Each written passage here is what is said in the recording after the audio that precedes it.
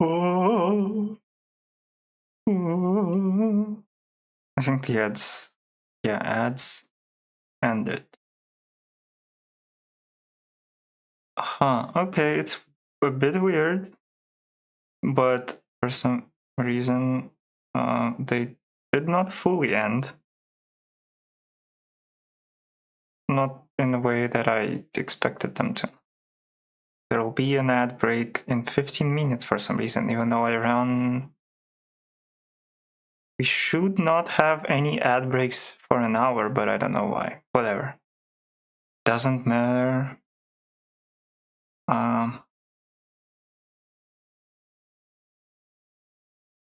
First of all, I don't know if I'm too loud. I shouldn't be. I hope I'm not. I mean, I can listen to myself, but I shouldn't be too loud.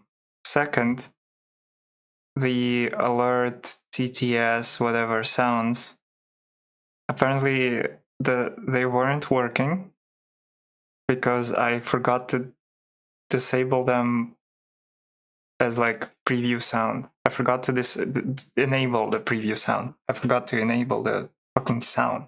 So it wasn't audible. So I couldn't hear TTS that was there. Which is fine, but not cool. Second, VTuber model now has higher FPS. And you may notice how mouth is a little bit weird, but it's fine.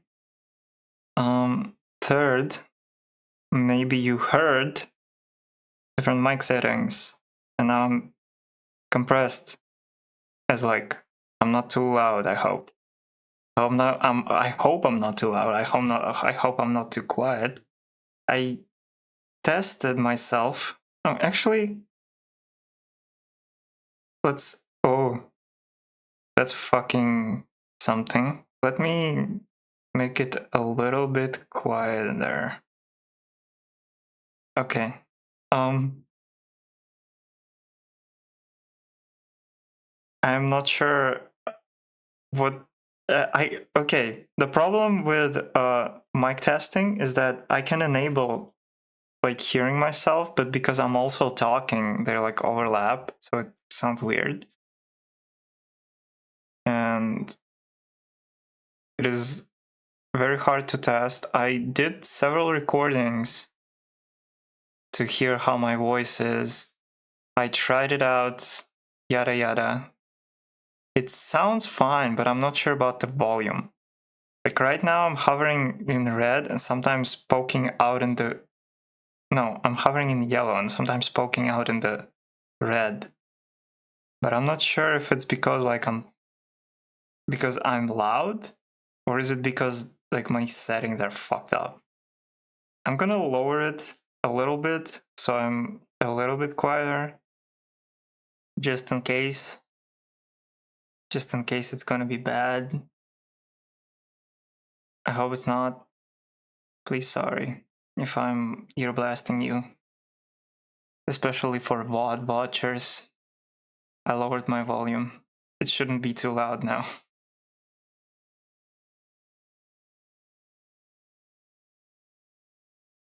Okay. Let's not. Or actually.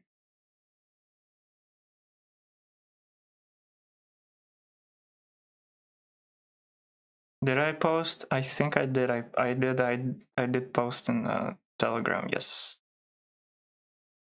And did it get posted in Discord? I don't think it did.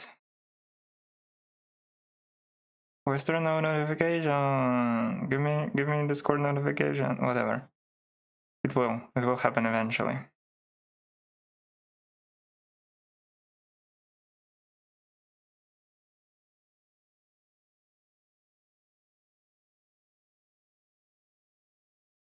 I will start the game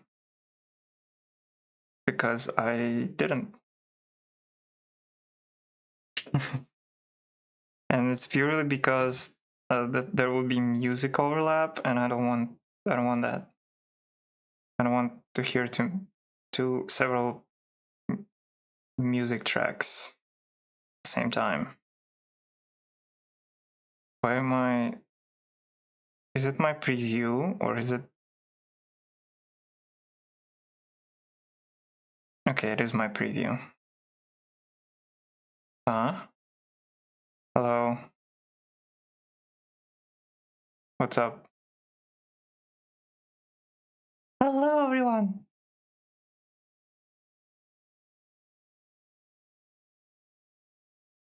Who is this? I don't know. Is the voice drastically different? Is it like unrecognizably different?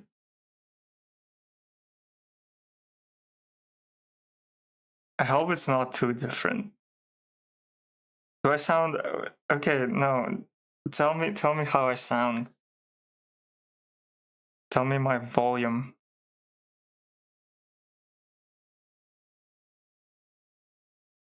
I was just fucking around. Okay, whatever. Fuck you.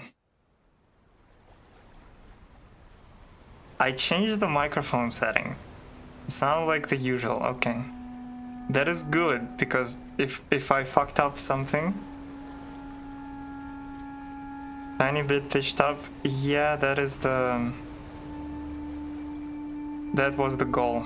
A little bit, because my microphone makes me bassy. I don't not sound too... I don't sound like that IRL, so I tweaked it a little bit.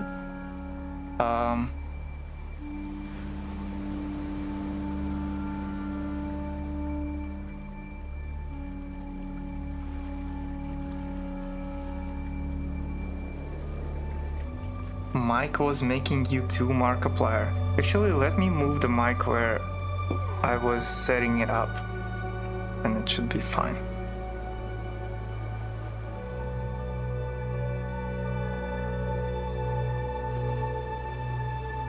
Yeah, Mike was... hello everybody, my name is Markiplier. And today we're going to play Zero Parades. I don't know how I would stay there for 5 nights, but I wouldn't stay there for even 1 night.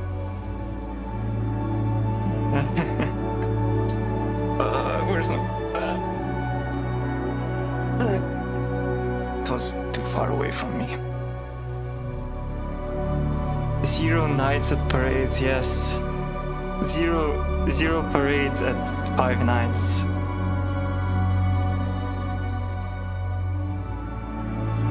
Zero nights at 5 parades.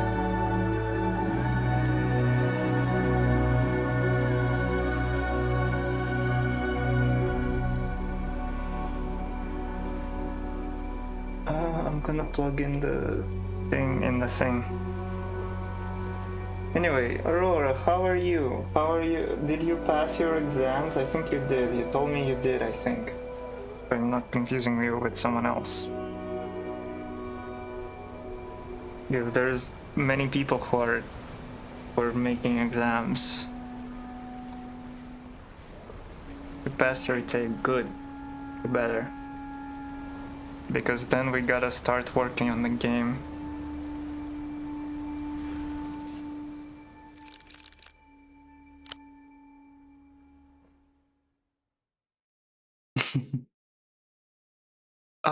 What day is it today?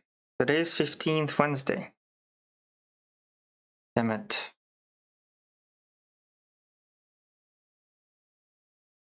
And the sleepy puppy is snoozing right now. Oh, he's so sleepy. He's so sleepy.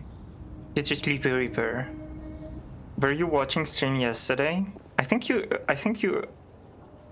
saw Roomba was in chat, like, but not chatting. I saw him in chat, not chatting.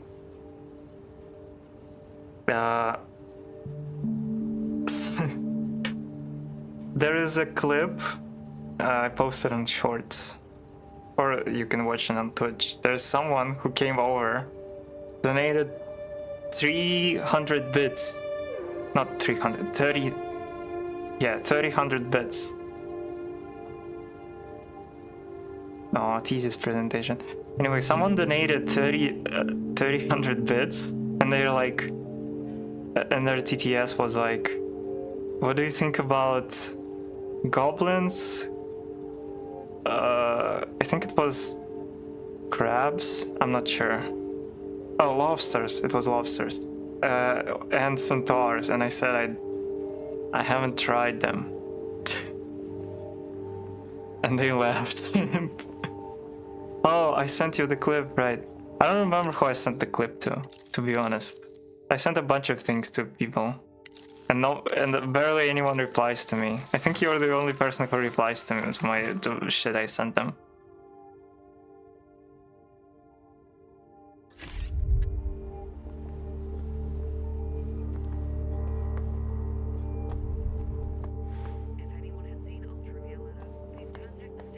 A real fan, exactly. Okay. First of all, what's with the smell?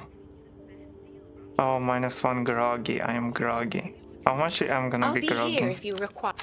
Real hater. Yeah. Every fan is a hater and every hater is a fan. I'm gonna go walk around a little bit. I'm gonna pick up my weapon. I got a weapon. It's day 4 and I got a weapon. Nobody expected shit from me. But I'm armed now.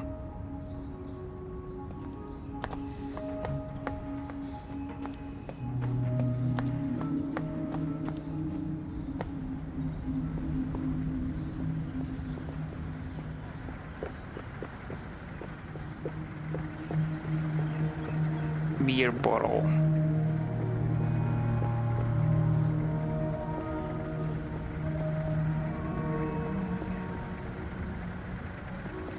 Let me through. I know that's the next area, but let me through. No one there now. Okay. Yo, Habibji. I'm here to pick up my order. Right. Goofy ass fit. Yeah. Thank you.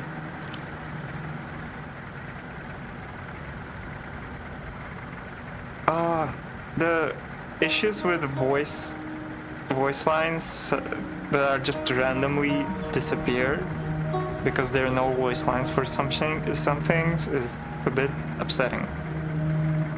I got a level with you, some complications came up. He snorts. What complications? People don't always line up how you want them to. But don't worry. He pats his jacket, the area around left side of his chest. Look, I don't know how to ask this, but I need 100 soul before I can hand this over.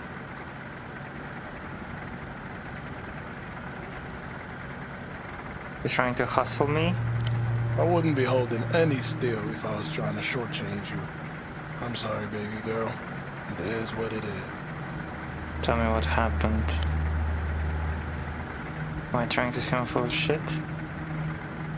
Don't think you are, just curious about what went down. Standard Portofino bullshit is what? The meat was in the lot behind Mezquita al Nur, the mosque in Old Viudas, way east. Tourists don't go there. Hell, most Portofirans don't. Bad neighborhood? Poorer than the rest. Used to be butchers and livestock there. Slaughter lanes, lime tanks, cold rooms. Not a place for living these days. But people do. Anyway, the guy holding wasn't the guy selling. Wrong voice, wrong accent, wrong smell, you know. Doubt he had your order, so I walked. Old Viuda shifted around him. There was a route traced for him, but he veered off. Around the corner, a car kept waiting. Engine ticking. In the trunk, carpet and old robe. How did he take it? He started saying the right things to make me stay. That made me walk faster. Ducked into a kebab joint with people around. He didn't follow. But you got a piece anyway, where from? Paid off a logistics clerk down in Kizak.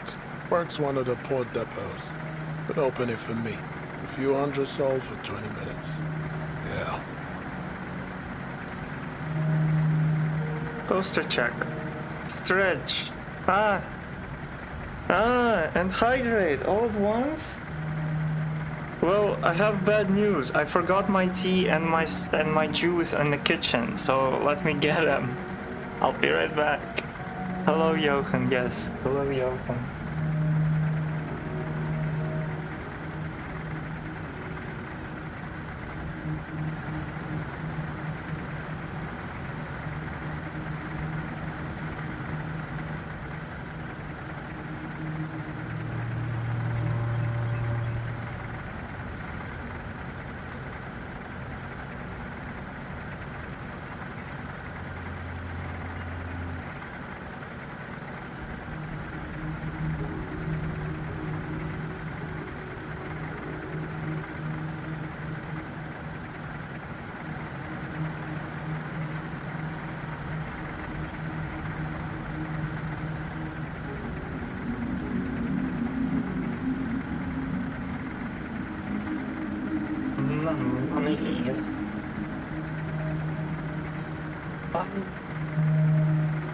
Okay, chat, bets. Do I roll 12?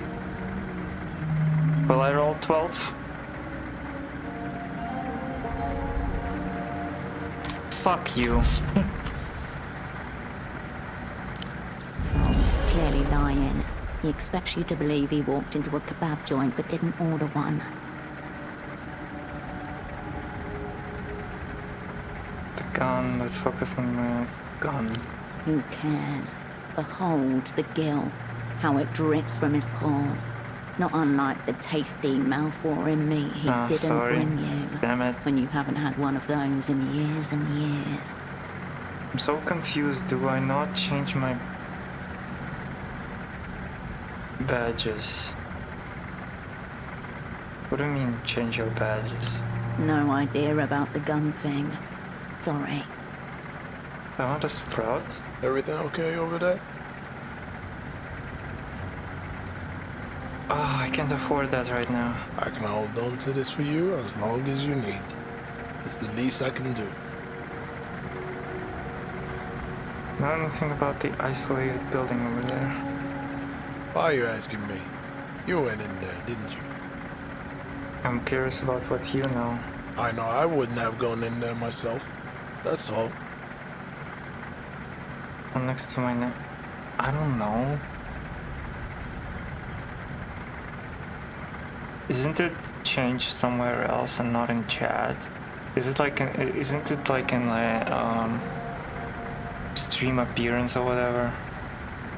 I don't remember. Chat identity? Yeah. Click the button at left of your message.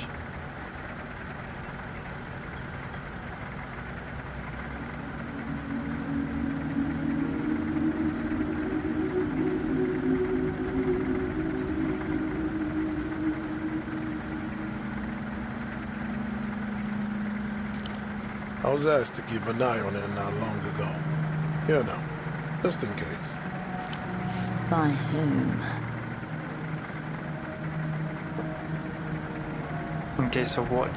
Baby girl, there are many questions I haven't asked you. Being a thoughtful, caring man. Just stay away from there. That's all I'll say. Later. Okay, well, I need money. Money, money, money. Hello, kids. Teenagers. Talking back, stand, idle, irreverent.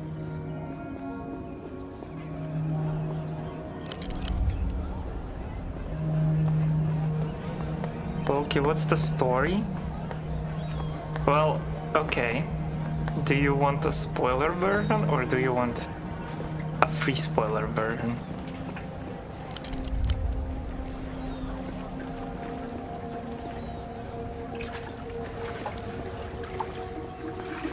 Spoiler is fine. Okay, well, spoiler warning for whatever reason, whoever is watching.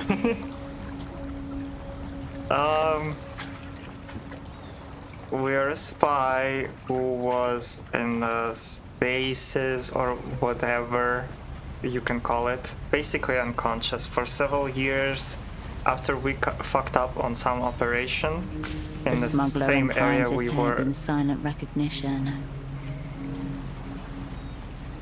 If I get to this game, I'll be years in the future. I forget that's true.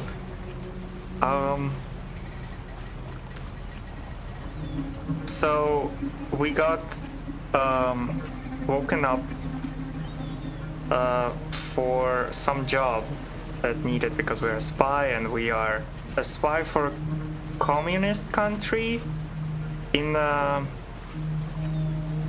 colony country that used to be communist but now is being influenced by techno-fascist country. So we are kind of like in the quotation marks battle against the against techno-fascist spies. And there is also what's called the consumerism one. I forgot. There is also another side. There is like triangle, whatever. And we were woken up for a reason that was supposed to be told to us by our double, but he turned out to be like blanked out. Basically, there's no persona in his body. He's like a fucking vegetable. He's like basically capitalist. Yeah, right, capitalist. Doesn't matter which countries, because, well, I barely remember their names. I know that the capitalist one is not a country. I know they're like international. They are called the bank. So we don't know our assignment. We don't know who the fuck our friends and enemies are. We don't know what our goal is. Eventually we figured out what our assignment is, but the topic of who are your foes and who are your enemy, or neutral, or friends, or enemies, is still a very open question. Come on, you can do it. You can open the door. Get a strength to open the door. And right now, I need to assemble a squad of 4 to complete the assignment, which is to kill a representative of the bank, I think. I think it is... No, actually a representative of the techno-fascist guy. And apparently the job was initially assigned to different people, but one of the people requested us as an operative because we were like made for the job or whatever. But things went wrong. That guy got killed, but his personality got copied onto a girl. And with some fucking Deus Ex Machina ass device. It is not working right now. We need the batteries to make it work. And there's also a bunch of other stuff that is not related, but entangled. I mean, not related. More like different ends of the thread that they're twist and twine. And right now I'm trying to make money for a gun. You sink into the dock's rhythm once again. The work you find is no easier. An older dockhand, cigarette dangling from her lips, watches you struggle with a sealed pallet. She claps and shouts, "Tempo, tempo, tempo." A small seed of him sprouting. Stop enjoying for your smoke. No. Your muscles shriek. The woman hollers, "Tempo, tempo, tempo," once more, this time more encouragingly. Your shift ends with a shrill whistle. Workers shuffle away. New ones arrive. The work always circles back on itself. As agreed. Wait, that's not enough. Did you hear anything about that unmoored boat out there? Surprised you did. It's got some of the local sailors scared. What spooked them? Not sure. One man, trustworthy guy, reckons he saw something thrashing around in the cabin. A beast, he said. It must be slain. A jolt of fear snaps through you, writing itself across your face. Unclear if he noticed. He sniffs idly, rolling the cigarette between his lips. But you haven't seen this unmoored boat yourself. Can't say I have. Hope we get an explanation soon. We will. One day. Your cargo will include more protective measures. In Portofino, that'd be a quick way to upset the social contract. So, can't help you with that. But you bring in other goods, what's the difference? You won't find anything with safety switches in there, for one. Port authorities follow the Decreto to the letter. The Decreto de Recaptura Civica, a set of regulations from 81. Drinking age raised to 16, limits on public assembly, and stringent gun laws. All tied to stabilization packages arranged by EMTA. No fun. The people around here don't seem to mind. The city's all but part of the developed world now. Firearms are for the lesser nations. The promised loans were later deferred. Portofirans are still paying for guns they no longer own. I'm sure you can recommend someone. If you're serious, your best bet will be talking to the Azuris. They have a front not far from here. The kid by the tuk-tuk lot.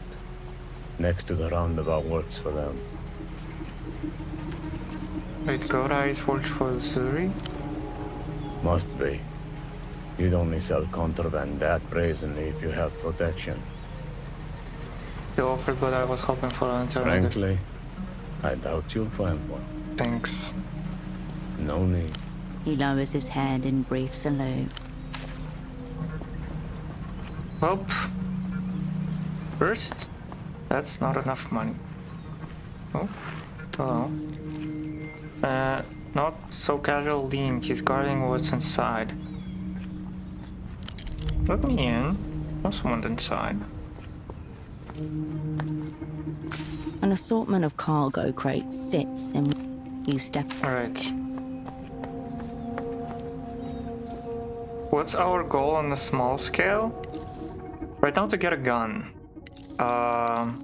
You can also check the journal yourself. There's like on Twitch. There's if you hover, if you're watching from computer, I don't know how it works on the phone. But if you hover, there's on the left side of the screen there should be like interface where you can read what the quests are, the tasks, and what items I have, what quest I completed, and yada yada.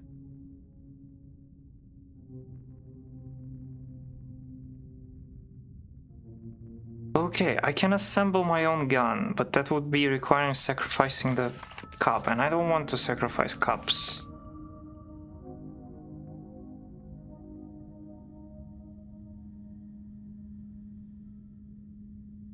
I need to... Okay, so I have multiple tasks right now. I have a gun. I need a gun. I need to get a prisoner out of the prison from the bank side. The bank prison, whatever, the capitalists. That prisoner should give me info on the target, which is the techno-fascist leader or some whatnot. And I need to find people for crew. There is a girl that the god personality imprinted on her of the previous guy. And there's 2 more people that I didn't meet yet, but I know where they are.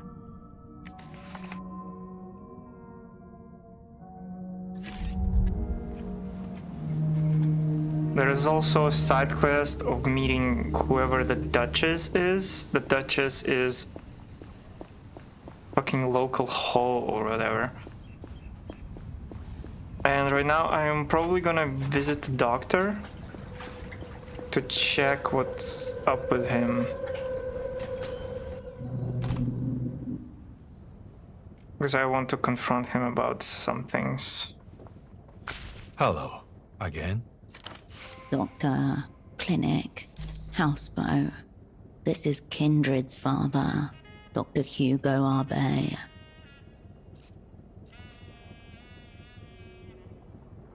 You have a daughter named Carolina. The man parts his lips in measured surprise.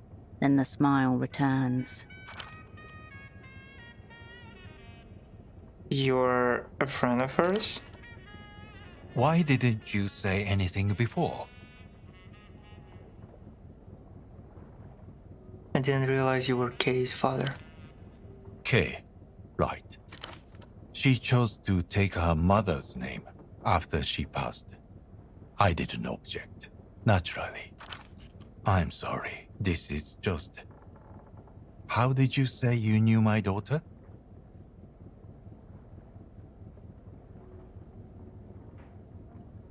Went back to school. We went to school together way back. Trying to remember, make social paladin face. That can suck for a while. We used to hang out. To school together way back. Oh, But you seem much older than her. The years have not been kind to me. Let's leave it at that. Of course. Did you graduate? She didn't. But actually, it doesn't matter. The last we spoke, she was living in the old cinema, Cosmos, with her boyfriend. Nothing strange going on, mind. He owns the place. An old cinema is an even stranger place to live than a boat. I believe they are running a distribution business together. I don't know any details. Something to do with the media. Huh. So there's nothing strange about it. Media, distribution. Perhaps there's a sexy techno angle to this. Shut up, Technoflex. Who's the boyfriend? His name's Septimus. I'm sure he's an upstanding gentleman. He comes from a political family, you Okay. know. Important people. He hates him. Doesn't sound as if you like this boyfriend at all. It's a father's place to be ready, is it not? I'm sure she's doing okay. You sound concerned, bro. I don't know. She was always so passionate and driven, but also impressionable. I think she fell in with the wrong crowd at the university. I'm sure they were great people, actually. Sick even. There was something sickly about her. Now that you mention it, she became nervous, cagey, withdrawn. But to be honest, we've barely spoken at all for the last few years. Not since the crew dissolved and you left Portofino. I could check on her, let you know how she's doing. Check on her. Yes, you do that. Fear and relief. Together. Cinema Cosmos is just north of the roundabout, by the Aerotram stop. I just want to know that she's safe. You understand? Carolina was helping you out with your research, right? Yes, I was running a dream study. She was a participant. That was a long time ago.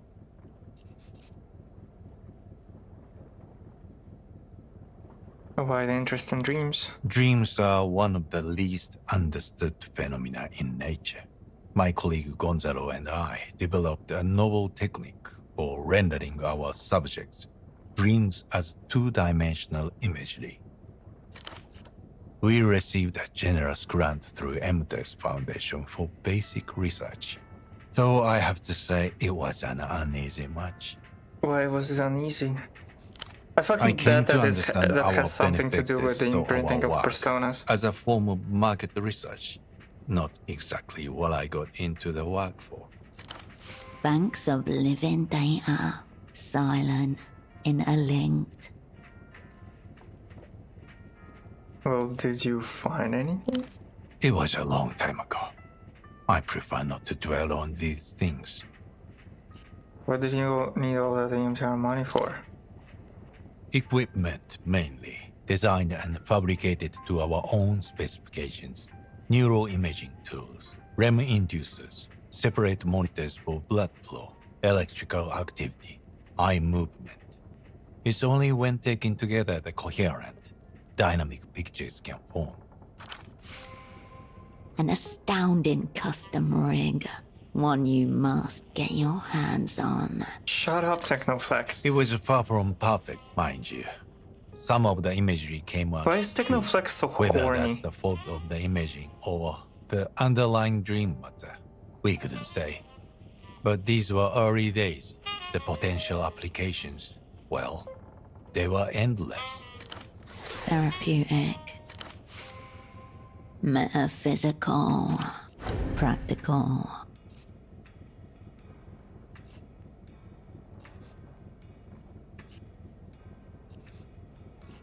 The subconscious is the last great untapped market. I'm feeling a political angle to this. I never saw the work as political. Dreams as a fundamental neurobiological process. What happened to all the funky dream tech after the study was cancelled? It was all technically empty property. The machinery, the data, they took it all. We were only left with one unit, barely functional, not even with the cost to move, they said. And then, someone stole that too.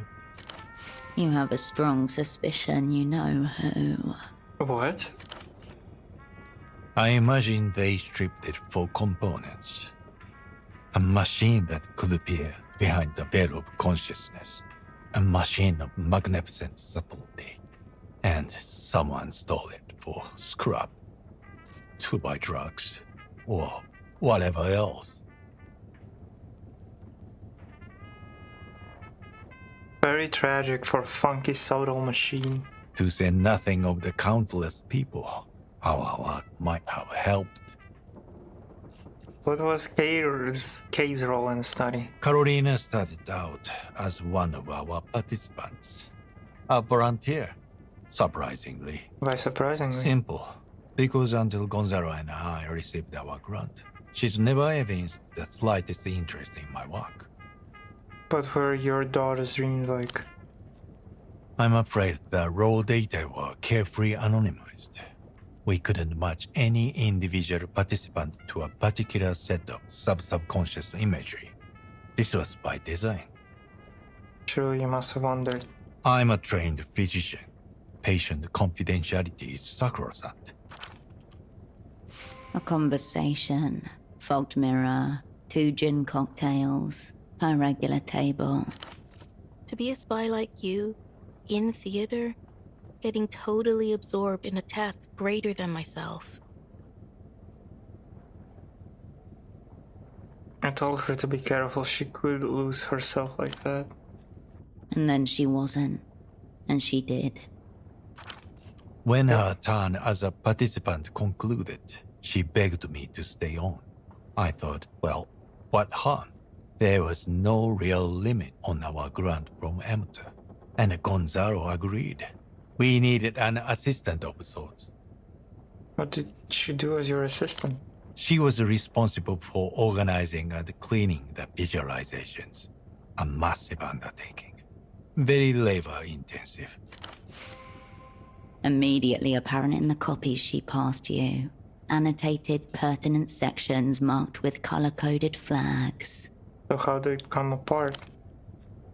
Carolina didn't appear at work one day. I went to the police, who had no information. I thought she must have been in some kind of accident. You must understand my fear as a father. I received a call from the hospital. Carolina was there, in intensive care, barely lucid, handcuffed to her bed. There were 2 carabineros accompanying her. They told me she was under arrest to be charged with unlawfully aiding a foreign power, espionage statutes. Oh. Which foreign power? The Super Broke, Oh, that's us. their spy service, the opera. Isn't that how they call it? I was in shock, borderline delirious. It took me some time before I realized what it meant. For his work, he means. EMTA pulled their support. The study was shut down within days. All our data seized. I was investigated too, of course, along with Gondara. The official part dragged on for several years before they finally closed it.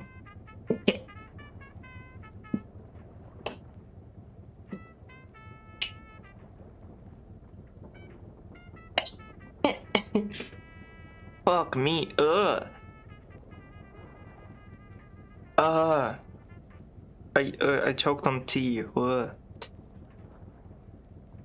Ooh, I was convinced in their part the response found was beneficial.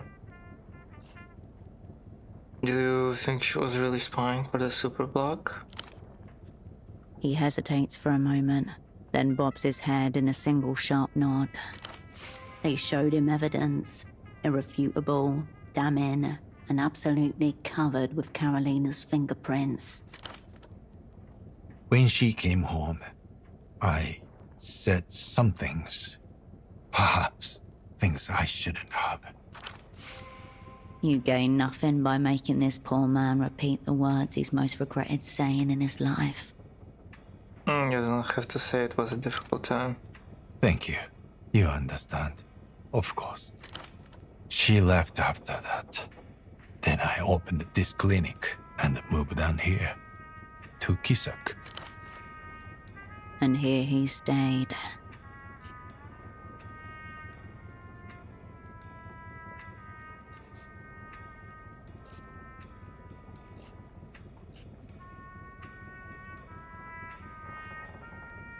There is no inherent meaning to the events just because they're sad.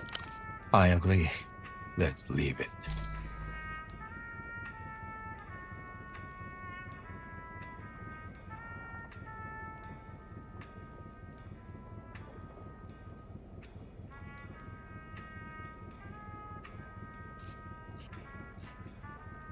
Interrogate him about his fraudulent pay. Why would I do that?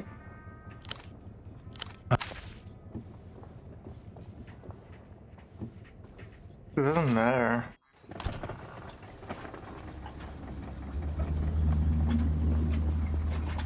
Well, okay. Now we have some info about Carolina. This is one of the past crew members. Oh, please.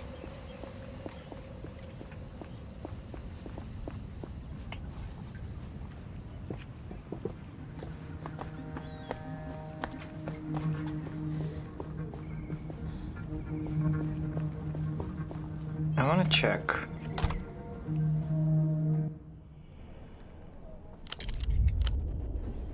Oh, I just saw footprints are stamped into the sheets. Was someone here? The desk is as you left it. Do some more coke for You protection. turn. Okay.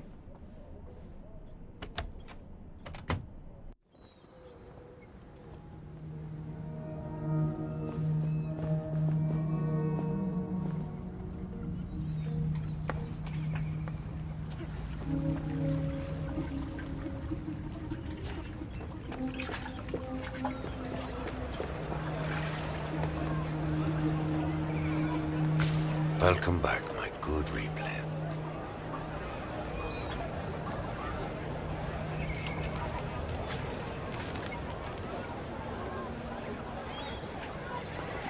Maybe not. Right. Oh. Hello. Come on, come on. Hello again, Renatel man. Just still getting it down. Hello again, Renatel man. Ah, hello. Sorry, I probably look like a picture of misery right You now. always do, my I man. just wish this stupid machine worked from a greater distance. Would make everything a lot easier. Oh, bother. Got something else to fix here? This time it's one of the arteries. It's on the roof of this old factory building. Problem is, that place scares the hell out of me. The man stands like jelly next to you. The well-greased cogs of your mind yearn for the challenge. I can't watch you suffer any longer. Do you need some help? I have got myself into a bit of a predicament. Yes, I do need some help. You're right. I would just need you to go up to the roof of this building and run a standard check on the artery up there. Sure, that doesn't sound too bad. Wonderful. You'll need this for starters. Okay, I'll give it a go. The machine has a real heft to it. It means serious business. Just plug this device into the artery once the diagnostics program prompts you. It should do the rest. Just pay attention to the report it gives you. The auto-negotiator hums in your hand. You can practically feel the little magnets spinning inside. Okay. I'll be right here if you need anything. Stall, recessed into brickwork, whereas a scuff suggested it had been here for years. Oh. I read it wrong, The but fire door stands between you and the rest of your journey. take the Luckily, ball, close it's the still door. wedged open with the... You bend down to pick up the ball, but are interrupted. What are you doing? Leave it. We need to head on through. Okay, head back to the roof.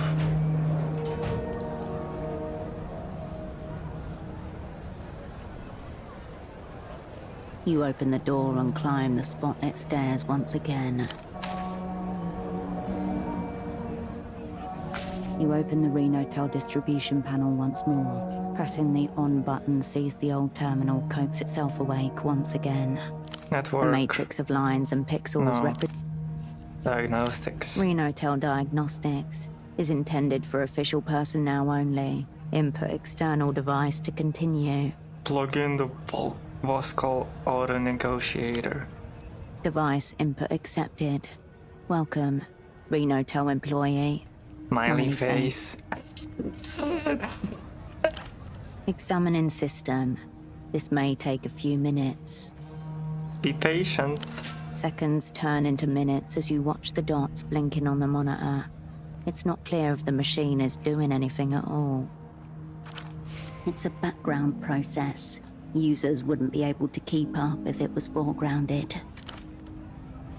After what seems like a small eternity, the machine beeps and coughs up a brief report.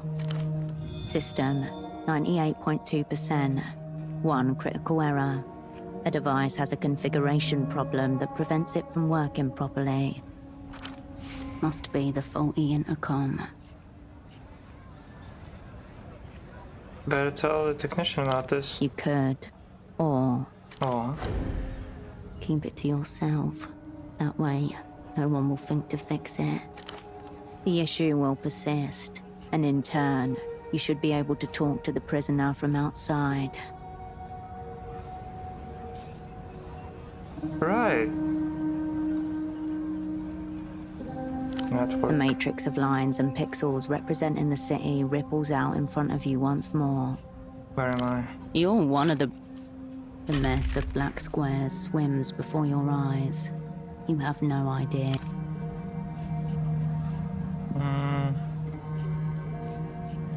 Renotel Examining system. Seconds to... It's a background pro... I didn't mean After to. what's the system must be the faulty intercom. The issue will persist, and in turn...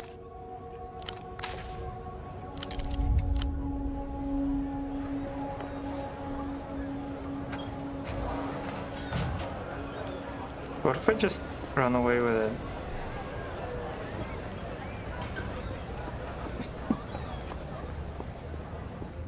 Bye!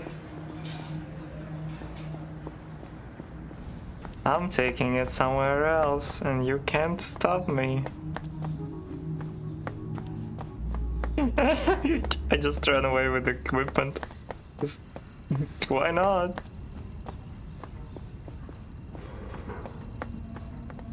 But I know what to do. My ass knows what to do.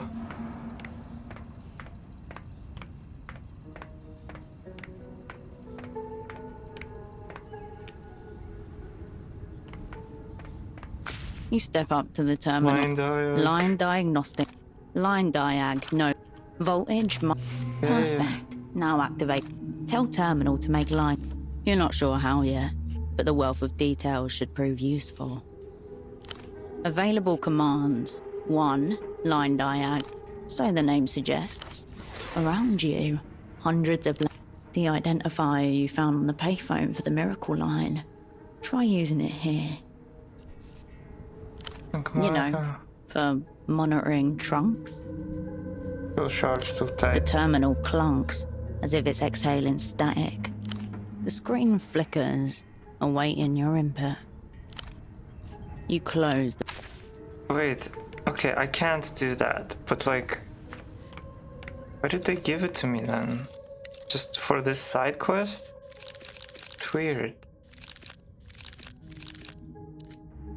Ancient bomb. Printing device. Transmitter, wireless networks.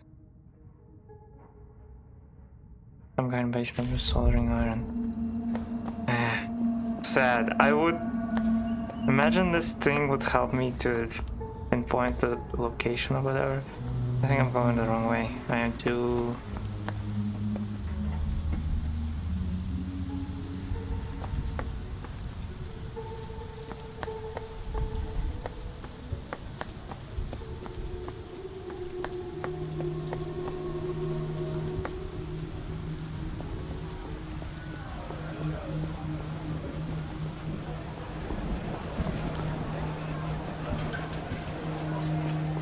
Okay. The Renotel technician is waiting right where you left him.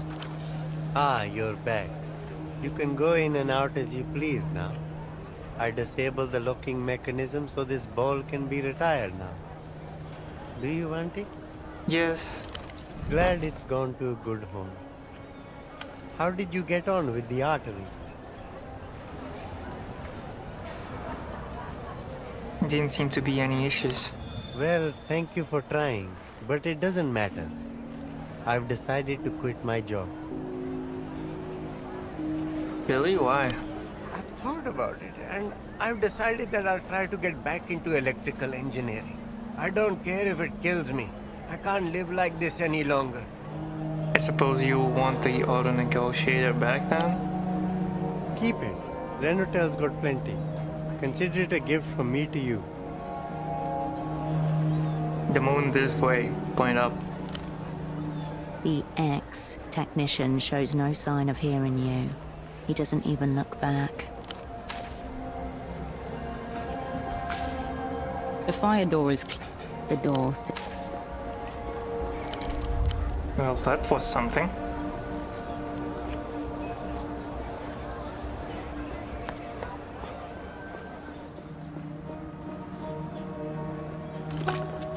You pick up the payphone's handset.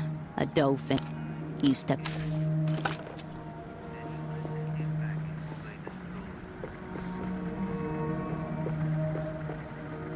Oh, that's cinema. Here. Yeah. Do I go there?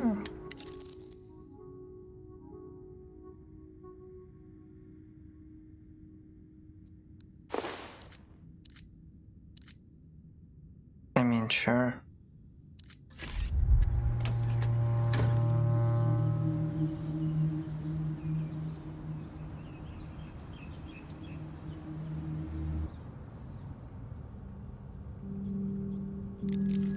Someone draped the curtain here. As a warning, the escalator collapsed. Give me a moment. I need to turn on the lights. And actually, while I'm doing that, I'm gonna run it. And no, I can't. There was okay.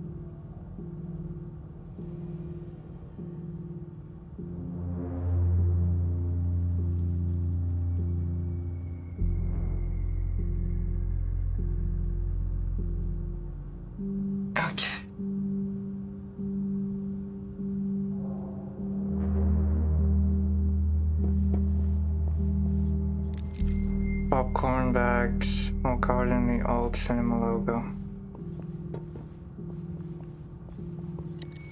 Scribble time, gang forever, suck your dad. I'm gonna... Can I? Oh, there we go. Billboards coming for your balance, don't let them take it. The shutter door, free from its hinges, didn't make it very far. Sight of innumerable hand job, as well as some innumerable hand jobs. Oh, hello there. Cinema seats, blocked at the root. The lanky man flicks a palm-sized toy scooter out of his pocket like a switchblade, performs a miniature double flip, then looks to you for a reaction. Cool. You could totally pull off a little finger trick like that, if you wanted to. Yo, tiger pussy, you fuck? Caro's dating this dickhead. No way.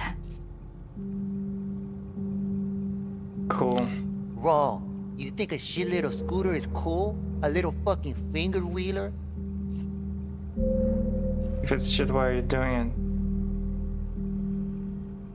Hold on, I know cool when I see it, that's a cool scooter. If that's anywhere near true, then we're all much more fucked than I thought. What you want anyway? You a Nestor fan or you just here for my vibe? I could roll either way. Sorry, who are you? Septimus, you're in my place. One name, no context, as if you're expected to already know him. I heard Carolina might be here, she around?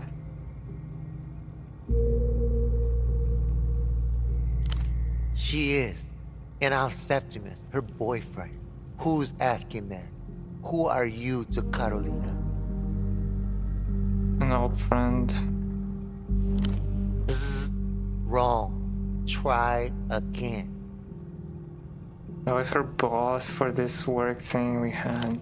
Shit, I know you. You're the mentor, yeah? From when she left university? It might be me. Shit, you're back. In his tone, there's a spark of excitement not sufficiently smothered by anger. You're not going anywhere near her.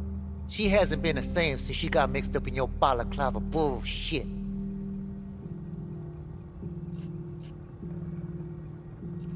But balaclava bullshit. Whatever it was that got her tortured, you fetid hag. Fucking cut up by those Lucian fucks. Weeping eye. All systems go down. A brief but total outage. Sadistic shit, right? Real shit. The kind that comes back to night fuck you. You made my girlfriend crazy. Which, no, she's cool. She's fucking hardcore. But also, you should feel bad, bitch. She's got scars meant for you.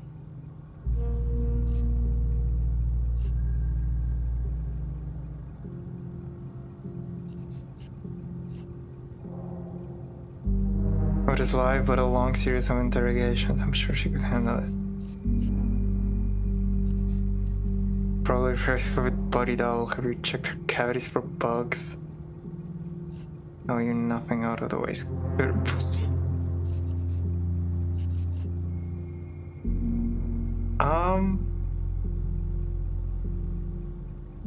Let's vote.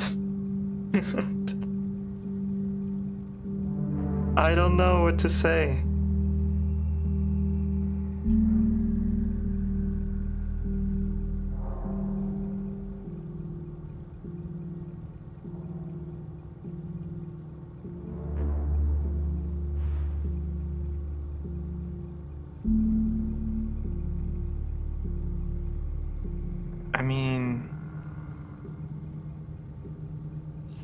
Okay.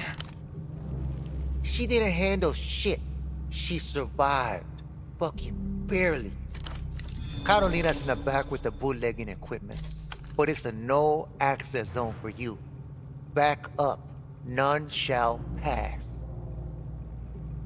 So Carolina's part of your bootlegging business?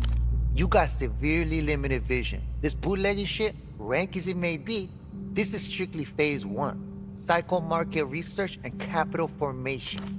Translation. They have no ideas and no money. Okay, I'll buy it. What's phase 2? Original features, you obvious bitch. Septimismo Productions. Skrrrt. Gonna rehab the fuck out of this place too. Turn it into a proper studio. Gonna have producers and groupies and monks and shit lurking about all hours. Then comes phase 3, youth movements, an actual 24/7 party scene. Streetwear labels, good blow. That sounds incredibly ambitious. Go ahead, say you don't think a piece of shit like me can pull it off. And Carolina's aboard with this plan? She's fucking masterminding it. She's like the heart-brain glue that holds it all together.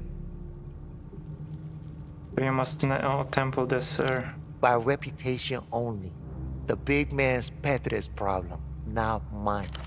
He has no idea how many parts of his life bear your fingerprints.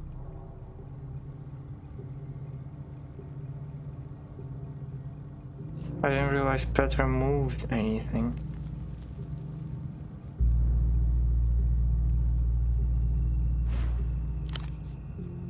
Nah, he's too fond of the taste of his own ass. But he's not a bad guy. Mr. Minds, how? I bring her the tapes and the discs. She does all the format conversion. The copying, the editing. And you do what? Once Karoshka's done and the discs are playable on local hardware, I sell them back to the bazaar. And at home, I provide the ambiance. Do you ever worry about getting the wrong radar for this stuff? Like, what radar?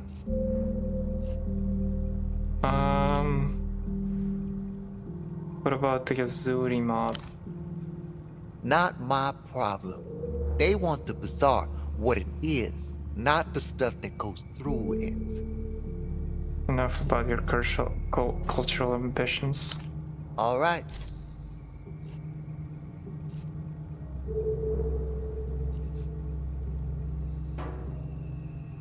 Let's take it back a few steps. What was that about a fan club for Nestor? Was being fucking sarcastic, obviously. Everyone detests the old man. You for real? Something about him has relaxed at this information. A performance partly abandoned. I'm his youngest son. The last one out, numero 7. Portofiero's most hated toddler. You didn't know? I'm from out of town. Local politics are beyond me. Yeah, makes sense. I'll have to make you hate me all by myself. I know you got questions about me and the old man. Ask him.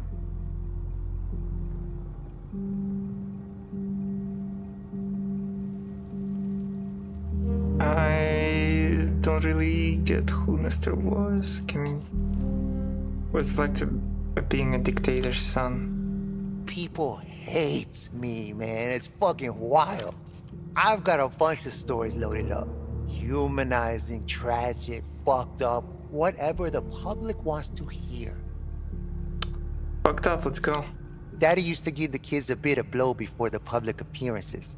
Keep us bright-eyed and patriotic for the cameras. Snorted so much before the age of 10, the tabloids used to call me Septimus.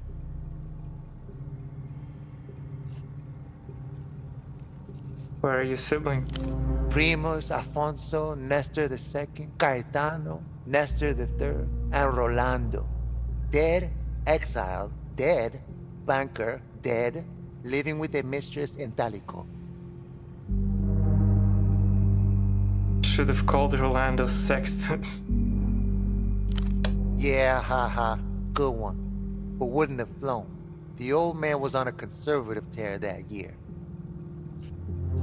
But your brothers die. Barbiturates, parasailing, and uncle, respectively. Uncle? Proculus Vestinius Pompolusa, Dad's worst general, knocked Nestor III into the canal while he was putting money on horses. And he didn't drown either. He died from inhaling all the rat piss in the water. Got a piss virus. Bled out of every orifice for a week. So you're the only one in Portofino? Last one out. Only one to remain. The last shall become the first. What about your mother? What about her? She's a non-entity, surrogate, swimmer meat egg. 9 months later, behold, a fucko. Enough about your family. You don't want to keep pushing? Bet you could make me cry.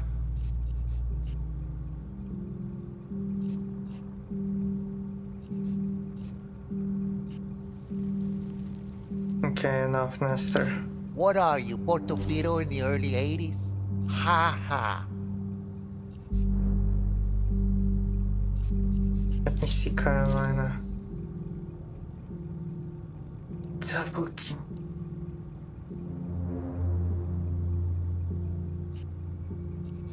I'll be back. I'm sure you will. Buzzing around like the shitfly you are. I need my doppelgang.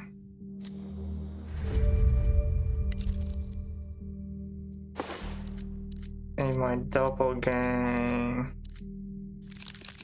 Doppelgang.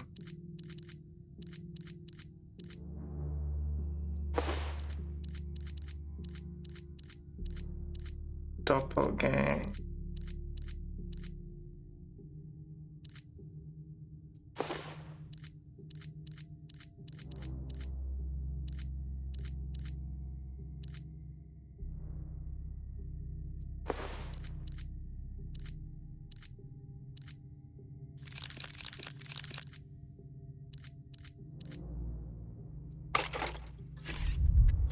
Fuck me, Buzz is back already.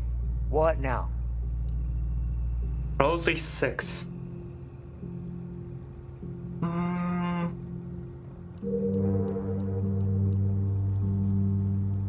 Okay.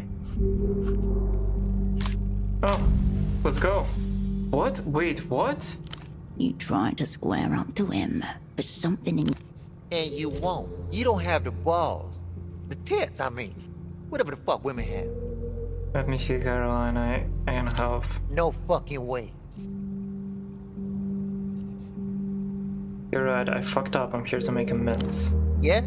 How do I know you're not here to drag her back into more weird shit?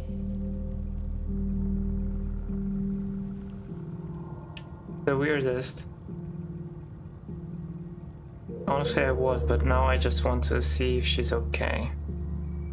You being honest? Bit late for that.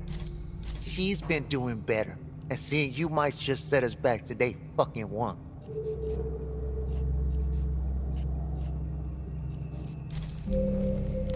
I'll assure you.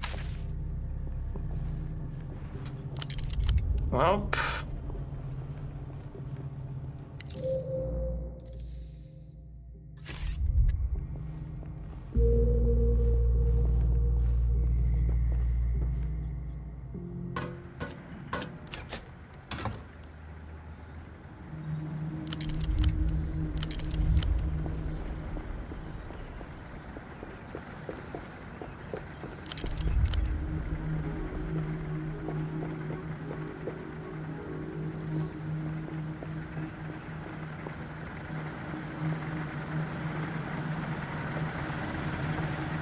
right, for this guy I don't have money.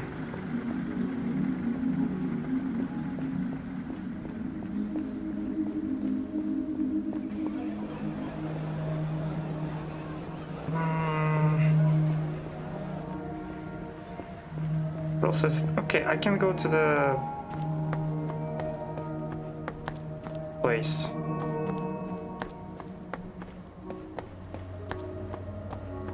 Where the people live.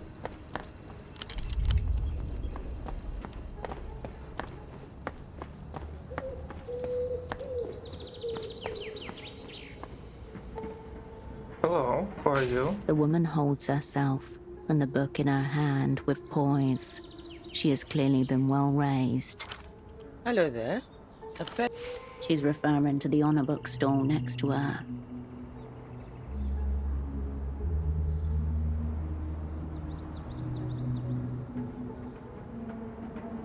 I just wanted to talk to you, actually. Oh. Well, I have some time, so please go ahead. What are you reading? It's a book of poems called Turned to Fruit. Not much good in it, I'm afraid. Something wrong with the poem? There's nothing wrong with them per se. It's more a matter of taste. When you have read as many poems as I have, it's easy to tire of anything that isn't completely fresh. I'll trust you on that. As you should.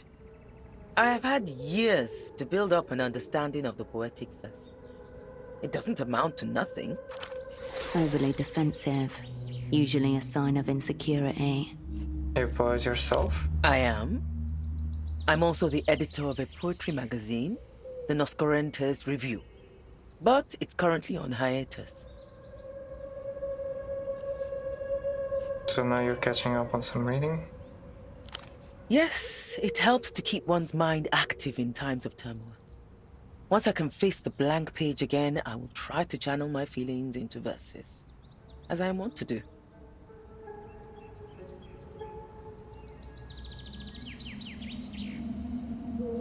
Let's focus on that book instead. Yes, please.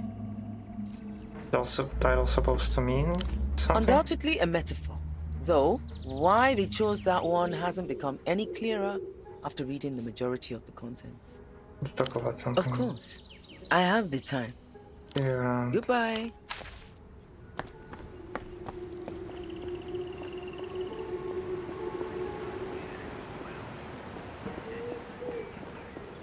Poetry.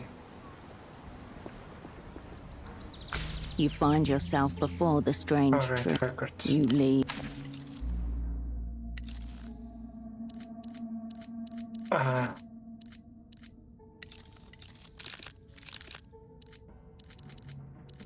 Records +2.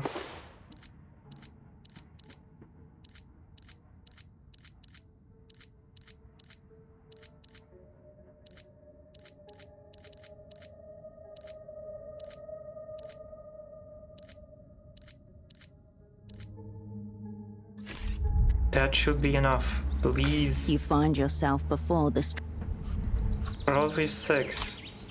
Yay. This is Ginkgo lucifera, an old Lusian ginkgo, planted widely during the expansion of the old Illuminated Empire. Why? The exact reason escapes you at the moment. Suffice to say, wherever you see one, it means that place once belonged to Leluz. Still just a tree. Yes, and you're still just an ape, and not even a particularly distinguished example. You leave the old Lusian ginkgo to its business. Okay, Lusian Ginkgo. Oh, hello. Ah, you found me. As you can see, I didn't get very far. I'm still here, still a Renotel technician. I thought you were quitting. I'm still considering it. I thought perhaps if I stayed a while at this tree, it would help clear my head. And has it? No, not entirely. But that's not the tree's fault. Do you know anything about the tree? Peaceful, isn't it? It's very pretty. Taking my breaks under this tree might be the part of my job I most look forward to now. It doesn't look at all like the other trees. Because it isn't native to Portofino, or really this part of the world at all. The old Lusians planted it back when this place was a penal colony. Under the first Illuminated Empire, they planted these trees wherever they settled. If you see one, it means the old Illuminated Empire was there. Okay. Why this tree in particular? All Lusian ginkgos are effectively clones of a single original. It's this quality that causes them to shed their leaves simultaneously, no matter the latitude or season. It's a major feast day in Lusian culture. Of course, no one knows exactly when the leaves will fall. Just that they will. My abuela used to take me to the shrine to Canopus outside our town. There would always be local officials there making political speeches. Your poor kid. It wasn't so bad. I used to hide in the shrines while they talked. Didn't take any of it in. Anyway, I found myself paying more attention to things like this tree lately. It seems to be calling to me. I've got more questions about the auto negotiator. What about it? How do I use it? You can plug it directly into an artery using the cord. You'll need to do that in order to run a diagnostics check on the network. What does it do? Lots of things. Primarily, it picks up wireless networks. But it also detects radio frequencies and other electrical signals, so you can track their source. Mainly, I use it to locate all terminal boxes and arteries, and diagnose any problems with them. Okay. I wish I could say that, but it's an... Have fun. Your odds of winning this lotto are roughly 0. Whoa, that's a very low number. Anything cool in here? Nothing. You pick up the payphone's. You. Beep boop boop beep boop bop boop boop beep boop bop boop boom. Let's free the guy from his You pick up the payphone's handset. You step away.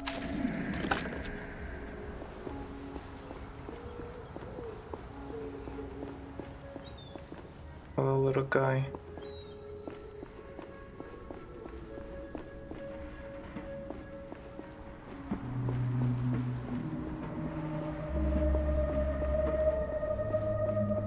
I wanna boop the dolphin's nose.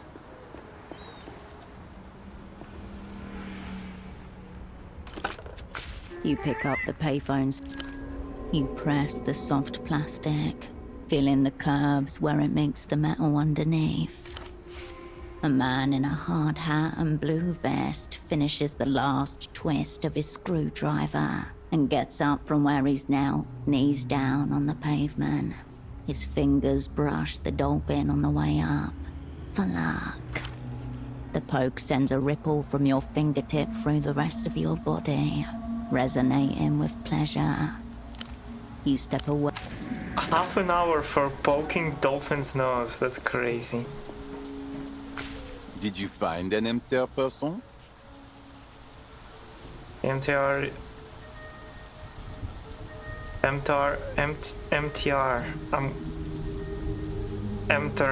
whatever they call it. Representative performed the rite of forgiveness. A rite of forgiveness? What does that mean for the scene? The dark magic of personal finance works in mysterious ways. Okay. The Emther representative said that you are no longer in debt. Extremely big news for the scene. But wow, is this how it usually works?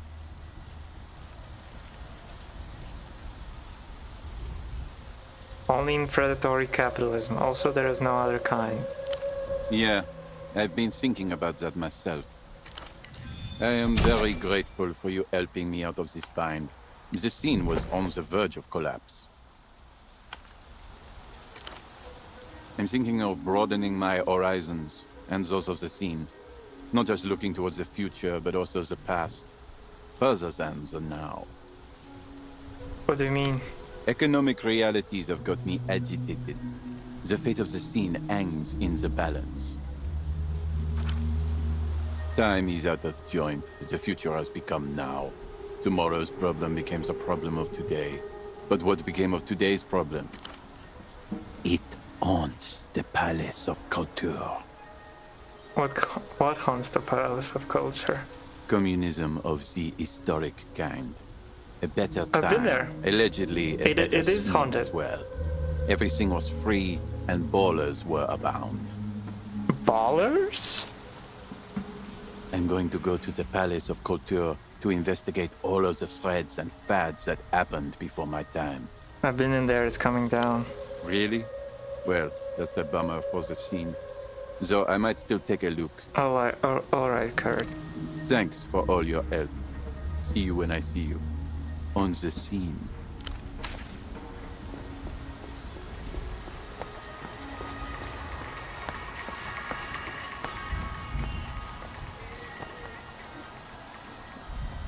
There's only one button on the sleek metal call box. Next to it, a small plaque embossed with a cheerful dolphin and a small glass sphere. This has to be Reno's pied-à-terre. He's one of the only people in Portofino who could afford this kind of luxury. Consider the sphere. It's black and round. Lean closer. The sleek surface reflects and distorts your features. It's too opaque to see what's beneath. A camera. Blow a kiss. The camera does not blow a kiss back. Poke the dolphin. It's pleasantly squishy. Yay. Let's come back You later. step away. No.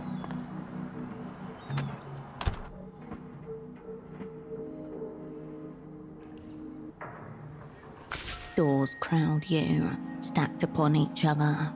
Behind one of them, your former asset Estoc, draped in a see-through cloak. Esti knew it's competent, unlikable, ultimately invaluable. It's good I'm here, we should talk. Talk, yes, then spy. One of these apartments belongs to Estoc. You just have to discover which. Oh. There appears to be a residence list on the wall. You could start there. Better start knocking then. You must be subtle in your approach. Your asset is still living her cover. That will make her unpredictable and desperate. Esti keeps a special mental calendar marked critical phone call from Herschel. The calendar has been counting for 5 years. Elevator gets straight to the roof. Rickety stairs leaning downwards towards canal.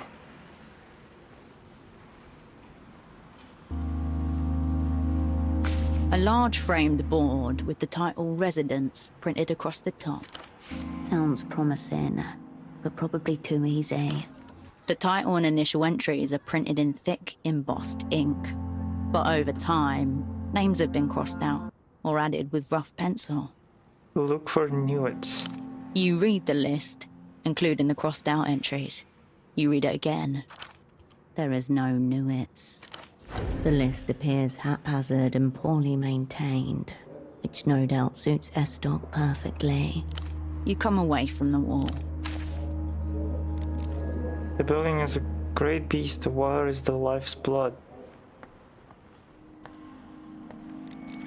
Shiny plastic tablecloth, scent of lemon disinfectant.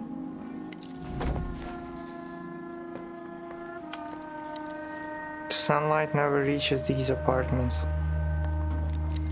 Flickered light stirs something. No soliciting. And mind the floors, will you? The man is swaddled in a pristine maintenance uniform. A name tag on its chest reads, Tonio, building manager. He hurriedly smooths down the single patch of hair which time has yet to steal from his head. Yes, sorry, I'll move them. Good. Thank you. Finally, some cooperation. We're dealing with a get-off-my-property type here. Problem is, his property is communal. I'm looking for a resident here. I said no soliciting. Very clearly, in fact. He knows every face and name that has moved in or out of this alleyway. It's just a question of loosening him up. Alright, whatever. Typical loiterer. I'll be off. Pick up your feet when you walk. Photographs, candles, tucked under the stairs. You'd be forgiven for initially overlooking the modest shrine, were it not for the roughly carved wooden figurine, waist-high, sat off to one side. This is a shrine to Sirius, angel of romance, war, and negotiation. Examine the offerings. Among the usual photographs and candles, people have left mysterious items. A single house slipper, a dusty magnum of champagne, a small pouch filled with some sort of musky, sweet herb. And scattered throughout, wedding invitations, faded, creased, RSVP dates years in the past. It's customary to invite the angel to festivities, to bless the union. A terrible waste of good bronze.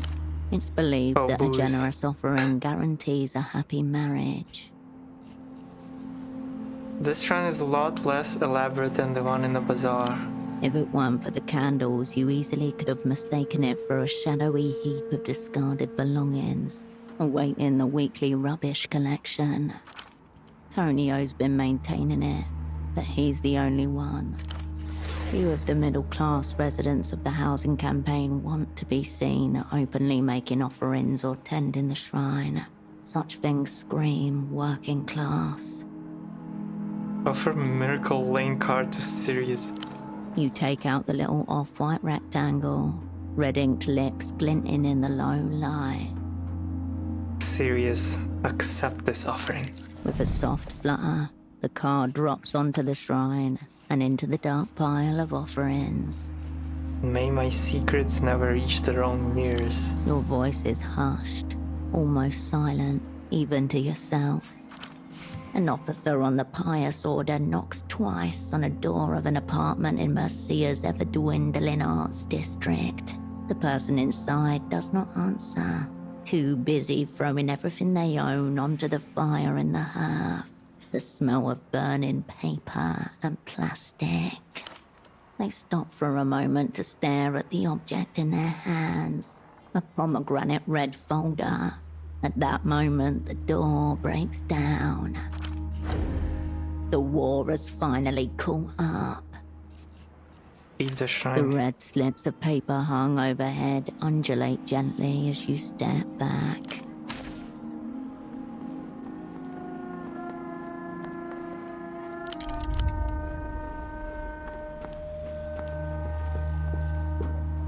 Question colors.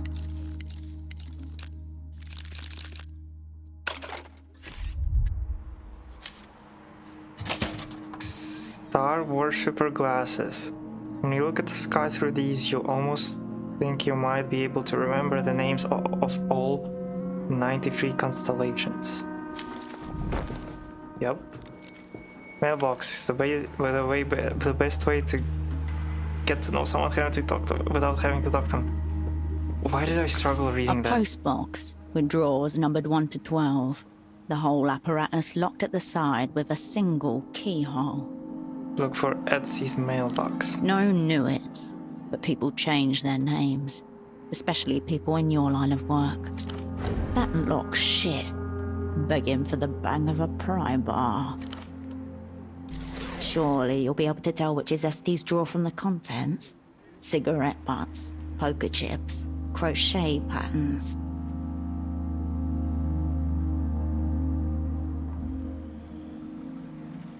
Break into the mailbox. Roll at least 6.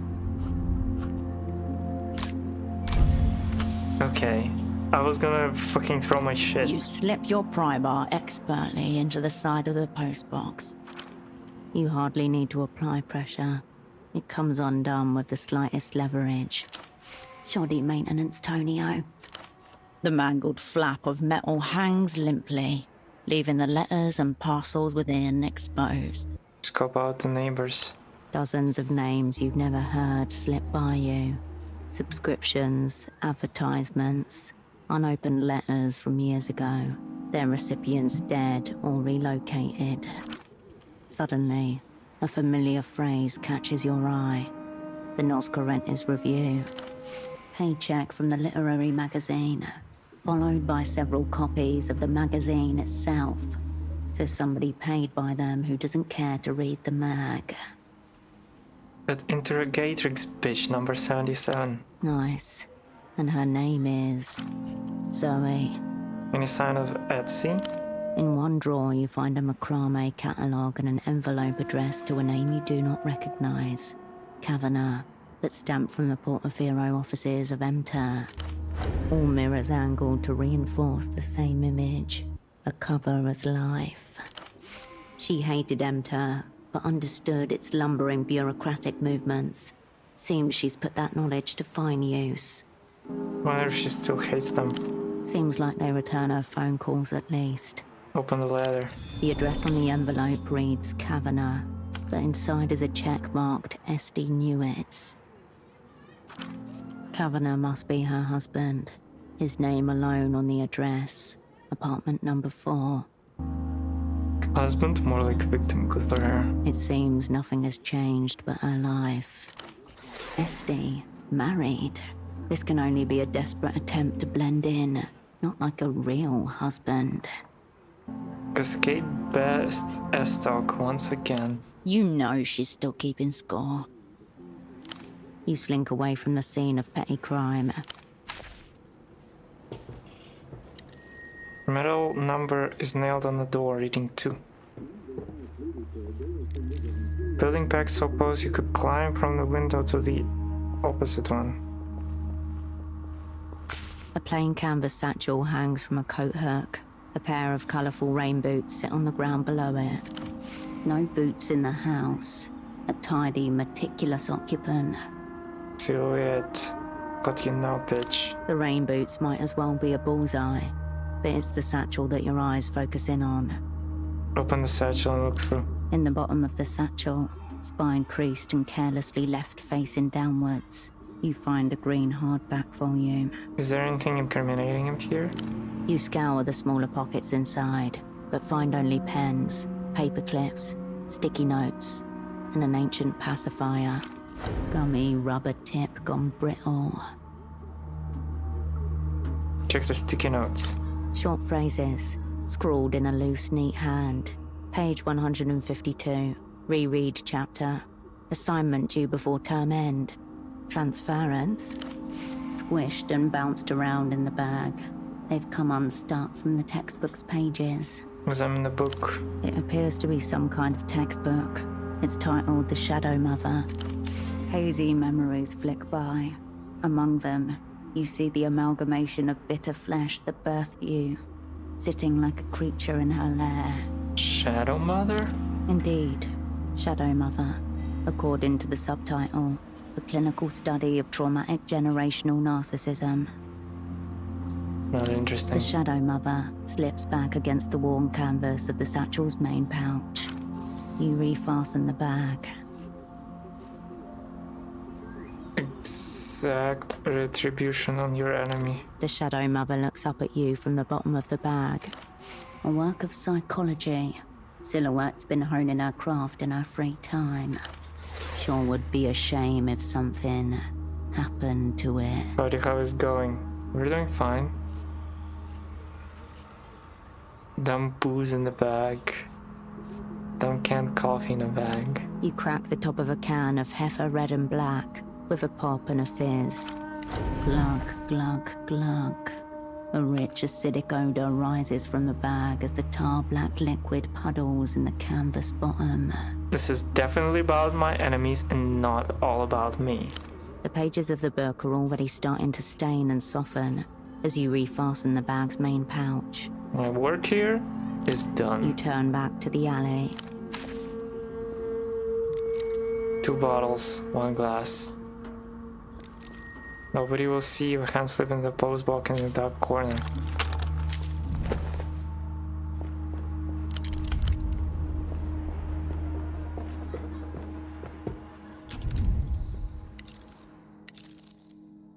On that note, also shouldn't drink coffee.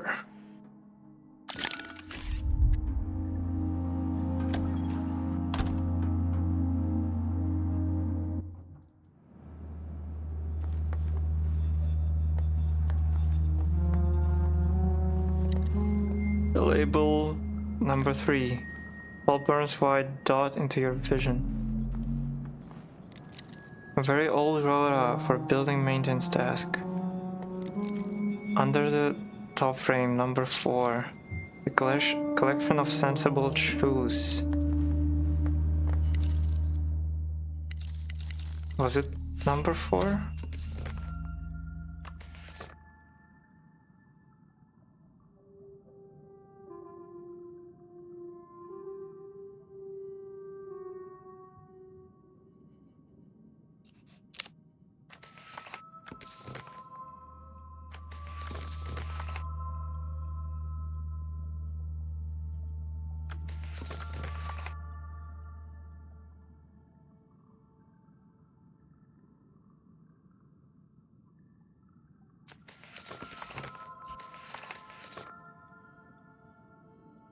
She lives in apartment number 4, yeah, okay. You have arrived at Este's doorstep. The last time you spoke was the day your network blew.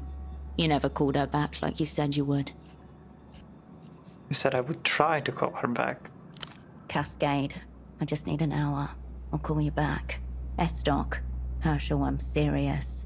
Cascade, me too. Get off my dick. I'll call you. She's not going to be happy to see me. 5 long years of sieving are about to come to a head. Or maybe she's forgotten all about it. Look around the door. You avert your gaze from the door to the shoe rack. Knock, coward. What else in here? A little sweeping brush. Look at the shoes. They're shoes. 2 pairs.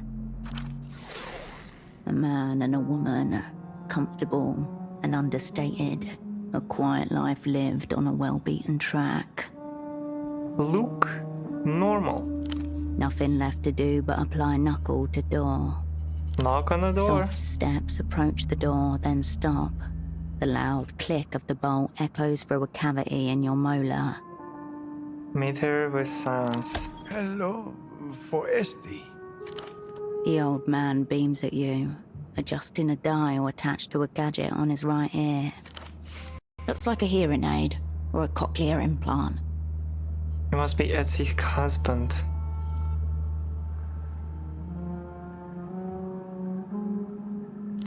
He watches your lips, then smiles and nods twice. Please call me Pascal. Nice to meet you. You are?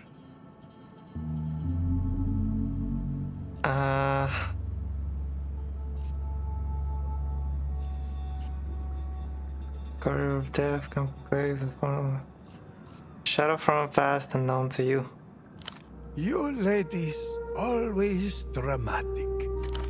He shakes his head playfully, still smiling. Come in, come in.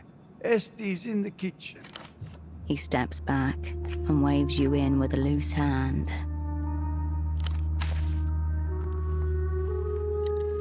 The TV exhales warm air from vents in its back. Word puzzles filled into sets of handwriting. Etsy and her husband and family photographs.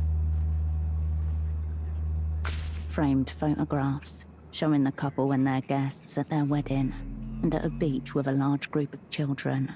Look at the wedding picture. Este smiles at the camera. Pascal kisses her cheek. There is confetti in their hair. To Este's right, a man with a familiar mop of upstanding hair. Oscar Meramora knows Etsy. He beams at the new couple, hands raised mid-clap, visibly moved by their union. In fact, everyone in this photo seems delighted, none more so than Pascal and Este, the gravitational primaries at its center. Poor guy doesn't know what he's signed up for. You can tell he's smiling through the kiss, his eyes wrinkled tight at the corners. Nice love, Etsy. You turn away from the sideboard. above, radiant to you on the ladder muted. That ladder is muted. Okay, that's the door and that's the kitchen. A house drawn in a crayon either by a child or an idiot. You can see your reflections in the blade. Looks sharp. Non-perishable food.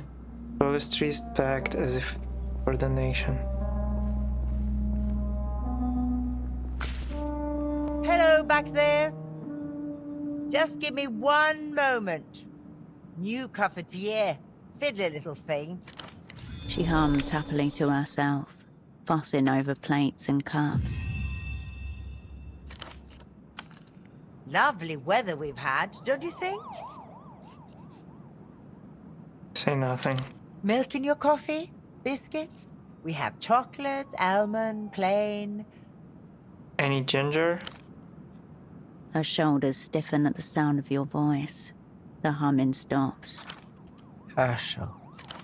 Mouth set in a grim line. Slight twitch under her right eye.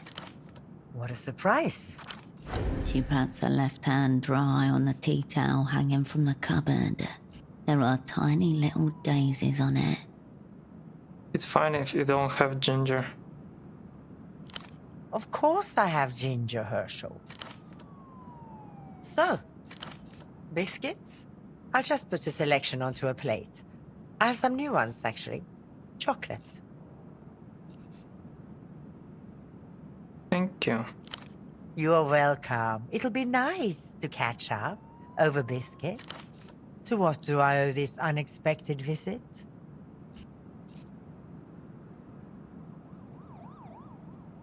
I came to apologize to my old friend. Tides of fate tugged by a crimson satellite. Pompous rubbish. Empty words. Like when you promised me that phone call. Would it have made the difference?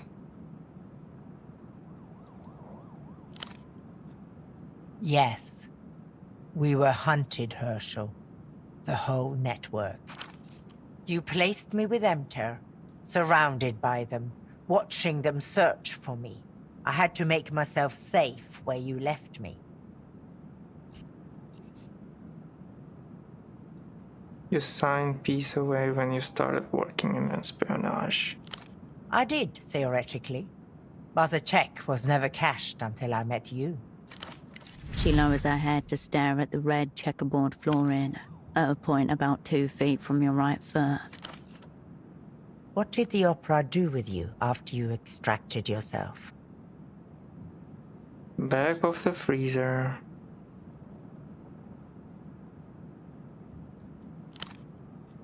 Archives, Makes sense. But you're out now. In theater, I take it. I've built a happy life here. I'm not here to blow your cover. You got married. Pascal is a very kind man. I am lucky to have him. Must be nice to have someone. He's gentle, sincere, reliable. He's everything I once thought I'd left behind. I will not put his safety at risk for anything.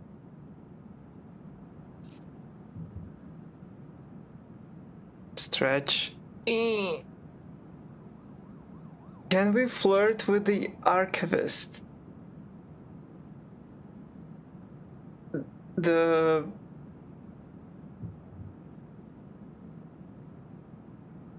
Which archivist? The one on the phone? We can flirt with the one on the phone. Doesn't know anything. There is nothing to know. Did you ever marry? I don't think I deserve love. So the better suits a No. No, I don't suppose you would. I'm not here to blow your cover. Your presence in my apartment alone is dangerous for me. How did you find the address? I was born to sus. I'm here to blow. We both know that isn't true. I need to talk to you about something work-related. Work-related. Right. Take a seat. I'll make us that coffee.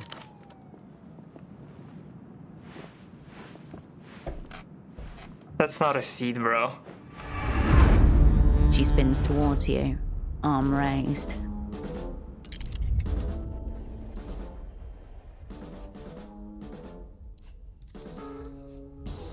What is happening? Your former asset is mid-lunge, weapon in hand, eyes trained on your neck. 2 cups worth of coffee beans are about to hit the floor. Times are once again dire, Operant.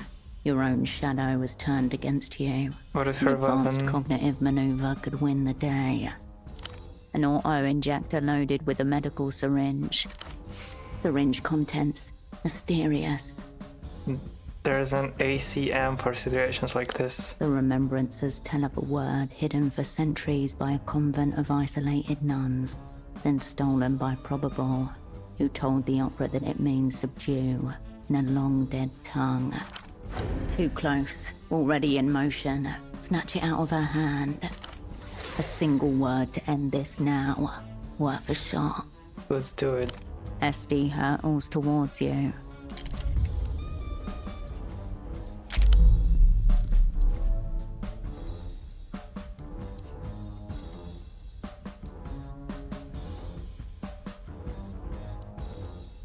Subdue.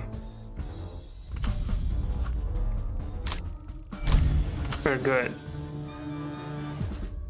Your mind's eye lands on a slender file, cold to the touch. Its pages speak of a convent whose adherents speak an enchanted language, capable of rendering listeners powerless. At the foot of the final page, you find the word, Karasukate, subdue. Pronounce the word. Your former asset freezes. A vein bulges on her jaw, cerulean. To your left, salt rattles in its shaker. Take the weapon from the hand.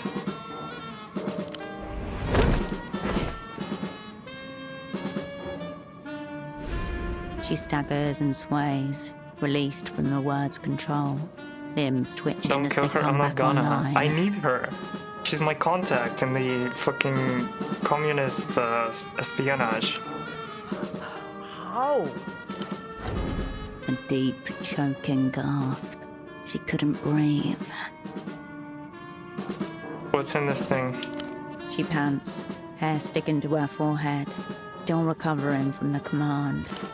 The side reads sodium thiopental, truth serum. Ash crumples from the cigarette in her mouth. In the Is she next gonna room, contact you her after husband this though? coughs. I did nothing, I just came into her house, bro. Good thing he's deaf, or you'd have both of them to contend with. What can I do? Violence, de-escalation. You're in control. You could either use the syringe on her, run for it, or break it and forget this ever happened. You won't forget this ever happened. She wants your information? Yeah. Husband in the living room, he'll see me running. What would Etsy do? Stab you, obviously. Stabbing her seems fair. Her husband in the living room, he'll see me running. Which means she's less likely to chase you. She probably won't want to explain this little dalliance you're having. Stabbing her seems fair. And you get to use this charming new contraption. It's a shit contraption. Old people medical grade tat. She taps her right heel on the floor, watching you.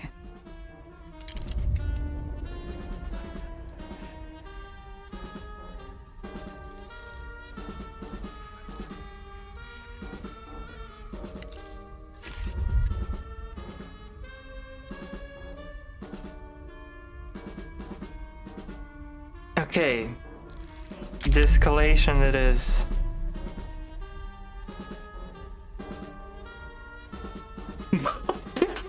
a biscuit. It's a modifier. Okay. Fuck off. I mean, let's try. 6, 3, 3. Okay, we're good.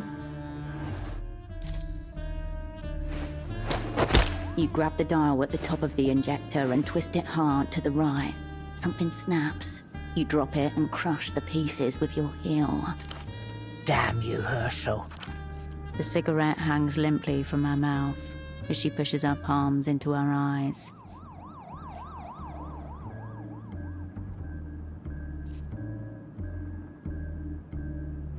Please, Etsy, how about that coffee? I want my biscuit. I had no intention of making you fucking coffee, Herschel. She glances at the counter, lowers her voice. I broke my new cafetiere when you skulked in. Fine, sit. What choice do I have? No coffee with biscuits? You sit across from each other. Between you, a plastic tablecloth, assorted plates, pajamas but no slippers, that she warms her feet on her husband. What on earth do you want from me, Herschel? What are you here to scavenge?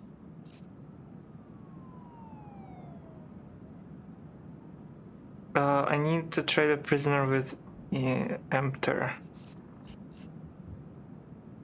I want you to get that deal going. You want the Lucian diplomat? What on... No, don't answer. I don't want to know. Not a word more. This is the bank, and a high-value prisoner. They will ask for a lot. Thank you, Etsy. Well, can you send me the info for our Roomba Google account later, please? I've been fighting the Roomba phone to turn off the scheduled cleanup. For the last 3 days, it's impossible. Try restarting the phone. Right now it's showing me UI system not responding message. Ah, okay. That's weird, but sure.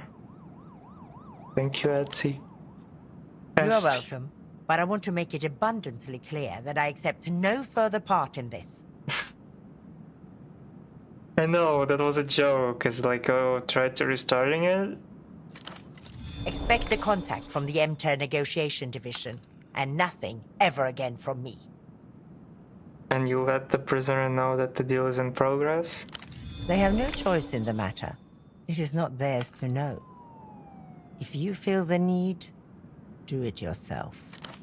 You'll have to re-establish contact with him yourself then.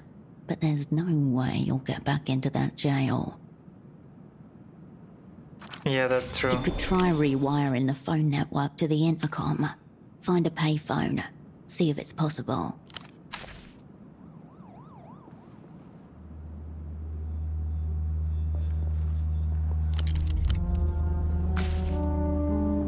She sighs, deeply. Contacting I them. won't. What do you want? Nice living room, I love your wall thing. It's called macrame.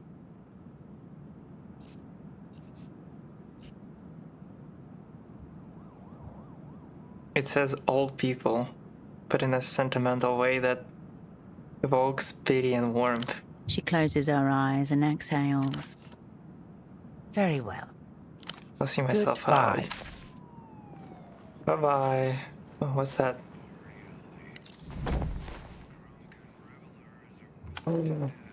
Sitting atop a pile of yellowing newspapers and dog-eared crossword magazines is a large plastic cup with a colourful wolf figure on the lid. Wolf cup.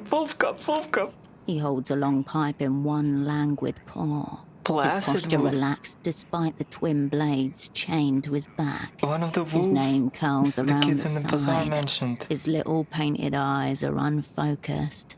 a faint smile on his snout. What's in the pipe? A bit of herb. Smoking it is what keeps him grounded in the present moment. I could do with some of that. The moment will come, if that's what you seek. Who's Placid Wolf Sky? Where can we get some? Seems kind of spaced out. I'm not sure he's a reliable addition to the Cup crew. He's a modulating influence on the other wolves. And more importantly, he's a highly rare and collectible piece of merchandise. Consider his giant double sword. One day he will run out of bitter herb. Then he shall remember his true name and be placid no more. Take the cup. Hey, my cup! Sorry. He stares at you with confusion, then shakes his head. I want his cup. And now you're trying to steal from us. Of course. Pascal. I already stole it too. Give me. Let's trade. I won the Hello phone. again. He smiles kindly, then turns off his hearing device.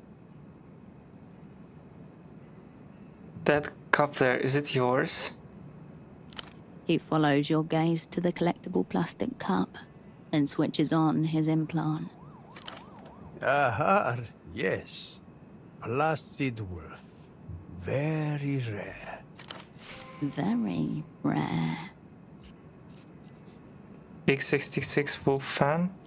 Never watched. I just think the cup is fun. Where did you get it? He lifts up a crossword puzzle magazine, appearing proud and apologetic at the same time.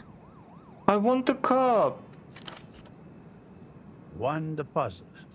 They do mailings. Any more puzzles? But I could do that. Ah, no. Well, yes. But the prize is a toaster now. May I have it? He smiles, but shakes his head. I tried to steal it. Leave the pensioner of his plastic propaganda. Watch TV with him. The TV is silent, playing what looks like to be a documentary about dolphins and their trainers. Docile grey heads bob up and down from a large tank. Noticing your attention, Pascal grins up at you and turns on his hearing device. Do you like dolphins? I do. Spoken as if he's talking to a stranger's child.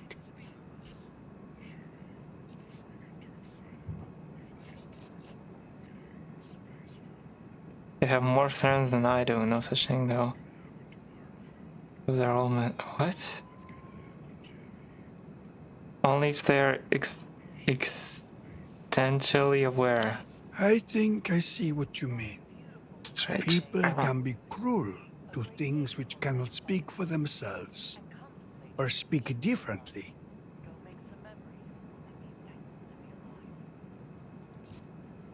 For all we know, every dolphin could be a poet. That's a very clever thing to say. But clicks don't rhyme. He looks up at Esty, who shrugs. I'll let you two girls chat. Bye-bye.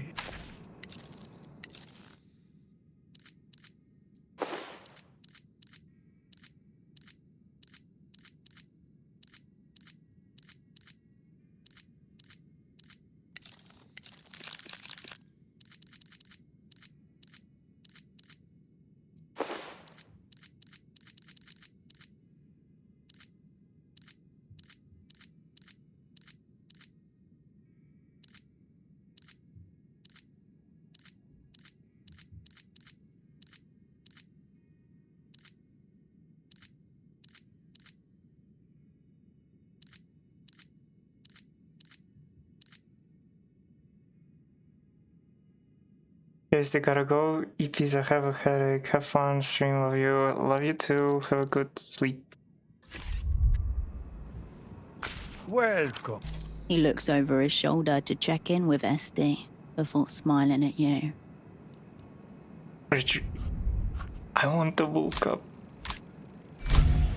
Success. Jesus, yes. Such a happy couple. Wonder what else she does with all that sodium thiopental. There's a lot of medical equipment, sodium thiopental you had there, Itzy. What are you getting at? Should I ask him to check the cupboard up there? Is this the cup? For the cup? You can't be serious. My collection is very serious. I detest every moment in your company. She waves, then signs something to Pascal, who nods sadly. I told him you were going to borrow it. Damn it, Herschel. Come. Bye-bye. Placid Wolf languid. Este's husband gives you an encouraging nod from the couch. Placid Wolf joins the crew. Unbelievable. Come. No. Placid Wolf. Sword seated. 5 drawn. This wolf looked like he could fight if he was forced to. One of the several cups from animated series 66 book is so cool.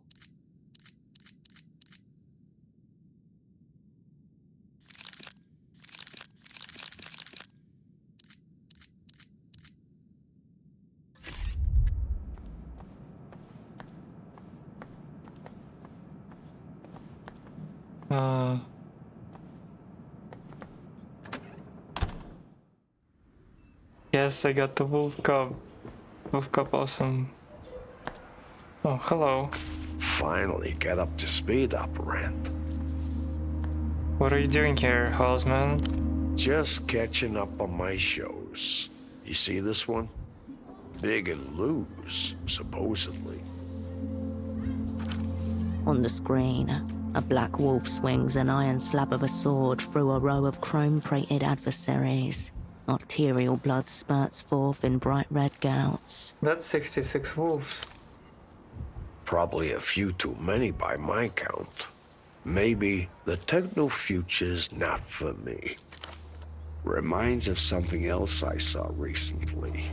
One of the opera's finest infiltrates a secret MTUR jail, then guts it out against one of their most sadistic interrogators. Bold, reckless, real human drama, you know. You don't have to remind me that. An uncanny buzz in the air, as though a director might pop out of any one of those doorways yelling, "Cut." Cue your main theme. Synth-driven with a few woodwinds and an upright bass tossed in for organic effect. Minor setbacks, nothing to stress about. But you know to find me here. Tonio Migo back a ways. Good citizen, loyal to his tenants. Keeps an eye out for interlopers. The maintenance man gives you a wary look from the corner of his eye. Very class conscious in his way. In any event, seeing our protagonist disappear into an empty labor camp was no way to end the season. Had to make some calls. The girl, the paper heart. You know your role, Operant. Play it. You want to get me in that secret jail so you could get me out again. This whole thing is some kind of game for you. Want me to show your favor? Why? Let's just say you got my little it detector chirping. Now the opera's got you on a daring new assignment, set to strike the hidden face of mass culture itself. Time to see whether your conspiratorial ramblings match up against reality. You're not really about to spill your guts to a null entity, are you?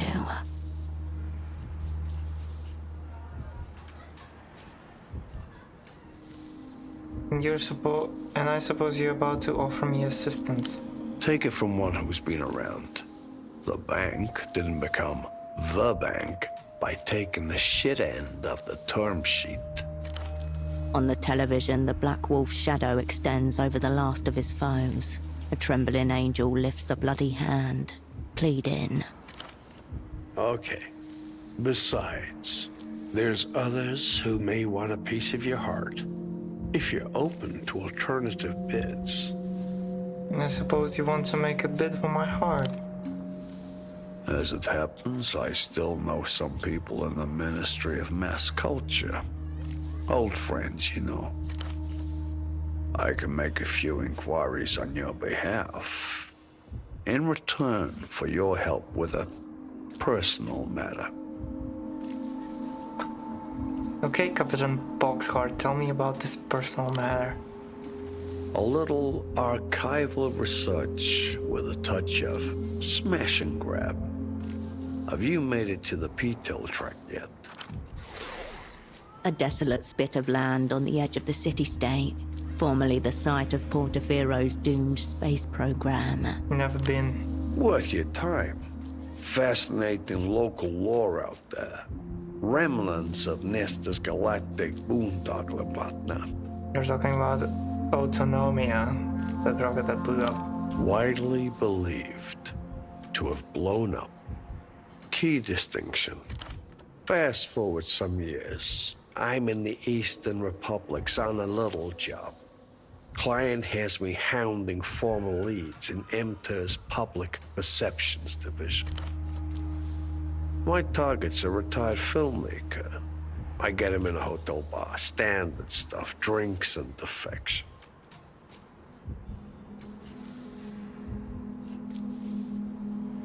So wondering where it's another and then? As it happens, I misjudge my man's tolerance.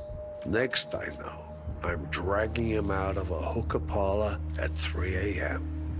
I lay him out in a vacant lot, smack him around a bit. He's lolling up at the stars, babbling about Portofiero, 77, and Project Autonomia. What's it to him? His tour de force and Gesamtkunstwerk rolled into one.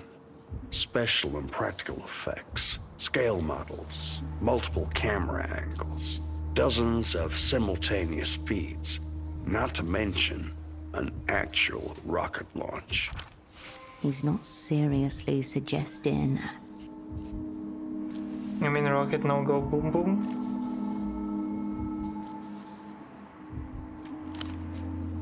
Sadly not. And I'll tell you what, that wasn't a weather satellite it was carrying either. What about those live witnesses? There might be 100. Thousands, actually. All under absolutely massive NDAs. Morally indefensible. Legally impregnable. A devious species of lie. The entries are there but forbidden from circulation. Falsehoods and misperceptions enforced by phalanxes of smiling lawyers. But I watched the explosion as a girl, saw it live on TV. No. What young Cascade saw was a pre-recorded video. Seamlessly intercut and simultaneously distributed across the developed world. A miracle of misdirection. Strange business hours. Success and failure share the same rituals. Relevant parties stashed somewhere nice and chilled. Records obliterated. Impossible to say for certain what is or was. By this point, my man's brain is practically cooking in hashish. Narration growing hazier by the minute. I stash him back in his hotel room, then call my client. What does your client say? Space lore, who gives a shit? As I mentioned, rinky-dink setup. No signs of it detected. But you give a shit about this space lore, why? Because I've got that iron taste on my tongue, a scent on the air. And then? Nothing. Indeed. My target vanishes like a hooker at daybreak. When he rematerializes a week later, he's near frozen, zipped up in a gym bag in the unpressurized hold of a cargo plane.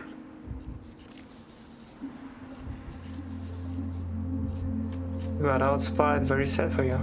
Call it Emter's decommitment to information security. All the same, the inspectors declared it a simple case of aeroerotic misadventure.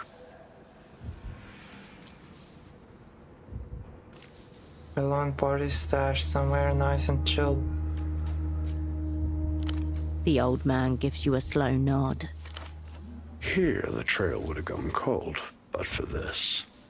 Before he misadventured himself into that gym bag, my target gave me a number. One I've kept safe in my piggy bank until now. HKT-04/17-E. A reference number for certain records from Project Autonomia, forgotten in the archives of a decommissioned rocket silo. The silo on the pistol tract, I'm guessing.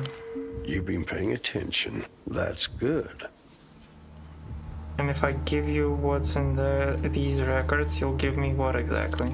The Grand Lich's time of arrival. Time, place, weapon, squad.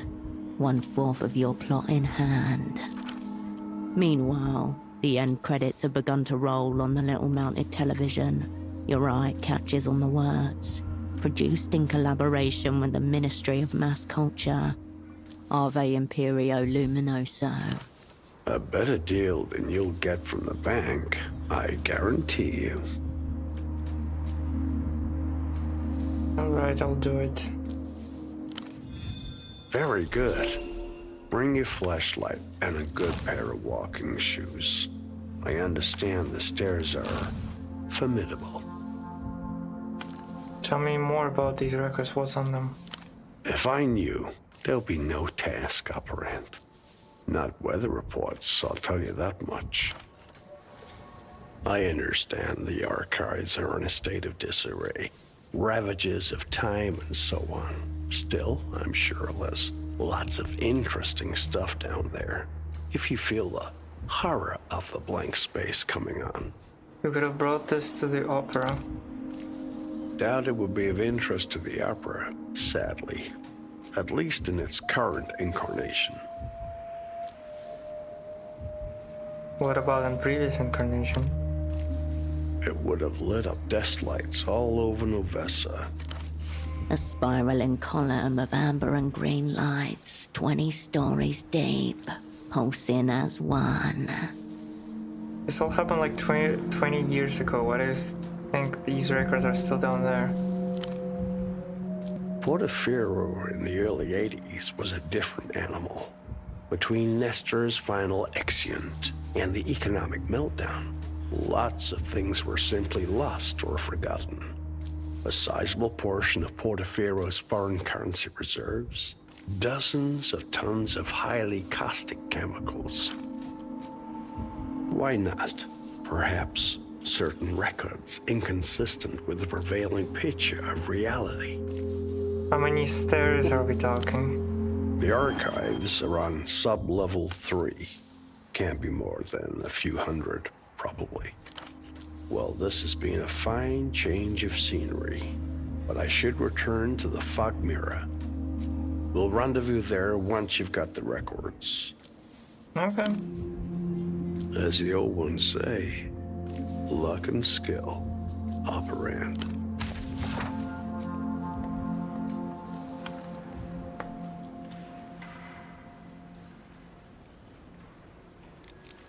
The soft sizzle of neon cottons, your ears surpassed underneath. Up here. I'm interested. Weeks worth of mail.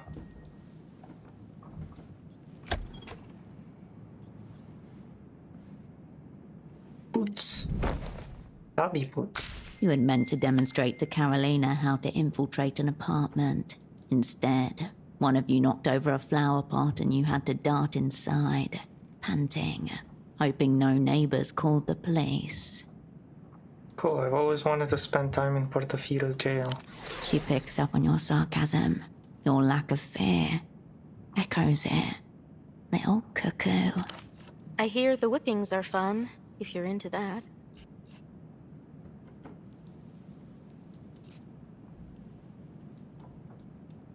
Cops are anti-creative, probably be the dullest torture in the world. Interrogated on the intricacies of the Portofino Penal Code?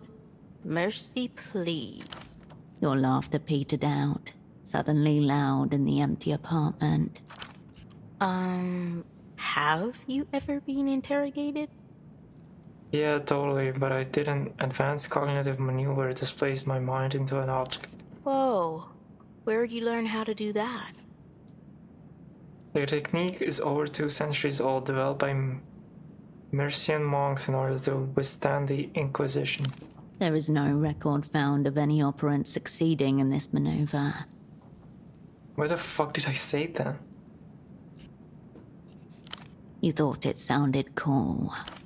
Would you teach me? You made up a maneuver on the spot, lying to her as you often did, and she committed every word to memory. Fuck. Nothing hidden here, just abandoned shoebox full of recipe. Stacked fast, abandoned halfway. Radio's dead. Shame, this would be a great party spot. Second-hand chairs, probably picked up from an alley downstairs. The moving boxes stacked in one corner of the little apartment are not empty, just abandoned.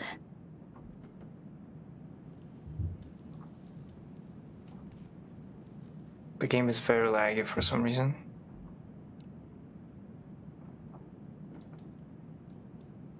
Hello?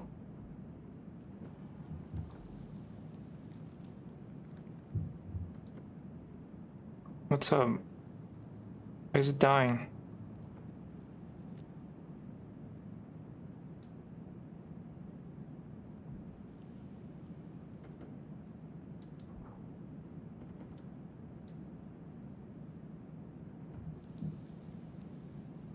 Good question, why is it dying?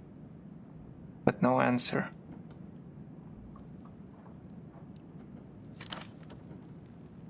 At some point, somebody tried to paint in here. Roller and tray, sponge caked with a crust of ivory latex, but gave up before they even covered half a wall.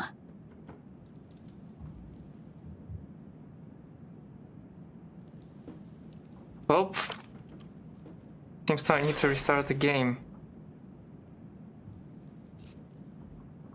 They knew they weren't getting the deposit back, why bother? Dig through the box. You sift through a life packed away in cardboard, the things they fought to take, and then left behind anyway.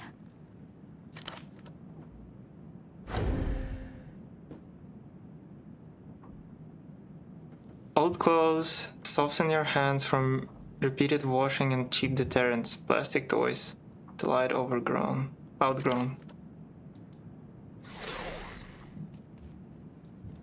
3 people lived here, 2 adults, a child approaching adolescence. No jobs left in Portofino, no money for next month's rent, no future in this place. Time to move on. When you know. Go away from the boxes.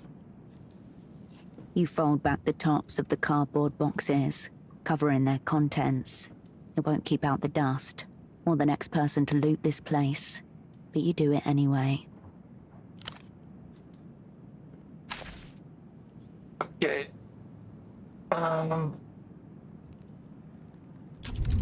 Save. New slot.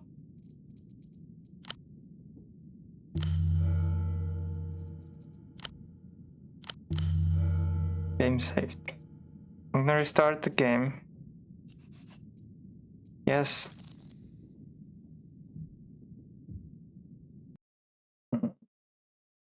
I'll be right back.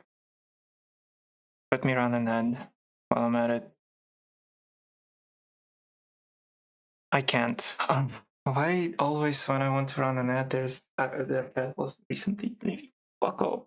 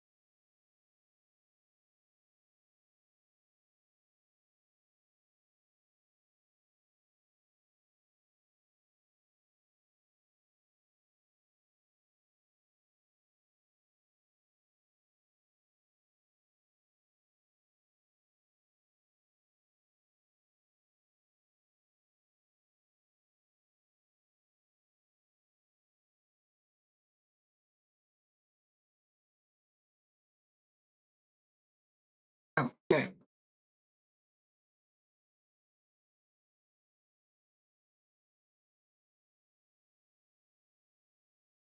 Let's see if the game's gonna keep behaving itself properly.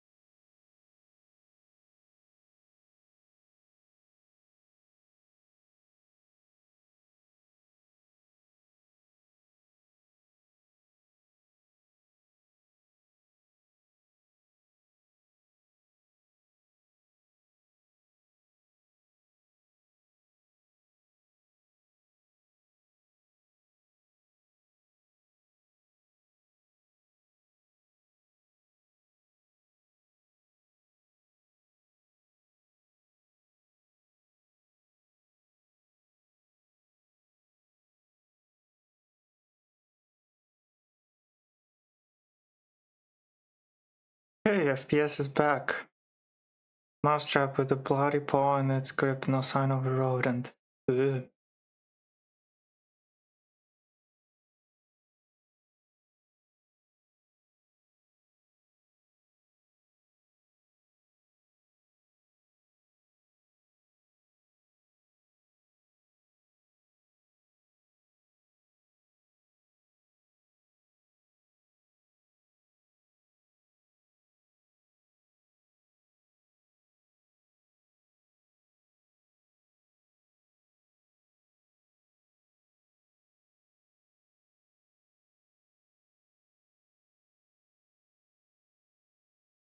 Easy climb. Rooftop used for residents only.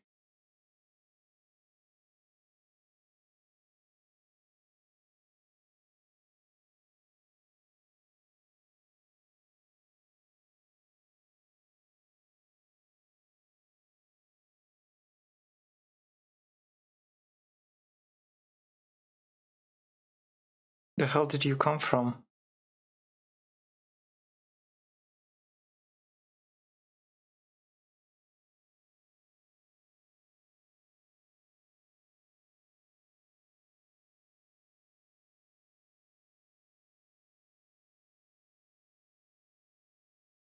What does it sound like?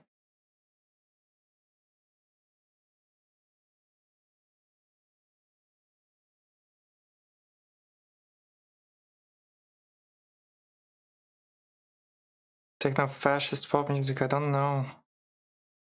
What about the ethic cleansing?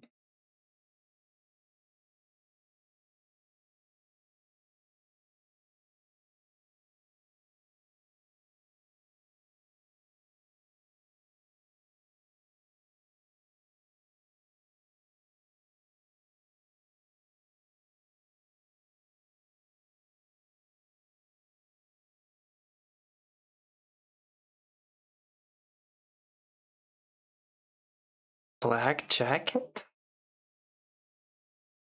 You may leave no rank to pull in real life, but epaulets always make you feel in charge. Okay.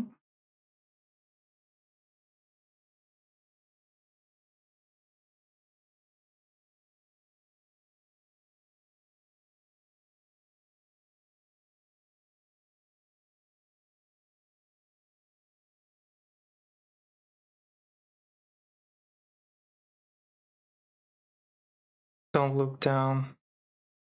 But I want to...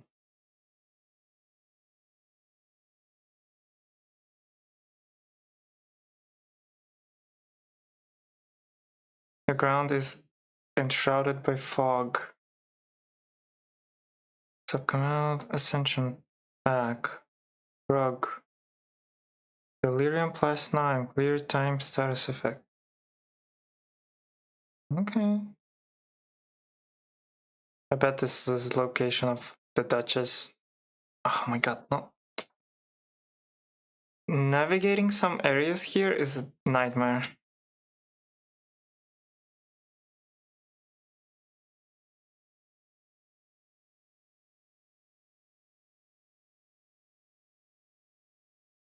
Come on, jump.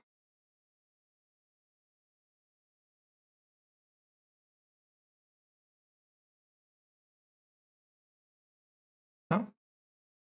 Glass is begging for a rock. Really?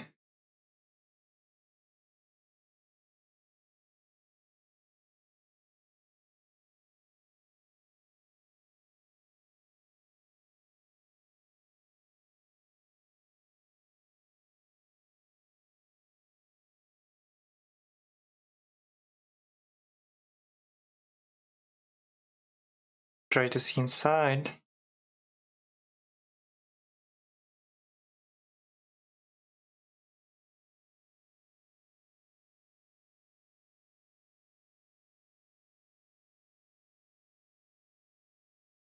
That's how you know they're really rich. They can't afford to destroy the place.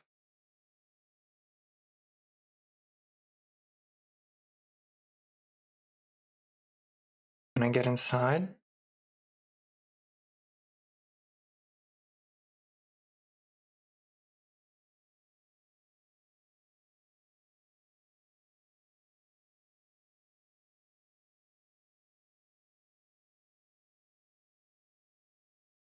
How about a whole body fucking right through it? Doesn't feel like the stealthy approach.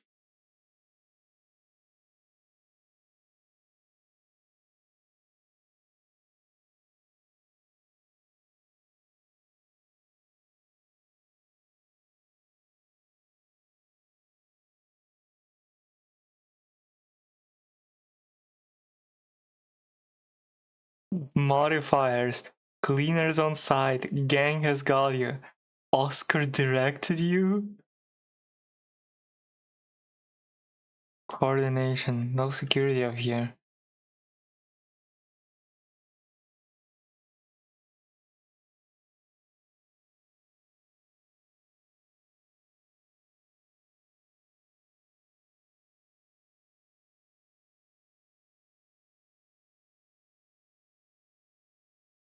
Might as well. Okay, let's see what I can increase my coordination with. Ease.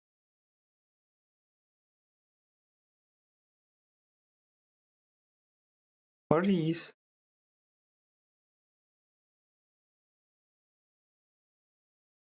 Wait. Wait.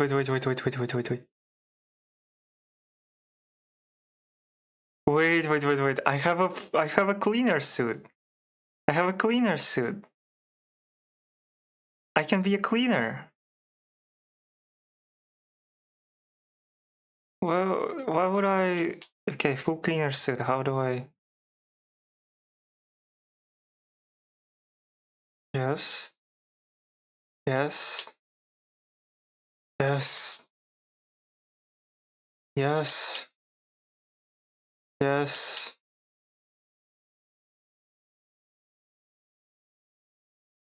I think it's all of it.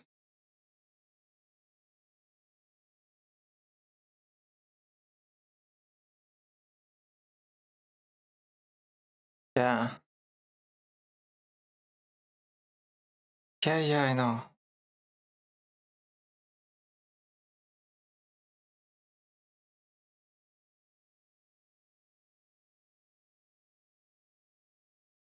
Press the call button.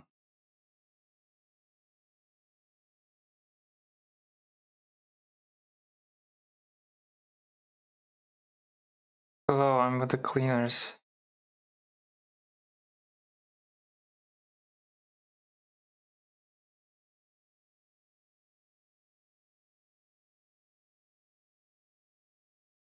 I'm just a replacement. One of the crew called in sick.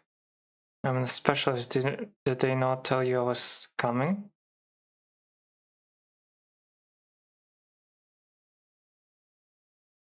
Yes. A low-tech barrier. Medicine bottles, good stuff gone already. Okay. Somebody tried to unblock the toilet with a riding whip.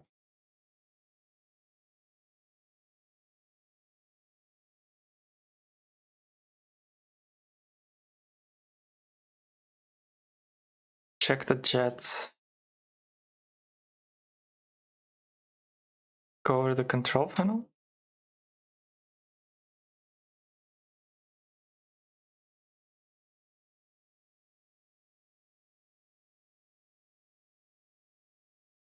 Inspect the filter.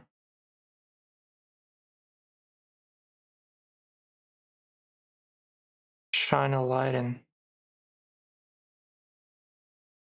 Stick your hand in it.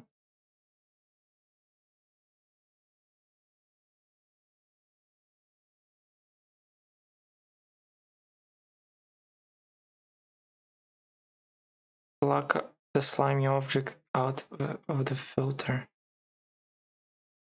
Not right now.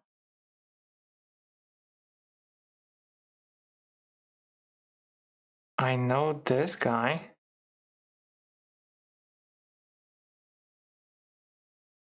Being so Chinese. Something at this part triggered the Neolithic urge to build henge.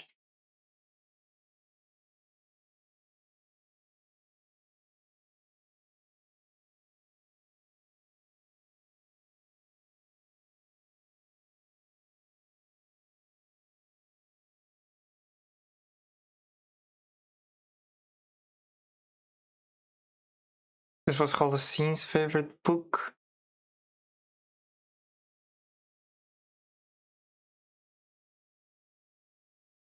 Reno likes this stuff.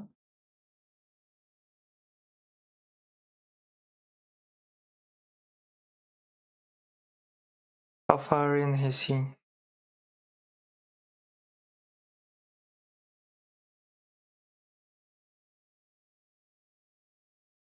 Take the book.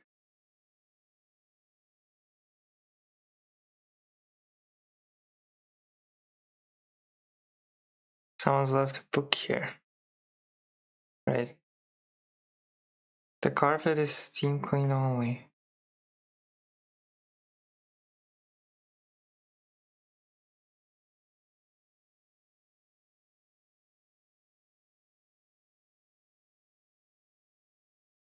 Aw, kitty! So you.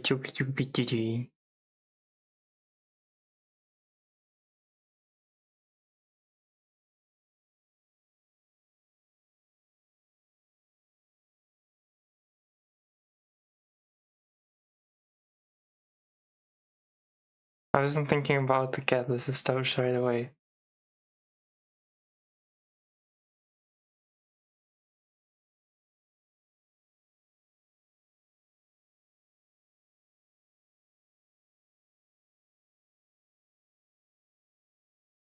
What are you doing here?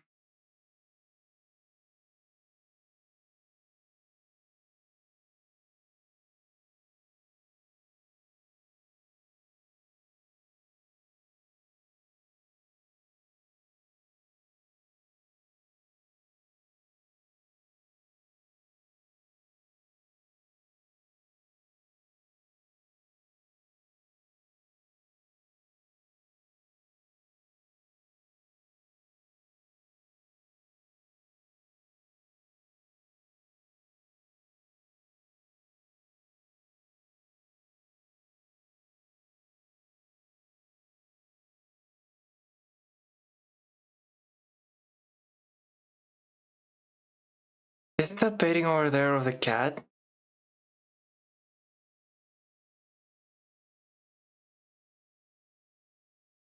No, how do you know my name?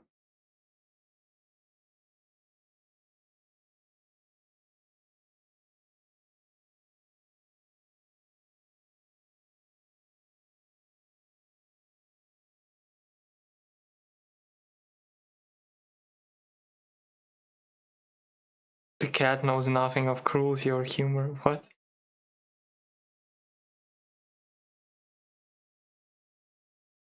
You're nothing but a seedy little oddity to me.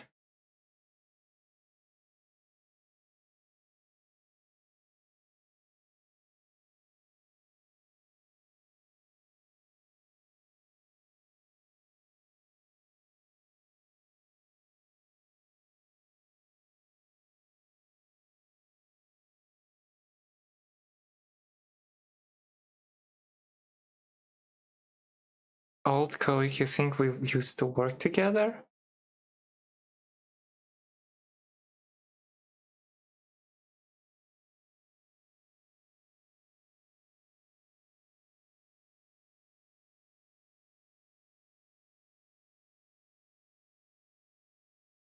Say nothing, just stare uncomprehendingly.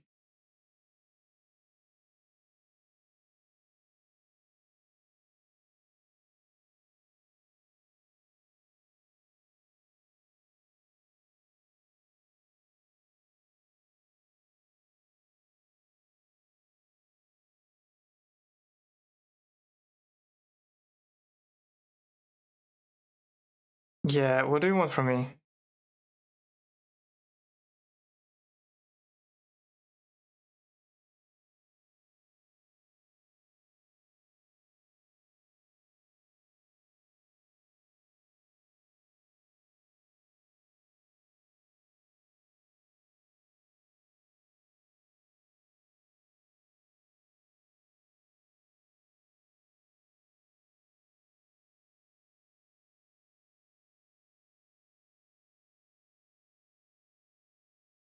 I'm looking for Rano. Is he around?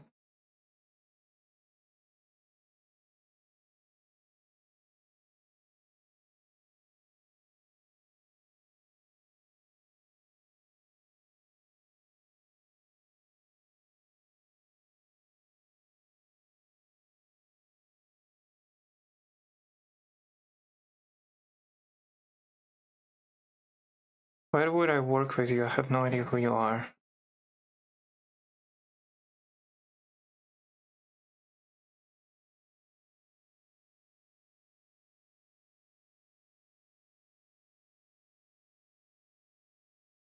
You've been following me since I got here. Come on, I trust your motivation.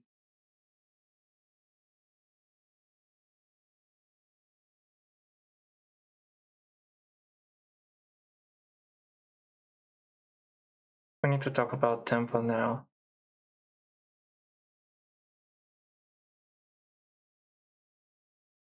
Thwarted him in the bazaar, is that correct?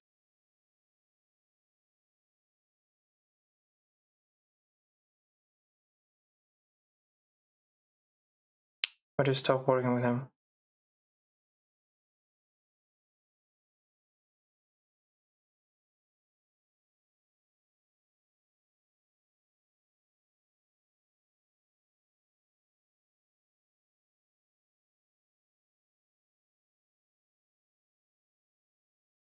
He's dead, you know.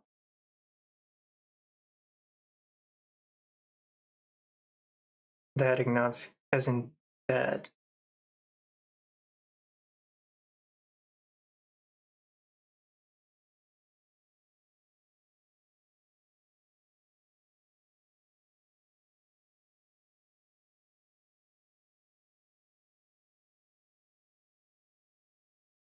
What are you doing here exactly?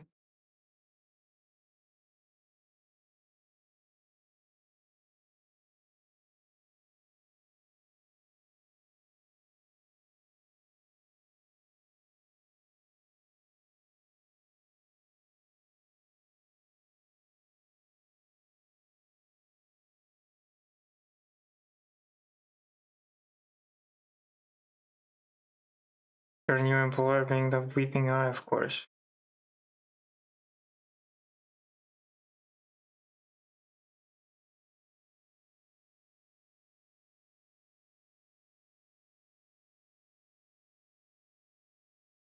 That's a great point.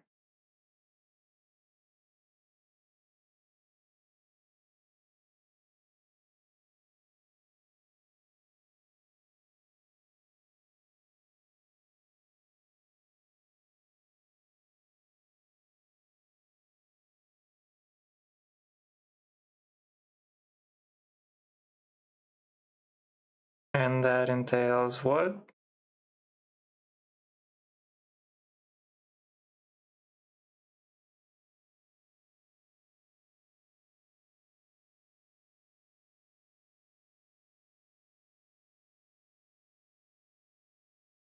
So what's this opportunity you mentioned?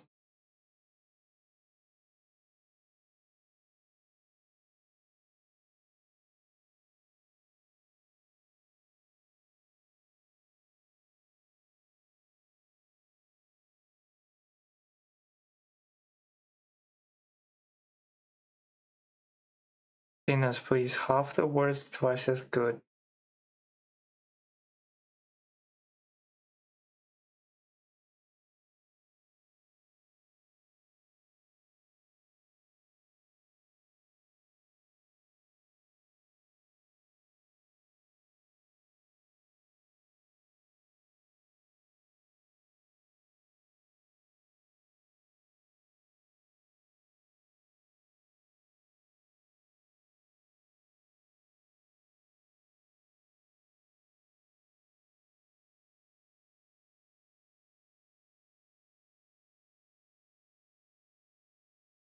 Why not do it yourself? Sounds like a job for a de facto lead.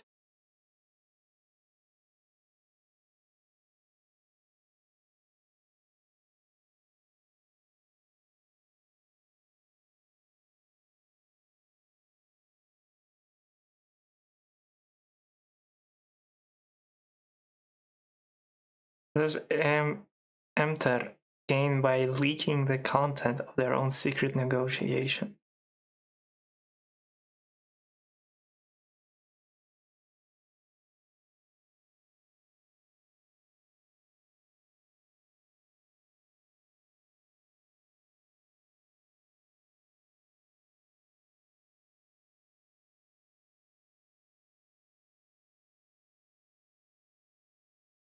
I don't have a camera.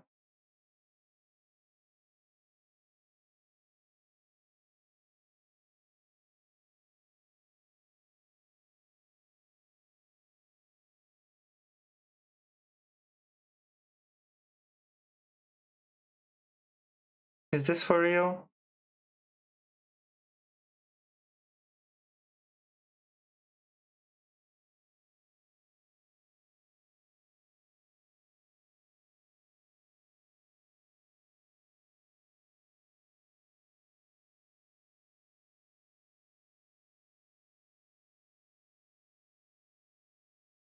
Alright.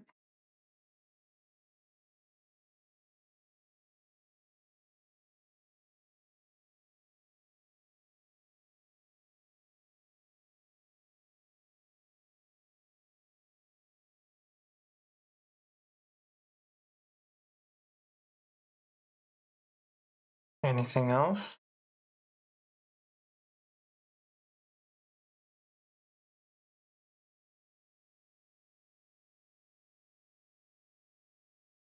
What about his controller?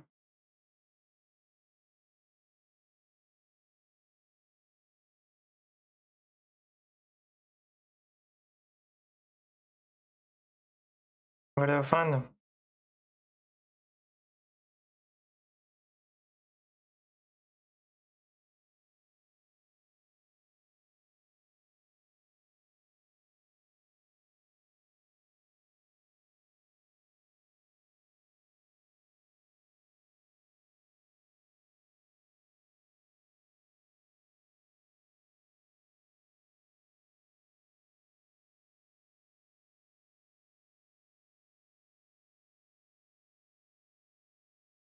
What's so special about this camera?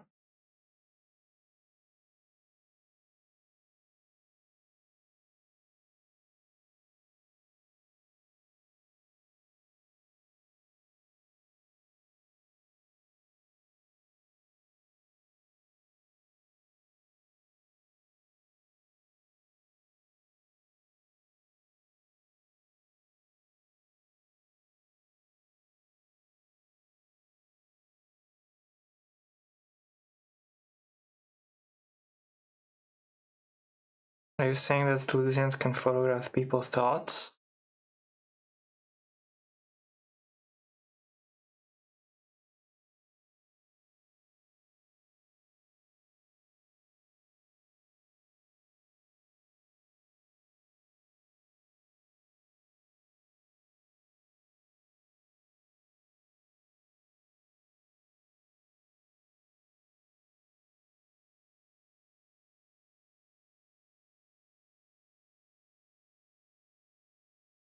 Does this have anything to do with the poor woman the photo lady mentioned?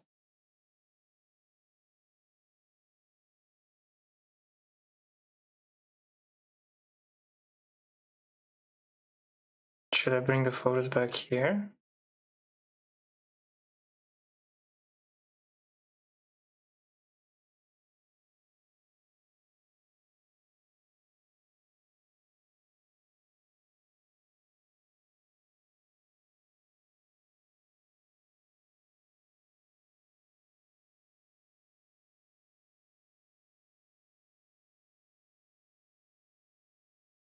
Got it.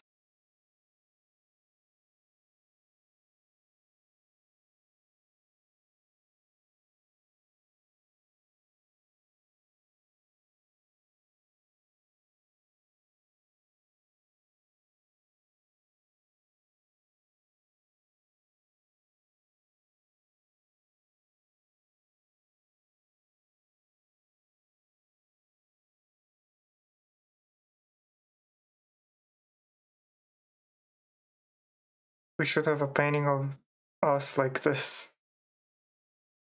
The glass is remarkably clean, nearly not existent.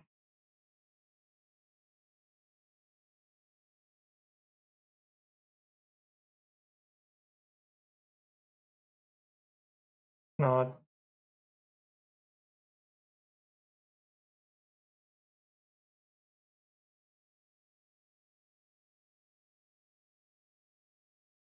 Not again. There is no sound? Again? Okay, it was working before. Man, pisses me off.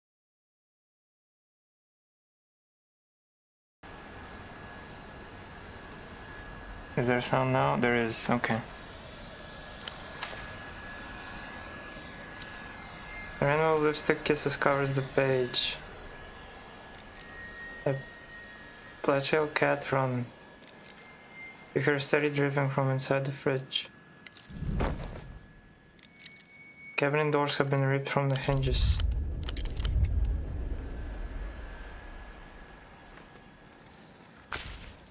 Oh, hello.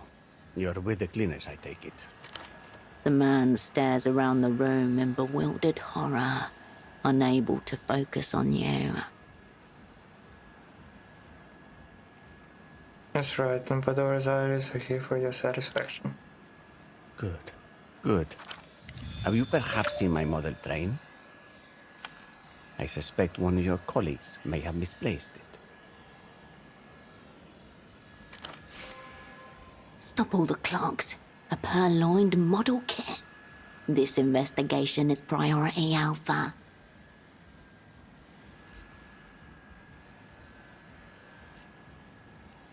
I think he used Irotrans here. Still looking around the room. He doesn't really register what you've just said. I'm Reno, or Rinotel. What can I do for you?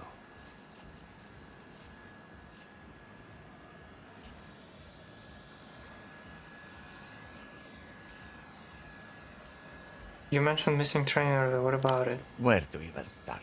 It's an extremely rare kit. A Type 04X. Chrysanthemum Sorrow. I'd really like to find it. Some kind of base train? That's right. Kavarna's head of design is an old friend, actually.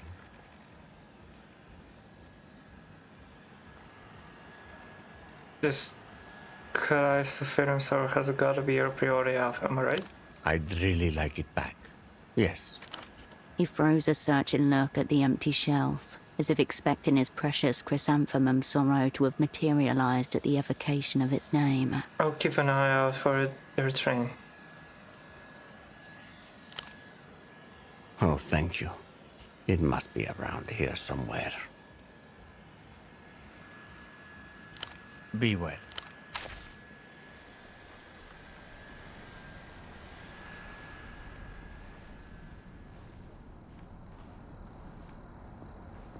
Wait, that's an exit. And I can't get up there.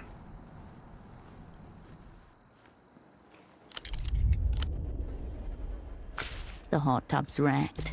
There are cracks in the fiberglass. You'd...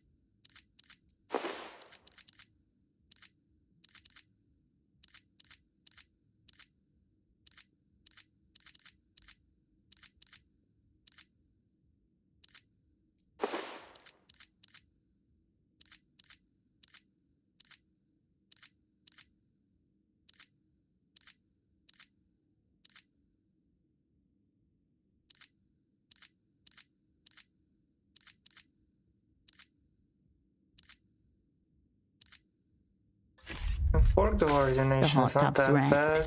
There are cracks in the fiberglass. Old water gone viscous. The filter sounds like a drowning goose. This is a strain for these starts the shame. Press the music button. A sultry saxophone oozes from unseen speakers. Somewhere above. This is cool. The perfect tune for gold chains, wet countertops, and broken promises. Let's try.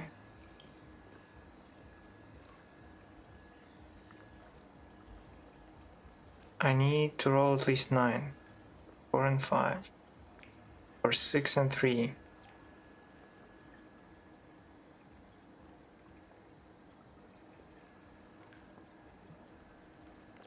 Or 5 or above.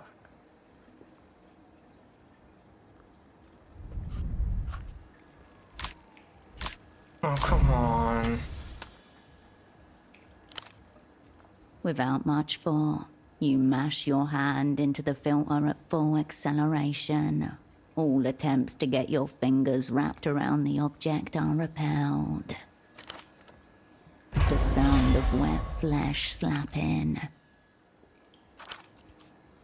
A few seconds and a hot flash later, you feel the pain of your knuckle bones being splayed at unnatural angles. You were horrendously unsuccessful.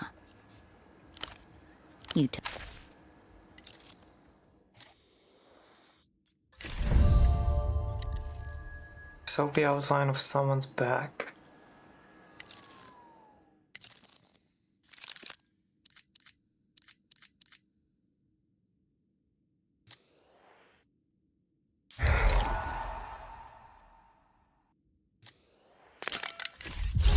The hot tub's wrecked.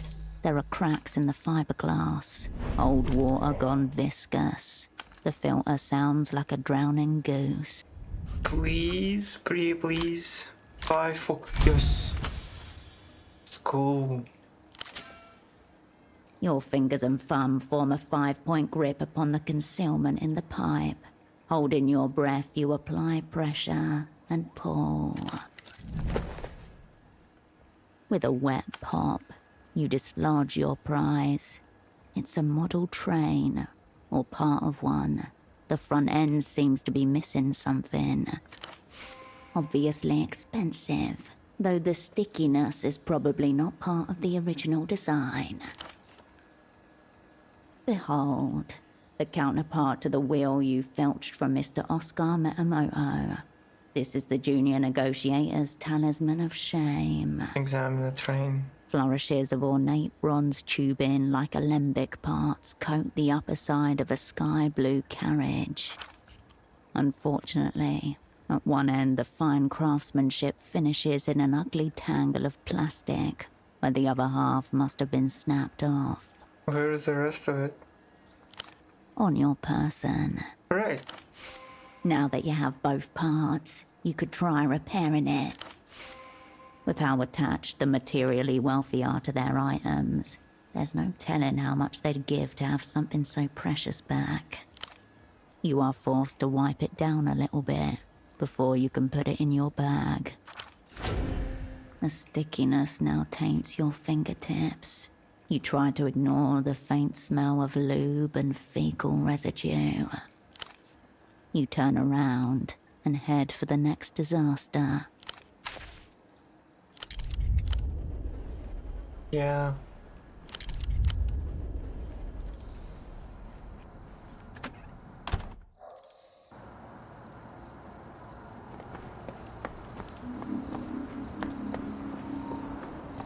I look so fucking stupid.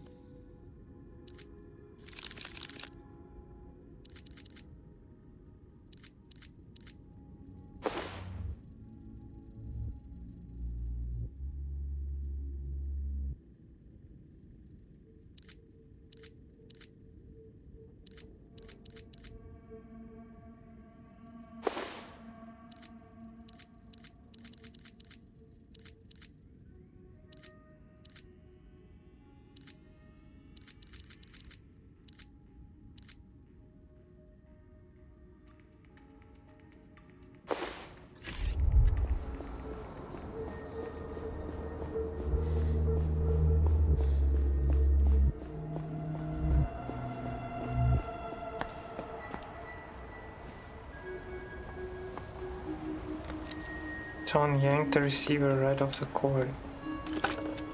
You pick up the payphone's handset. A dolphin emblem smiles at you, its eyes wide. Reroute the phone to call the prisoner. You step up.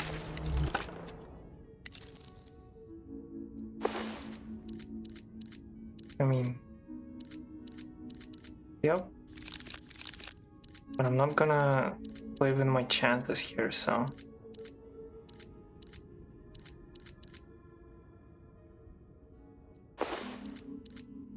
Maximum Technoflex.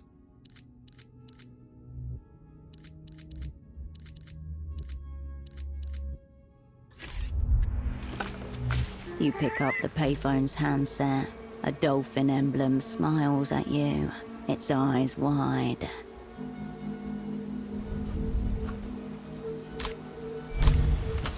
Yippee. Step 1. Take the casing off the front housing with your screwdriver. After unscrewing the fastenings at each corner of the housing, you tug at the plastic until it reluctantly comes away. Underneath sprawls a mini-city of metal prongs and board-mounted circuitry. Step 2. Spin the dial on the right until you find the intercom frequency.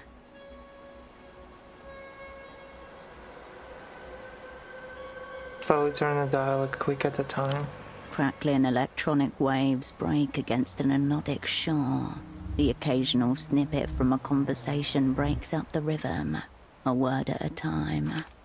A relay of chatter, invisible poetry that travels above and between the walking heads of the city.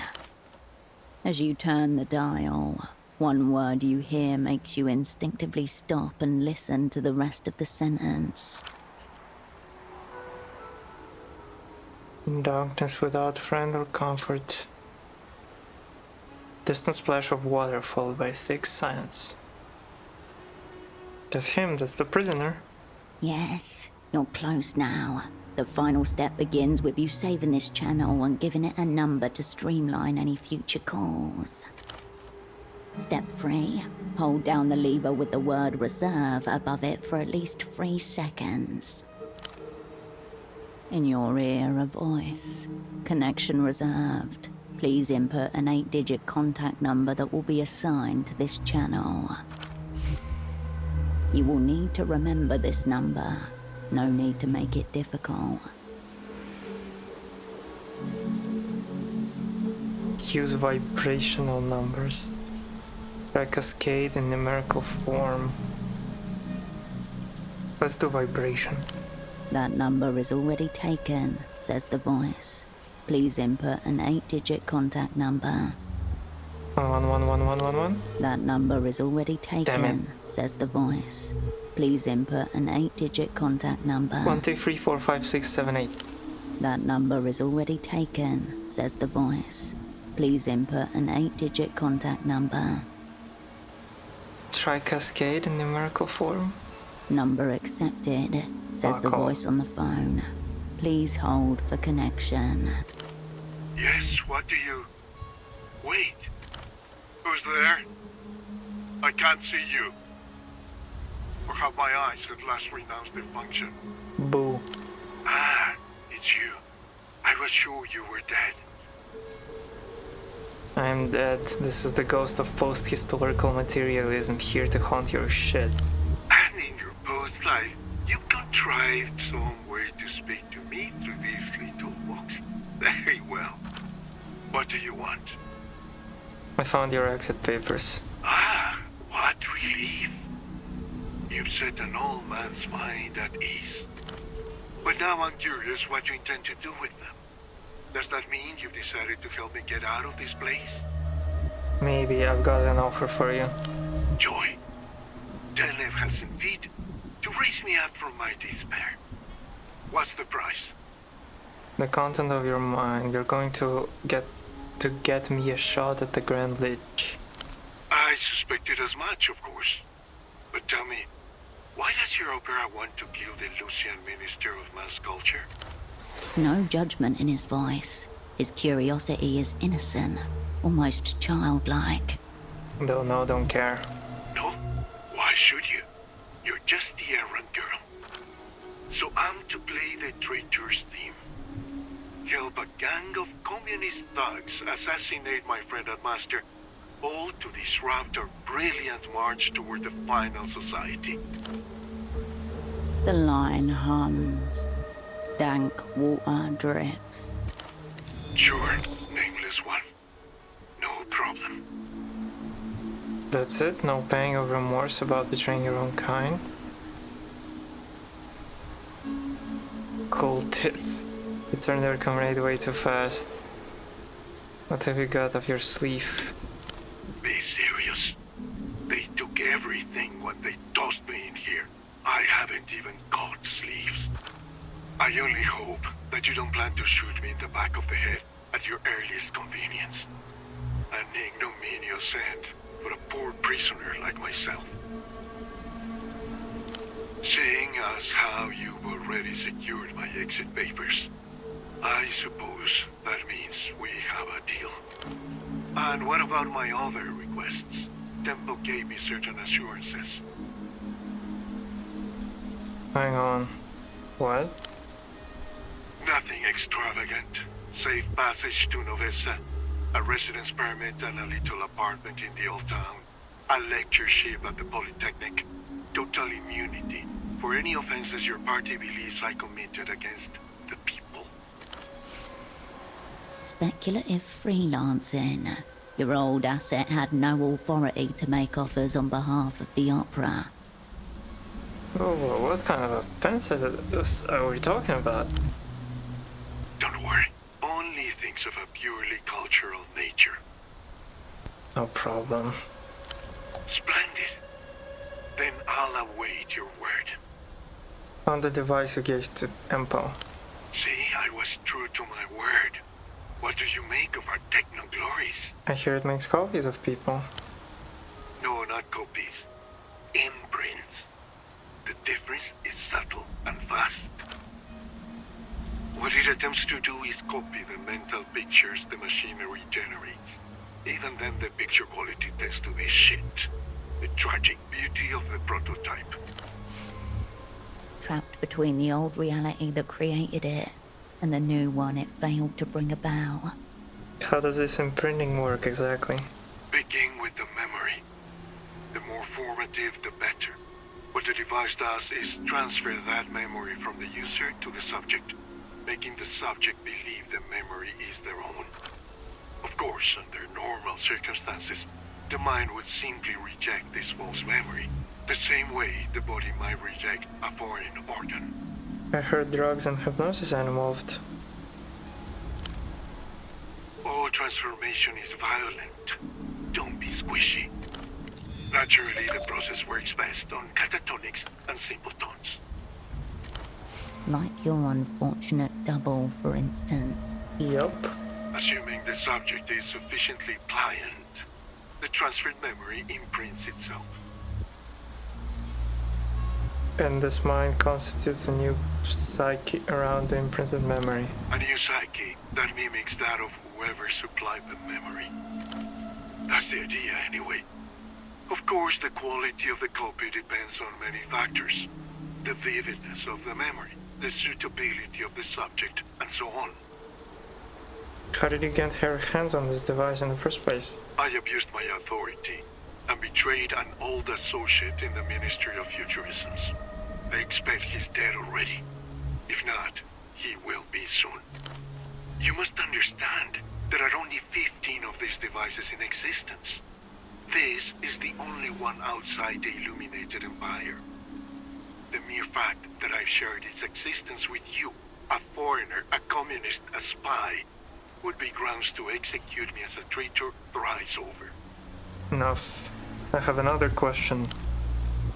I'm at your disposal. Why is he fleeing from La Luz?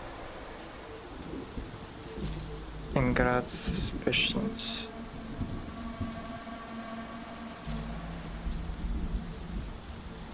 I want to know about these secret treaties. What's your role? I was meant to play the part of Facundo's loyal hound, sniffing out our negotiating counterparts. And what did you pick up? Odors of degeneracy and mutation, the likes of which only the developed world can produce. Of my purported equals, one is a high-tier alcoholic, the other is some sort of modern pervert. The higher-tier alcoholic is Oscar Minamoto. I found him rolling around in a gutter with a bottle. Despicable whelk. If you get the chance, give him a cake from me, right between the ribs. The pervert is a phone sex addict named Frederick. We're well acquainted. Concerning? You do well to reflect on what that says about you. But let's say no more about my counterparts. Just thinking of them makes me ill to my stomach. What's your deal with techno-fascism? An interesting question for one who's fleeing the light for the shadows. Has your time here got you techno-curious?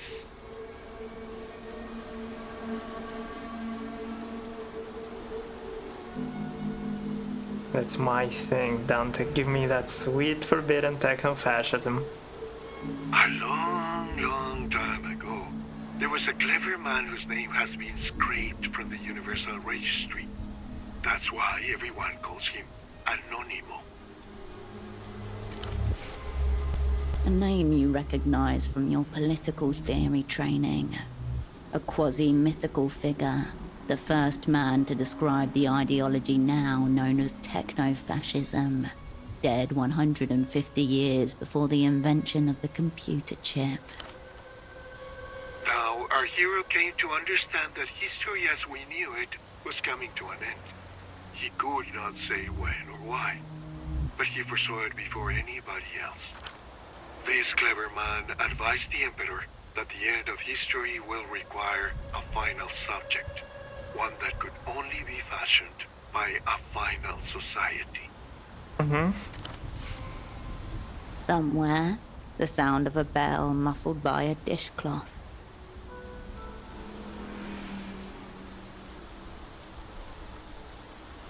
Onward, tell me about this final society. It's going to be all so great. Here, the last vestiges of the individual dissolve in a suspension of horrible wonders.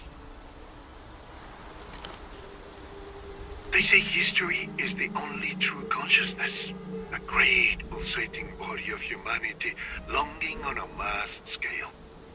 Divorced from that, it's nothing but a tin ball flickering in a water closet. Discreet, pointless, smelling vaguely of urine. So that's the project undoing the end of humanity. Don't misunderstand. There's no restarting history. Anonymous saw that coming more than a century before Latour Woldar. What's necessary is to fashion a new consciousness, the final subject, who can act on history directly. And what this final object will look like? The final subject will be a man wearing God's face or God wearing man's. The subject sculpts the mask. I got to say, final subject sounds weak and lame. Still unconvinced. Look around. Tell me what else is on offer.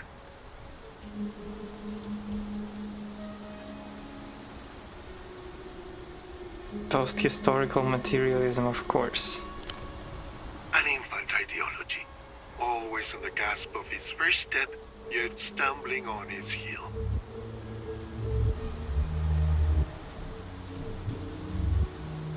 We ended history in case you weren't aware. By we, you mean your dear Superblog and its party? The ones who used to say humanity was on the verge of utter calamity and millennia of darkness, until they cut a deal with the liberals. They said Latour Woldar was a horrendous betrayal of mankind. The suicide note for a century. Without it, there might not have been a need for the Illuminated Empire to unmake the damage.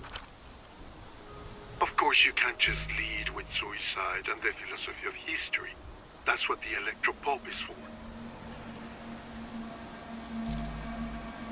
Grey matter.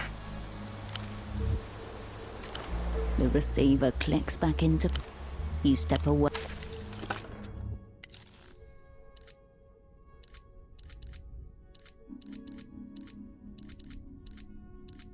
What do I have for grey matter?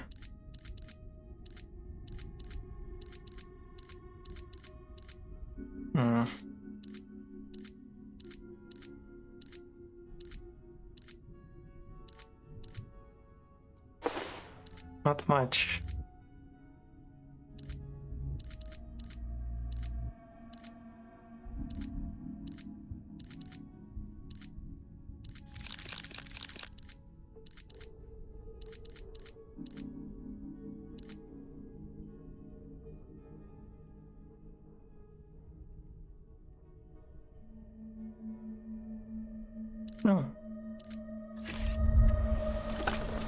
You pick up the payphone's handset. A dolphin emblem smiles at you. Fine. Fine. Just now, I'm thinking about eating a roast goose. And you're enjoying it?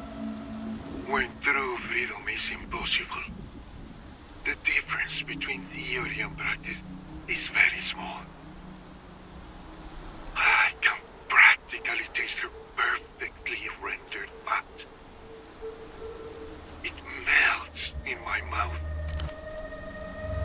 Human beings live on horror. It all goes back to eating meat. The moment you make your enemy into an animal, he may be killed and eaten without guilt. Who are your enemies? If I must rank them, the Weeping Eye, who persecute me, followed by my jailers with their tedious questions and bogus offers, and somewhere below them, your old friend Tempo del Sur, without whom I wouldn't be here. But then, I don't expect you cold just to hear an old man complain about his foes. I have a favor to ask, if you would do me the kindness. What is it? Are you outside just now? I'm in a party alley. Perfect. Beautiful. Next question. Do you know what a ginkgo tree looks like? I'm standing near one right now, in fact. Very good. Now tell me, what's it like? I want to feel like I'm there, looking at it with you. I can try. L.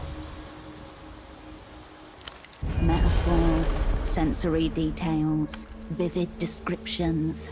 These are the tools of cowards. Just say what's in your dome. It's very leafy. I'd call this a very leaf-oriented tree. Leaf-oriented? Is that your best? You sound like an idiot with a liberal arts degree.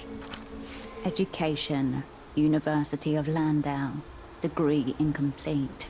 Course of study, modern economy, maternal pressure. At least that means it hasn't shed them yet. That's the main thing. Thank you for indulging a poor man's whims. I gave myself a debuff. Are you perfect? Very good. Now tell me, what's for the description? I want to feel like I've been disappointing. But tell me this at least. The leaves are still there, yeah. Thank you for letting me know. I was afraid I would miss them falling. Okay, now I removed the debuff at all. Whatever.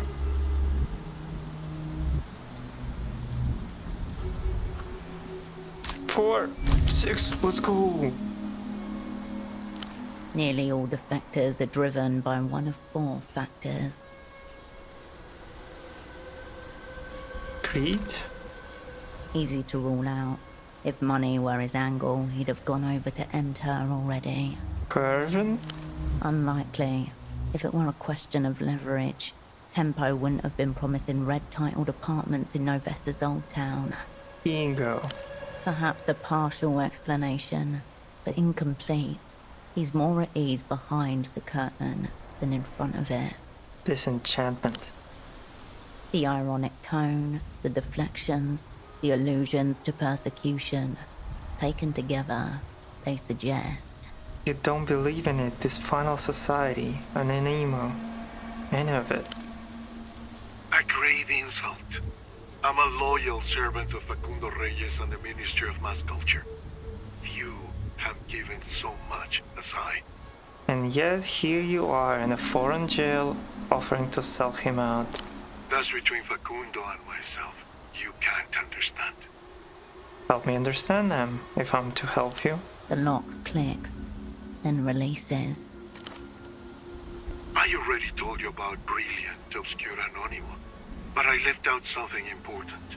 Something very few know outside the ministries of the Illuminated Empire.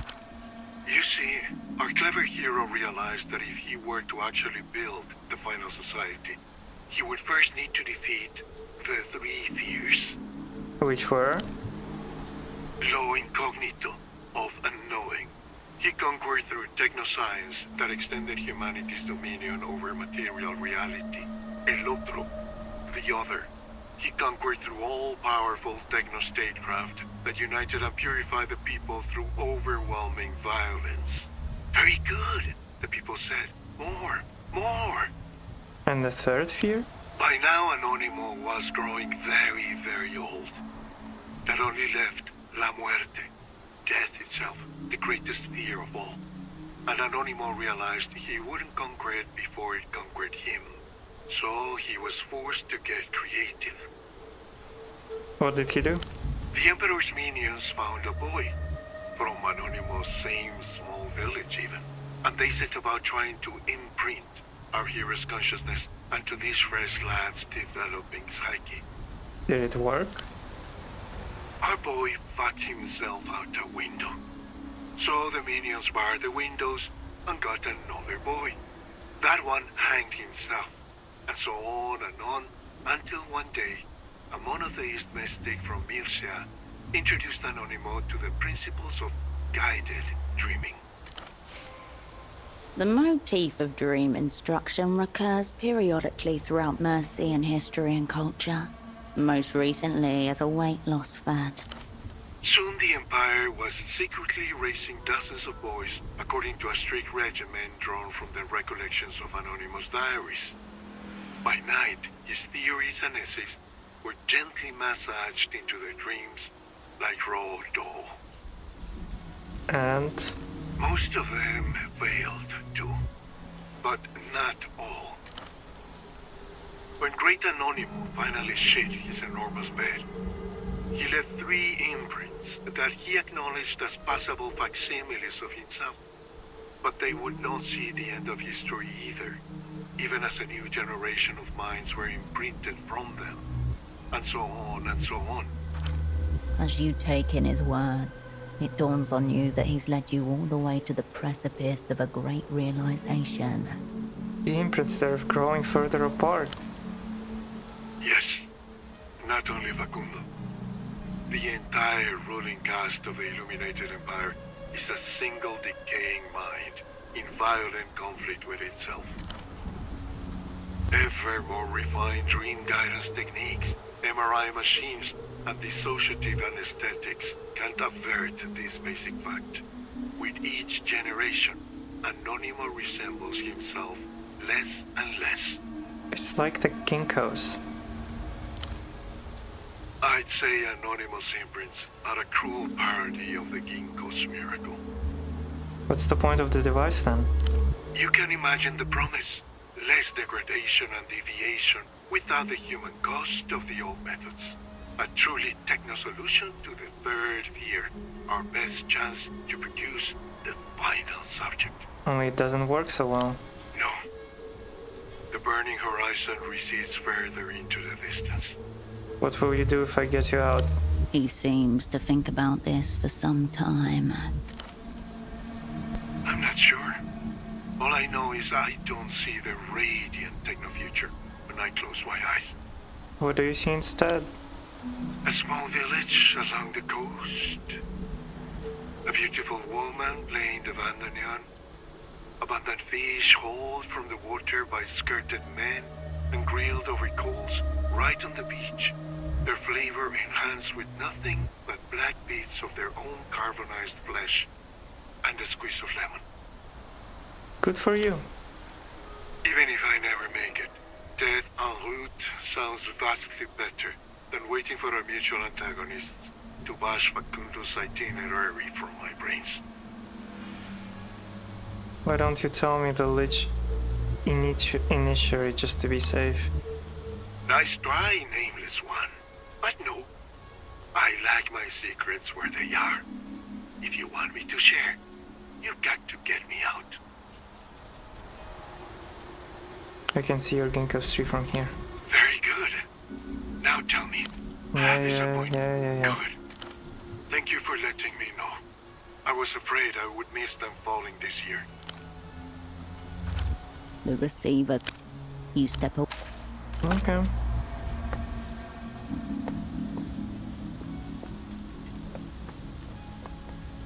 Well.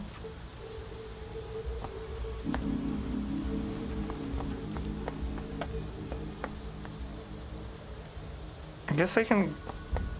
Whoa. Black Void. Ooh.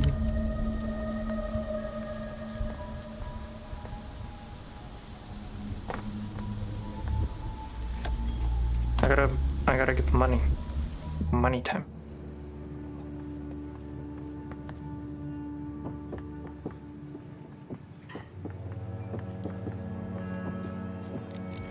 To Tickets for a losing match, torn to shreds.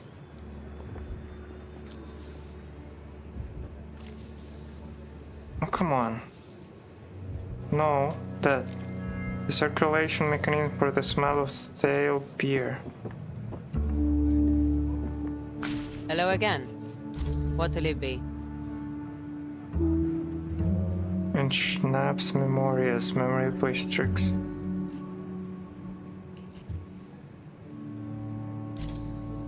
Records.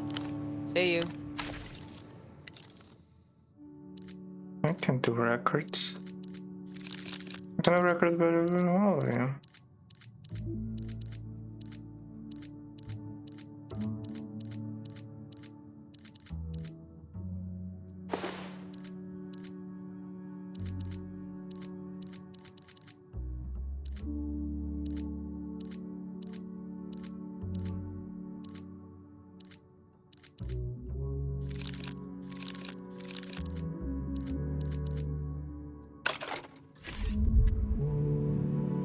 Hello again.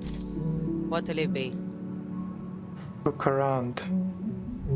Or at least 6. Yes. Well, why does it never when I They're need? not here. You can look all you want, but you won't see them. I used to meet Tempo in that booth over there. He always appeared to be holding court, prepared to do business to his left and his right. Used to say the center was the best hiding place. He said a lot of funny things. That used to be Vesper's sport at the bar. Always waiting when you arrived. Always 2 schnapps ahead of you.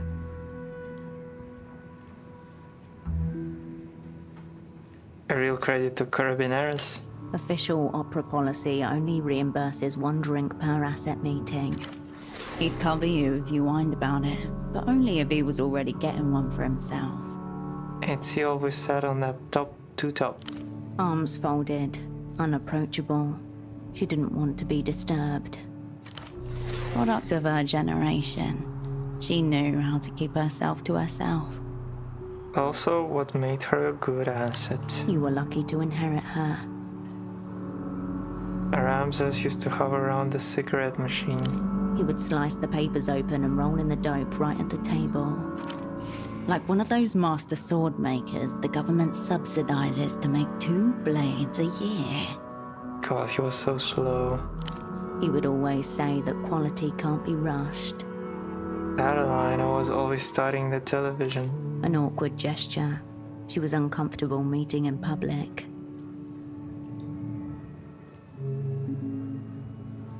You'd never guess how sharp she was. It even caught you off guard. Holocene never sat in one place. Late every time. He came straight up to you wherever you were, stayed the absolute minimum, and then left without ordering anything. Back to the nearest wall. He even began to distrust those towards the end. You didn't need many words, he just got it. You made an effective pair. Even the opera, with its proliferation of assessment reports, couldn't deny that. It's everyone, the whole sick crew. Despite their absence, the bar seems a little less empty all of a sudden. Let me know if you need something else.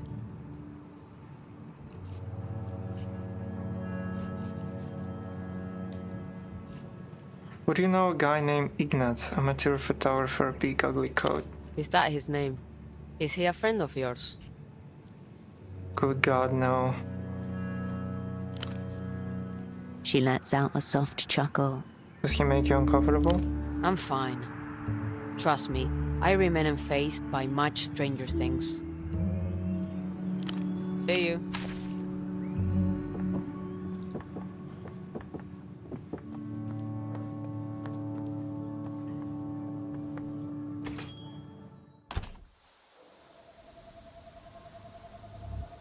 Wait, I came there for work. Why did I leave?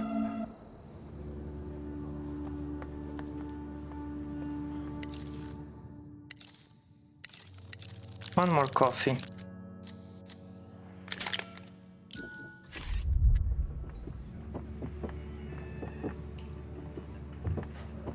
Hello again.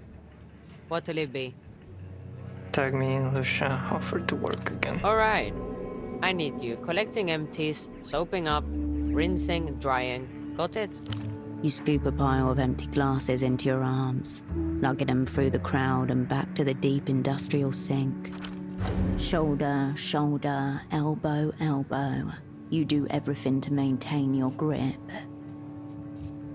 Oh yeah, arm still.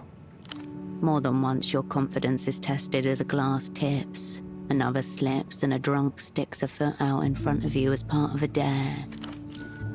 As soon as you've got them clean, another table beckons you to collect another set. They seem to wave to you from every angle, always asking, no, demanding your attention. Starting to get the hang of this. You keep going until there are no more glasses to gather. Before you know it, the patrons are clearing out, and another 4 hours have passed.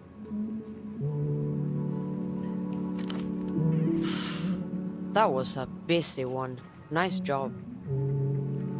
Drink Bye. up. We close.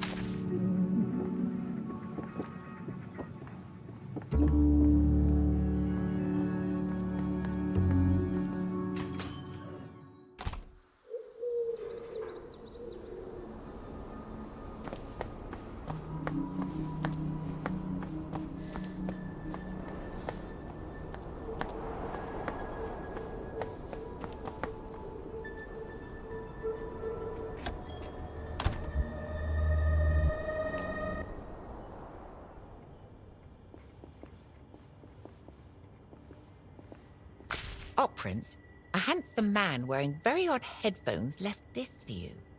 Did he say anything? He said some very nice things about my shop, but nothing revealing, if that's what you mean. Thanks. I didn't know that was your type of thing, Cascade. The little Lusian witch parade. What do you mean? Ultravioletta, the postcard. I have no control over what the reprobate sends me. Oh, I'm sure a dashing man like that doesn't partake in those glittering whores.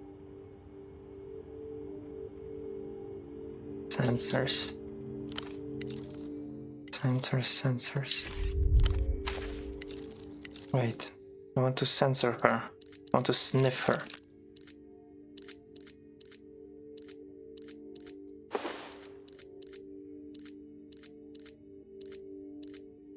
Give me the sniff. Sniff.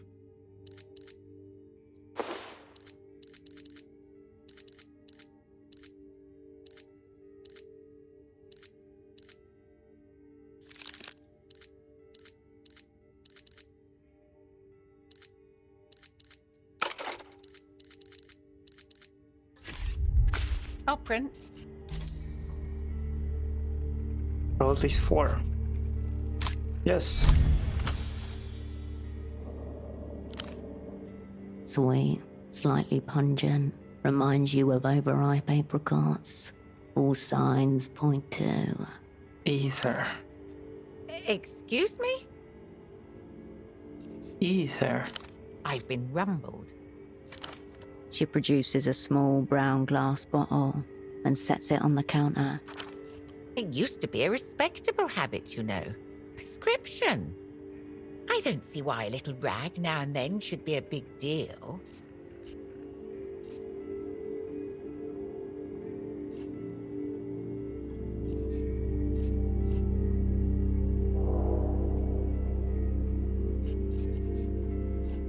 Your reasons are cool and personal. I just need to know what the smell was.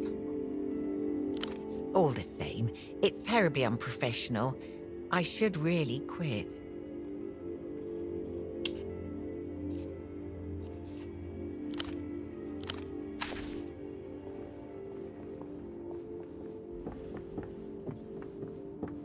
You return to the workbench. Try to repair the model train. Wow, very train giant associations. But how do the pieces fit together? The wheel is just a decorative add-on. It protrudes somehow from the front of the train like the statue crowning a ship's prow. Very hard to tell where the fracture point is. The plastic is simply too disfigured. You never... You leave the bench. I mean, my techno flex is not too bad.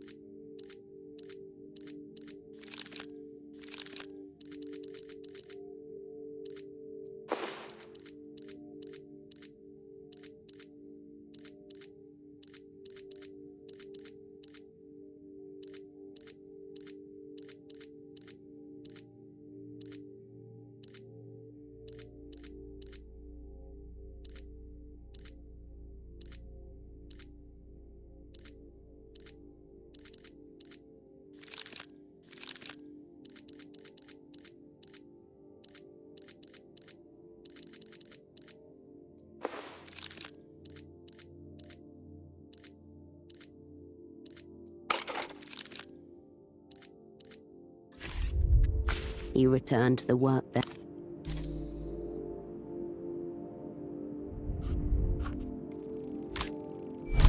Okay, yippee. Upon close inspection, you can see that the key to a successful mend here is to snip off the deformed ends of the little plastic rods. Use the scissors. The blades do the job beautifully, opening and closing with the delicacy of dragonfly wings. Now to glue pieces back together. The subtlest of pleasure. You watch as the plastic surfaces melt ever so slightly under the corrosive effects of the glue.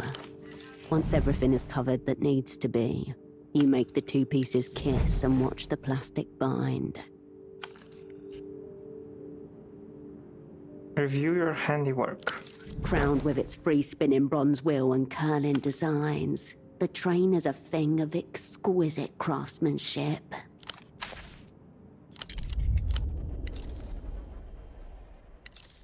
Okay. While we are at it, inspect imprinting device. You cradle the device in your hands, a sleek rhomboid brick that opens along a barely visible fault line into something vaguely the shape of a typewriter. The side that hinges outward features thin screens and sensors evidently meant for scanning biometrics of some kind, whereas the stationary side is occupied by a small control panel. Futuristic yet legible. Cool. Nice. Life, death, and consciousness manipulated by the turn of a single dial. Can you believe it? Consider the design. An unusual one. It looks nothing like the Lusian gadgets you have seen before.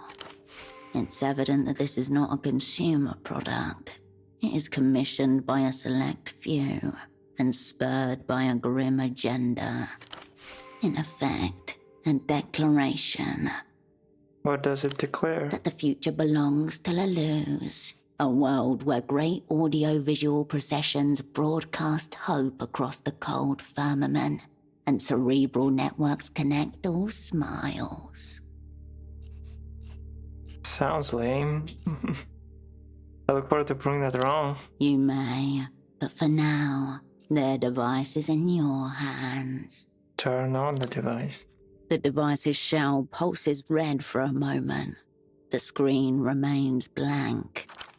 Out of battery juice. For battery compartment. You flip the device around and find a translucent triangle on the back panel, which slides open to reveal 3 small pyramidal batteries. What kind of batteries are those? Lusian, evidently. Spin. Take out the batteries. All that remains in the empty compartment are 3 contact pads. Their gold-plated outlines matching the shape of the inert batteries. What now? Now you look for replacement batteries. True. Search for Lusian Electronics. Expensive, newest generation. If it's foreign and lights up and/or vibrates, it might work. The boy in the bazaar was quite proud of his wolf sword. The special camera you got from Ignatz. It must belong to the same order of Lusian tech. Swap in the batteries from the Lusian camera. Remember that Ignatz's assignment is pending. Best leave that camera alone. For now. I don't trust Ignatz, so I'm gonna do it. With ease, you pry open the Lusian camera and extract its batteries. This thing was probably recording everything I was doing anyway. You transfer the batteries to the imprinting device. The pyramidal cells click into place, as if they've always belonged there. A low current pulses through the device in your hands. You feel it calling for you as you slip it away.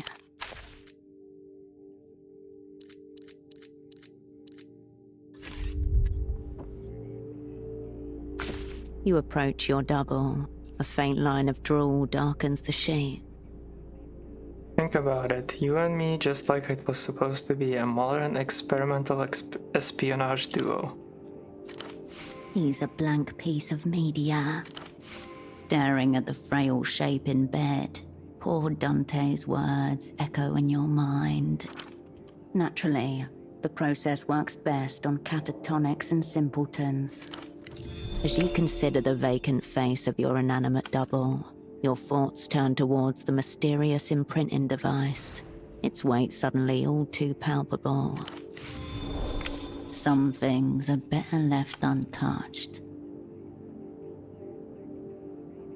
Search his pockets again. Your hand slips back inside. Be thorough this time, Operan. Gather all. You retract your hand from the man's pockets. Turn on the imprinting device. I'm doing it. Ave Imperio Luminoso.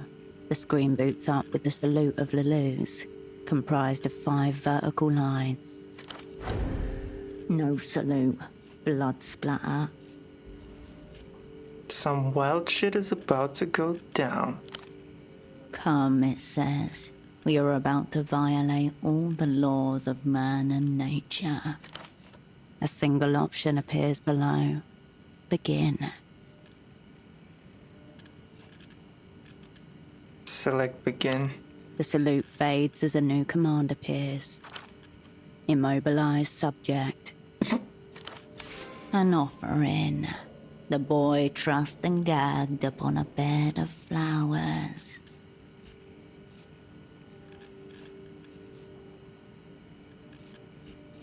Bish bosh bosh. Already sorted it. Position subject to establish eye contact. Prop him up. After some nudging and twisting, you manage to get his head to stay upright, and his eyes slowly roll into place. Another red light blinks to life, this time on your side of the device. Subject eye contact established. Establish eye contact. Object. That must be you, the object. Stare into the sensor. What begins as a single intense point in the center of the screen gradually radiates outwards across your field of vision. Visualize memory for biological imprint, or select manual impression to force imprint. The old prisoner said that the more formative the memory, the better. A sacrifice for the machine god. What kind of memory? To get a clear biological imprint of you, the memory should be as personal as possible. For example, your recollections of your old squad mates.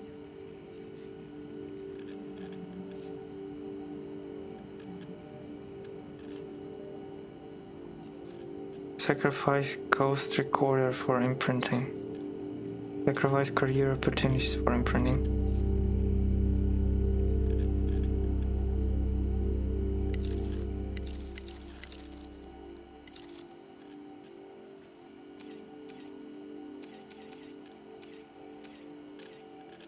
Ghost recorder. Discover memories with the old crew. And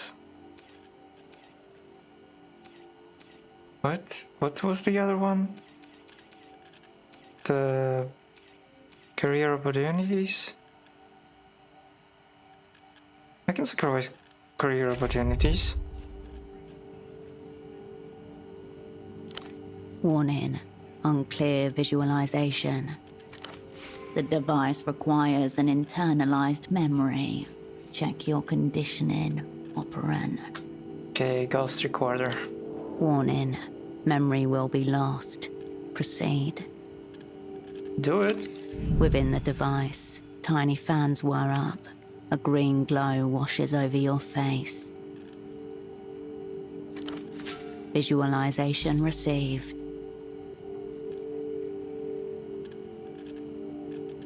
Massive sacrifice is your canvas. Dante said how it works, not his real name. Imprint your memory on the pseudopod.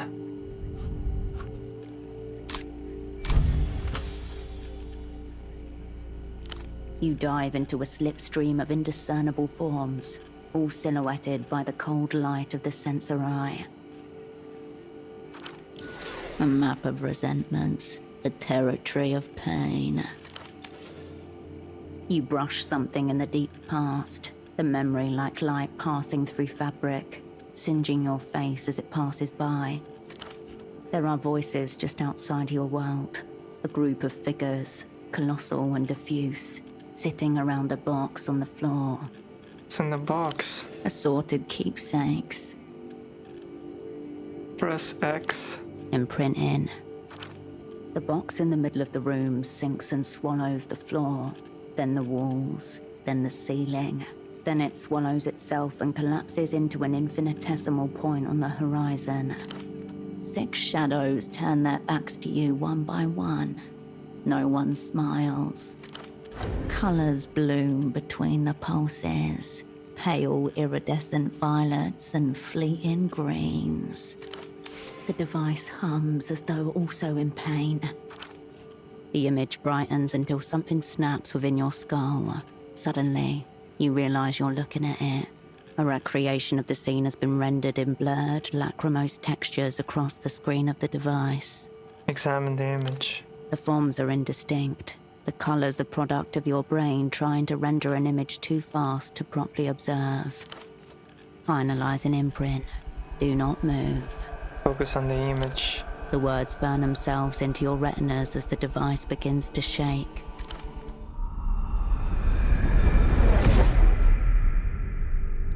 I once knew a spy. Imprint complete. Ave Imperio Luminoso. Y Gloria a los Kaidos.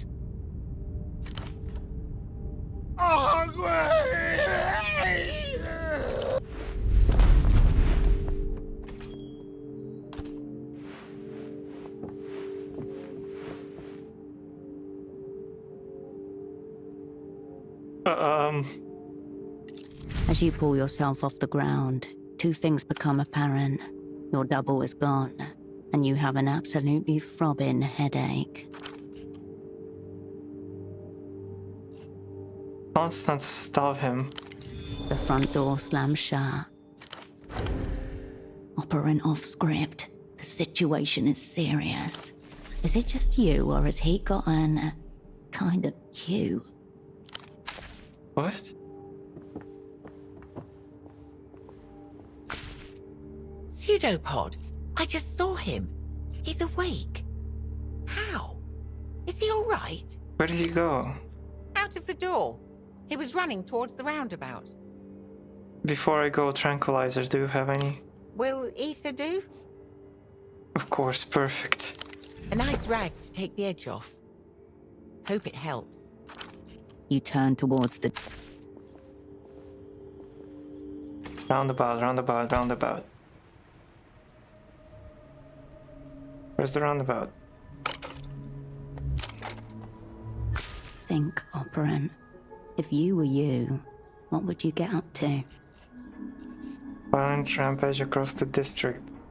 Eating apartments, tuk-tuks. Probably find a nice spot to off myself. Probably just getting around and it was nice to off myself. Perhaps the logical response to suddenly waking up as a resurrected clone freak. But He is you. Where would you go? Where would I go if I were me? No! Okay. You close your eyes and reach out into the plane of shapes and colors available only to the attuned. The psychic map of Portofino. Looks for The bar suitable. hovers around you, pink and pulsing with the memory of drunken minds. You search for your own feel, your rhythm, your thoughts. You catch the shadow of yourself, moving, confused and scared. But you focus. Listen. But I'm sure I've been here before. Don't you recognize me? In the background, you can hear the sound of machinery and men hurling masculine insults at each other as cargo is hauled from ship to shore. The boatman folds his arms and What? regards your double Boatman? cautiously. He knows something is wrong, but not what. He hesitates, perhaps catching the sensation of you in his mind. Stay right there. Tracing your steps.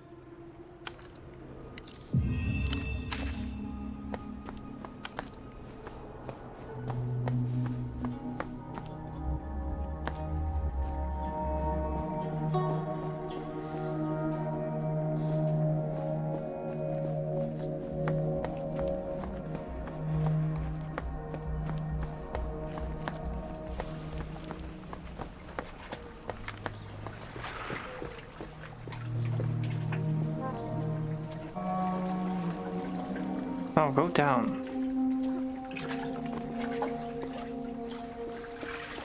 Where's that? Where's he? There we go. Don't fuck with me, boat person. The Imex Bureau won't stand for trade obstruction. Your pantless double stands before you, weight shifted onto his back leg. The posture is defiant, unconscious, and terribly familiar. A new suit, cut from old cloth.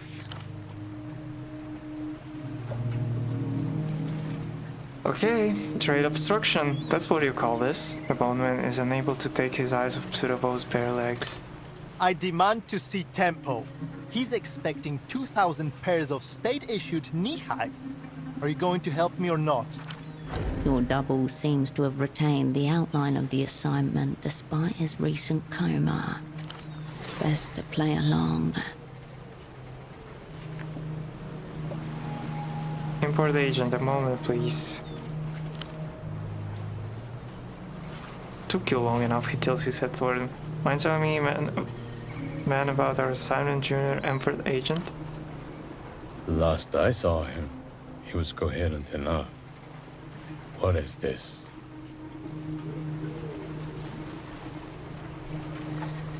This is progress. The last I saw him was instant state. Looks like there's still room for improvement. Trade agent? Snap out of it. Tell this man about the 4 cubic meters of Cohilan cotton Tempo is expecting from us. Let's ease up on the aggression, okay?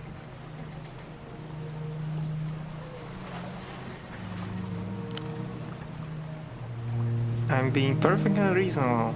He's the one getting aggressive. Twitches again. You're just here to stick my candy again, aren't you?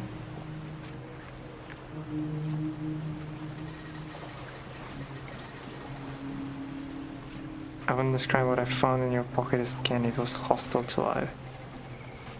I don't know what this candy here speak of. Say nothing. He looks at you, frowning. He's taken offense. Is this really you? There's a maneuver you were taught to use when an operant is lost within their chosen persona. A kind of psychic demolition technique. Unfortunately, you've only retained the basic idea of it.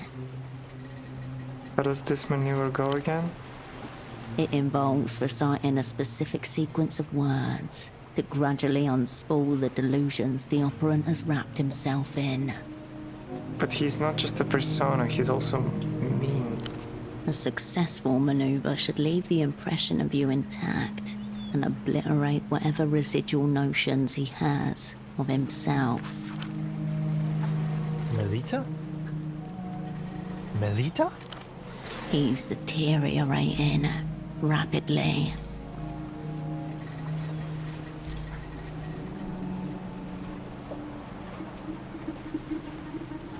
Can you tell me your name? You can't be serious. It's Herschel Wilk.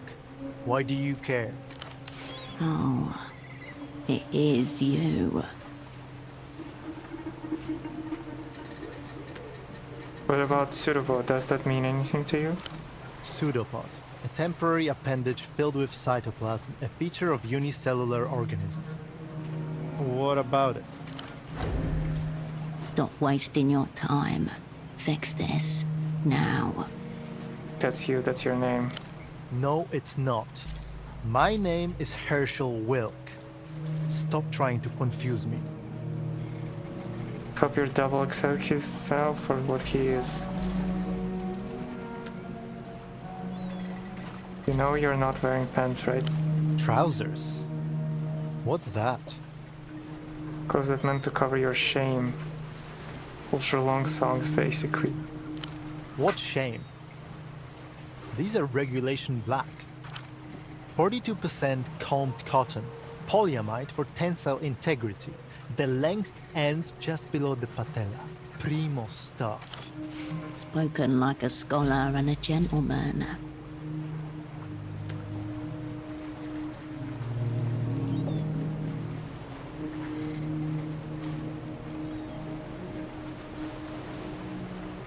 I'll be right back, don't go anywhere.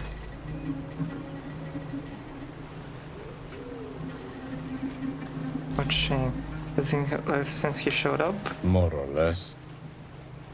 Kept repeating the story he first gave me, as if we'd Yes, yes. I'm still trying to get some clarity, man of boat. From you too, trade agent. His eyes are quite restless. Paranoid. You're superimposed on him.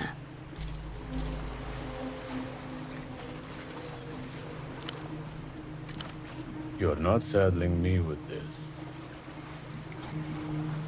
I'll be quick. Doubt it. Personalism. I have one Let's look into the personalism. It might be our best chance.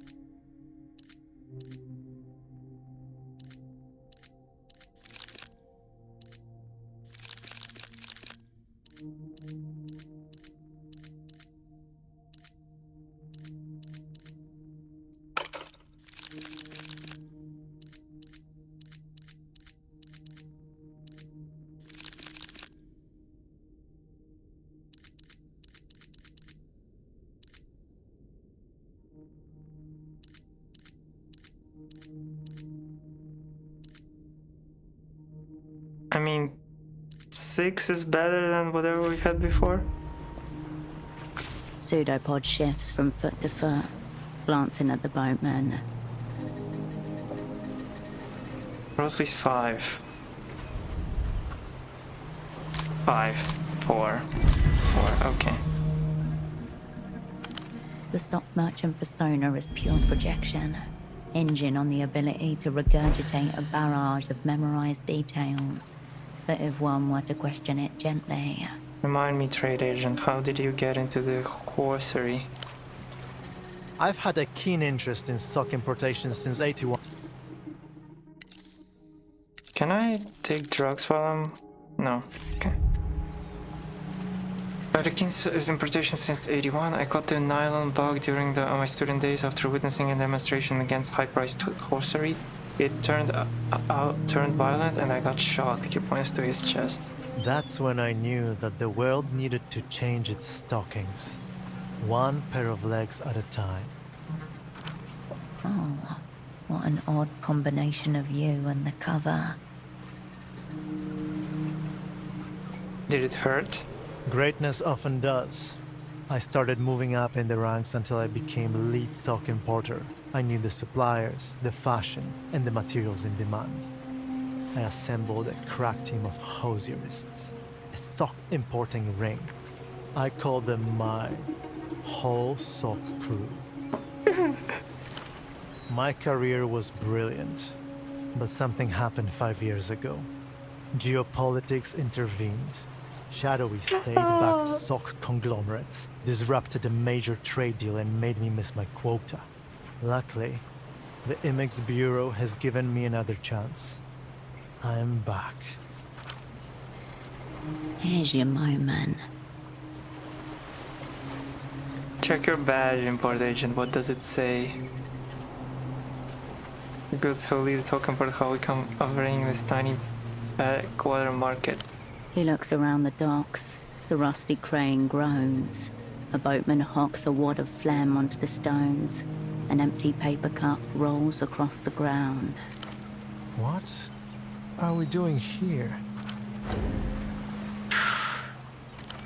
His lips curl into a smile, then thin abruptly as your reality dawns on him. It's all gone to shit, hasn't it? I fucked it. I can't. Don't worry, we're turning it around. That's what we're doing here. They set me up, this whole thing. A giant them against me production. Seems like you've got quite a mess on your hands. He offers no assistance. Stuff like this happens all the time. You need to get your man to a clinic. Whatever's going on with him. Uh-oh. Oh, come on. Where your double was just standing, there's nothing. Not even a whiff of performance weave cotton. Lost. Again. You look back over your shoulder, but the boatman has already returned to his own business. Go and leash your...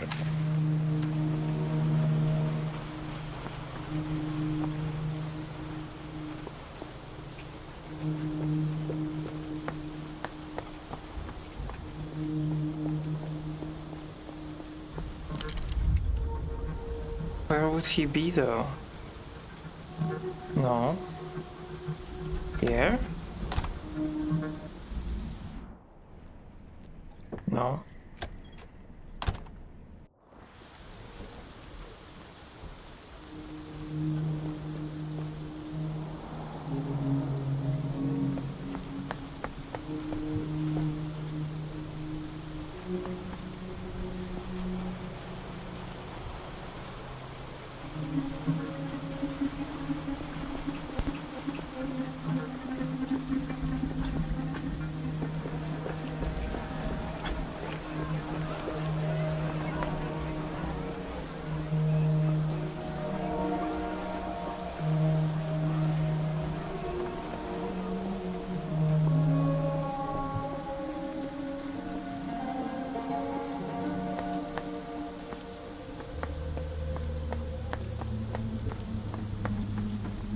Did he go back?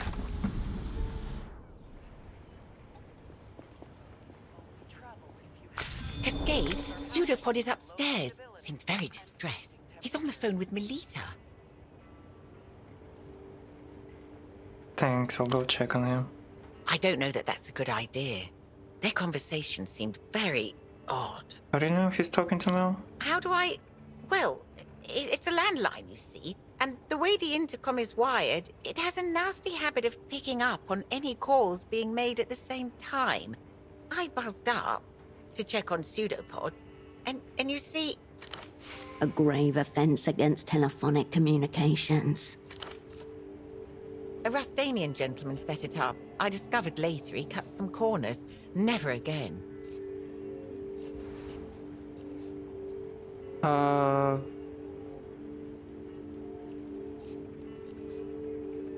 you been eavesdropping on my calls either, friend? Of course not. I always hang up if I hear you on it. What episode of what I'm Melita talking about? I'm afraid Pseudopod is discussing stagecraft, techniques, former assignments, all quite riveting. But Melita doesn't seem to be enjoying it herself. This intercom here? Yes, right there. I'll wait here, see if you need any help. As you press down on the intercom button, a little light comes on. But that was all supposed to be self-hold.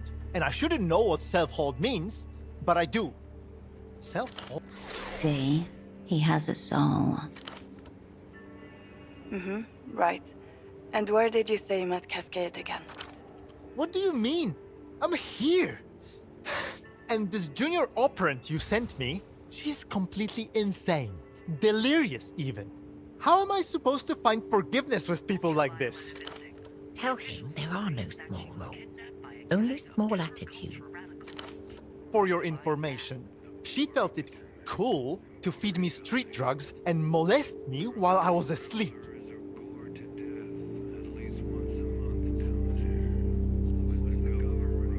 Listen, Melita, before you react, I can explain. Get off my dick, Cascade. You don't know anything. You were late. I never showed up until now. I mean, you.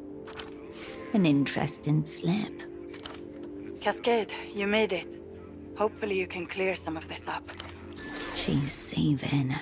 This could go very poorly. There is nothing to clear up. I've been here the whole time. Unbelievable. The lack of support and direction I've received on this assignment. Your own words in someone else's mouth. Deeply upsetting. He's hyperventilating. Tell him to focus on his breath. Melita? Where are you? You need to come and extract me. Now! Calm down, Pseudopod. We will get to the bottom of this.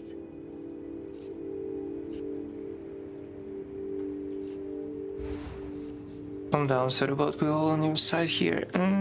Focus on your breathing, Pseudopod. Constance gives you a thumbs up. Cool, cool. Except by cool, I mean not cool. Who are you people even? What have you done to me? Cascade, what is going on?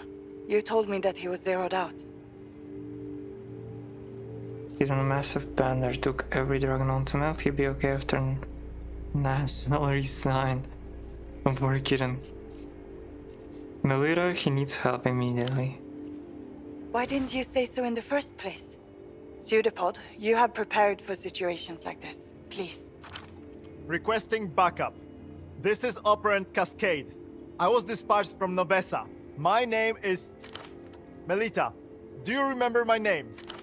Your eyes find Constance's across the counter.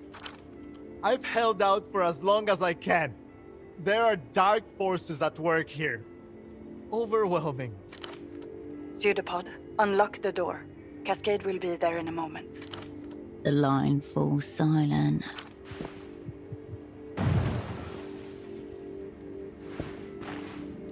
Above you, a flurry of footsteps, then the unmistakable crash of a window shattering. Oh no, that wasn't... Cascade, I heard glass breaking. What is going on? She's down at Opera kicking my shit in again. There you go, if the office, how about you? I messed up, Mel, big time. Messed up? He thinks he's you. What have you done? What have you done, Herschel?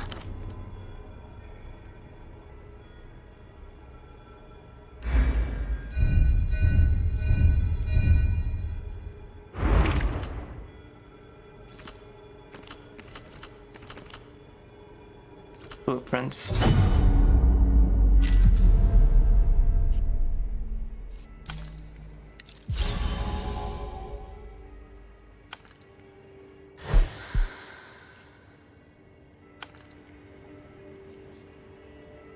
There are two of me, that was the other one. Silence. Used the prototype, losing an imprinting device on him. Constance's eyes widen. You did what? How? No, forget it. I don't want to know. Why would you do that? We'll get twice as the horse down this way. I thought it would help him, that's all. Of course it wouldn't help. This is a reckless, shocking misuse of Opera personnel. Tell her you were putting the assignment first, like Pseudopod said you would. Bad connection, you're breaking up. Cascade, find Pseudopod and shut him up. This is the assignment now.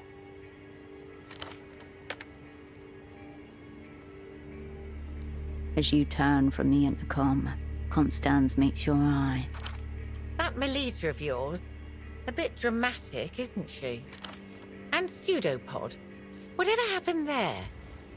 He's rather different than when we first met. Almost unpleasant. That information's self-hold special asset. I think I figured out what's going on here. Typical man in the depth of an ether binge. Not to worry, he'll find his way home, eventually. I'll add the window to the opera's bill, and also the cost of the ladder I'll need to climb up to it.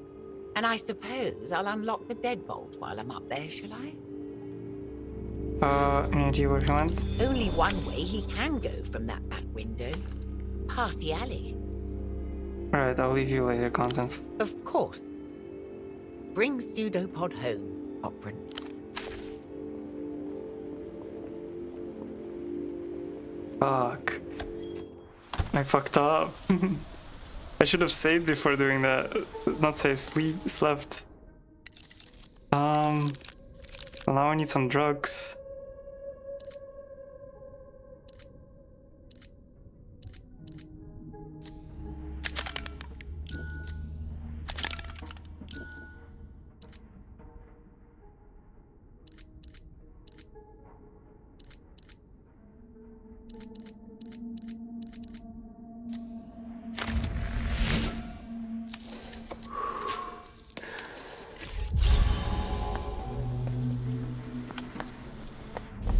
Party Alley. Yeah.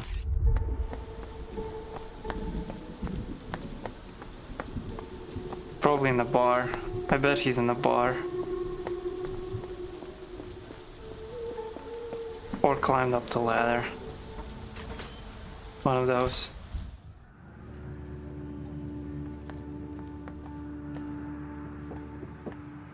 Is he in a bar? No, he's not.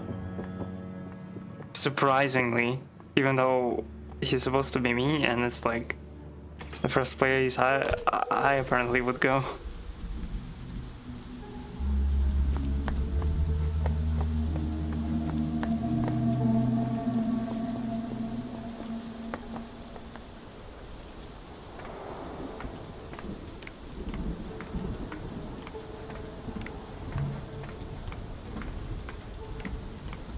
No, not here. Where could he be though? Maybe he... Oh man. He's somewhere in the party alley.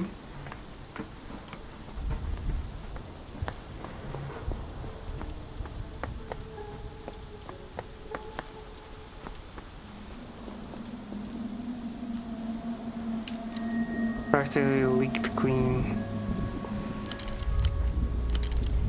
Zoe.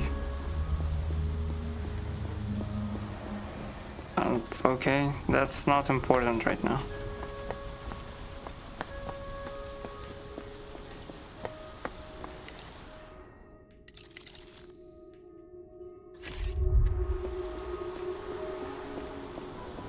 This is the part of Party Alley, right?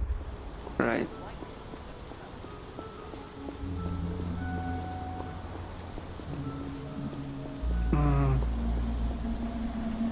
Maybe here?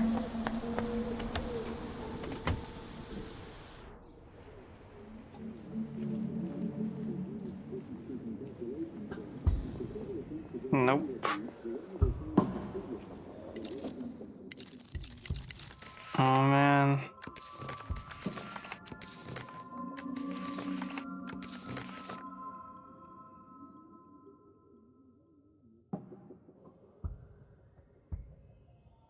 Front direction of Body Alley.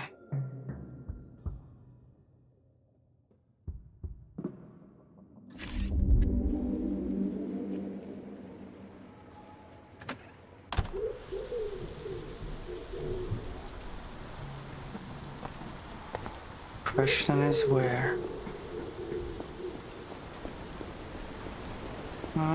Where are you, pseudopod, or rather, me? The ramp stop on the stairs just blah blah blah. Metal long string textiles once did.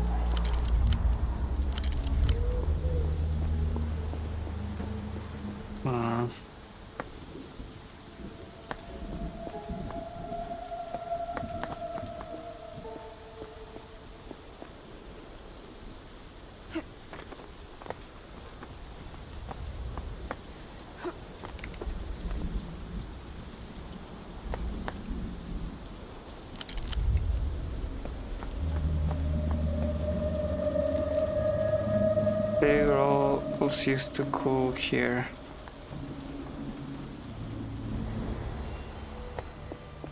Nope, he's not here as well.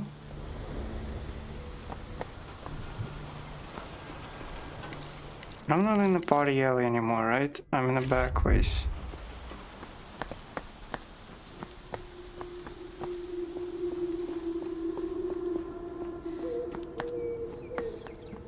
The only place I could have gone as that guy is the bar, but he's not in the bar.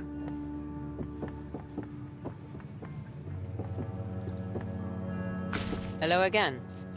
What'll it be? Drink up.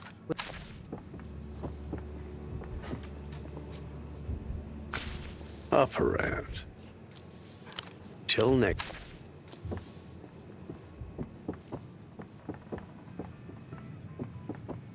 Well, he's not here.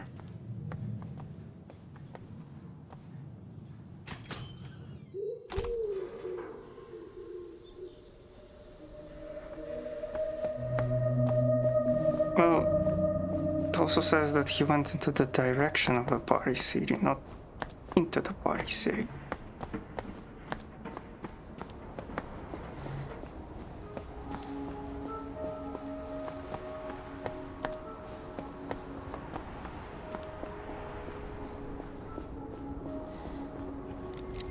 Drunk enough that the building claps he don't care. Prehistoric weed? What? Okay.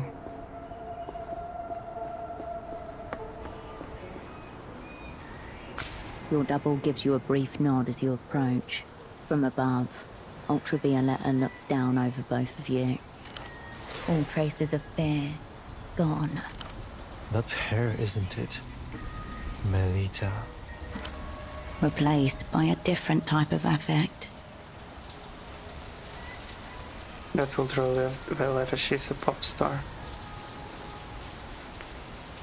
Look up at the ad. The face of the High Queen of Lusian Electropop towers above you, like grace in her features, radiating an impossible warmth. Melita? That's Ultravioletta, she's a pop star. It's odd. It's odd. I wanted to keep running, but she stopped me. She means something. Who is she to me? It's almost as if I know her. It was a disc of hers that zeroed you out, a strange new kind of weapon. Zeroed out? But I'm right here. Although, it doesn't feel like it. Whatever happened, happened to me. Why me? The prisoner Dante warned you the quality of the device's work was highly variable.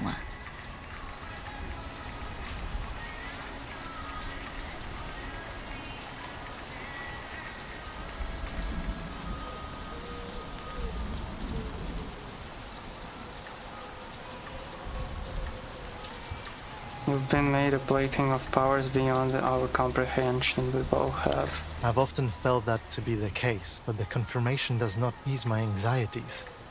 If anything, it makes them harder to cope with. I'm sorry. I really don't understand what's happening. It's like I've been away for a long time.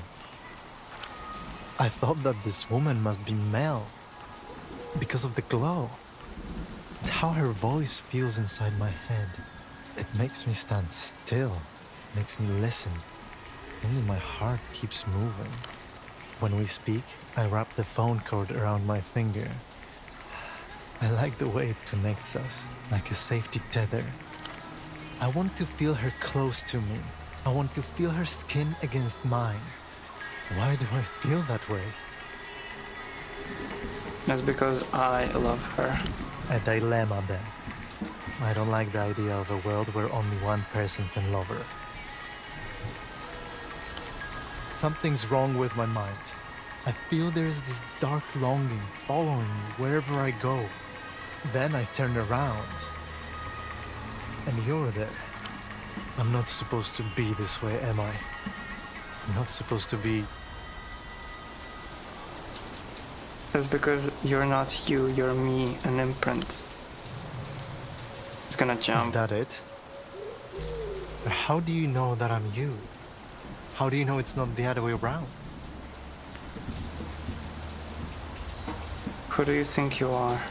I've been asking myself that over and over, but there's never just one answer. That's fine, just tell me what comes to mind. My name is Herschel Wilk.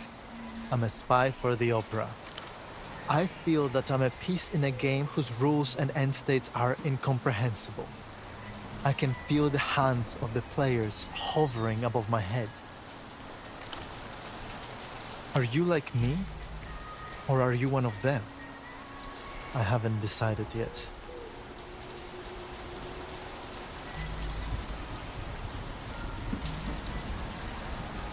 Melita told me to shut you up, you know what that means? I do, and I can understand why. There is something wrong with me. Are you going to? Can't let you around like this, you're dangerous. Seem oddly fine about this. I really don't know what to do in a situation like this. I have no experiences to draw on, no reference points. What was I supposed to do? Tell yourself who you are. Please stand.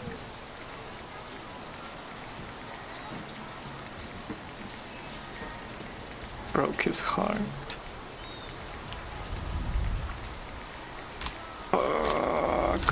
Fuck. Namby-wamby, playtime is over. What your double needs now is mental defibrillation. I don't know what to say. I'd probably kill myself in your situation. What?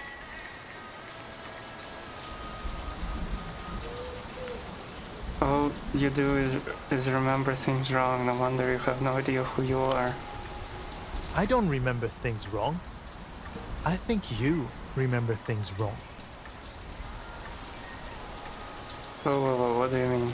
Isn't it obvious? You're obsessed with me. Because you are me, but your psyche is too fragile to accept it. Uh-oh. I thought maybe you would come to this realization on your own, but I see now you're in even worse shape than I feared. It was a mistake to leave you alone. As long as you help me zero out the Grand Leech, you can believe whatever you please. The assignment comes first. I'll lay low in the fog mirror until you come to your senses.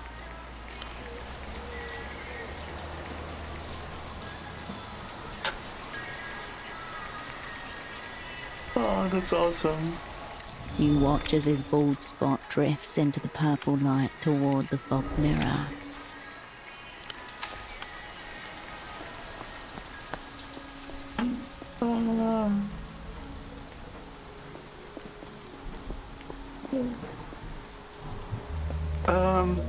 Hey Mel, I recruited my crazy dumbass bitch clone to work for us.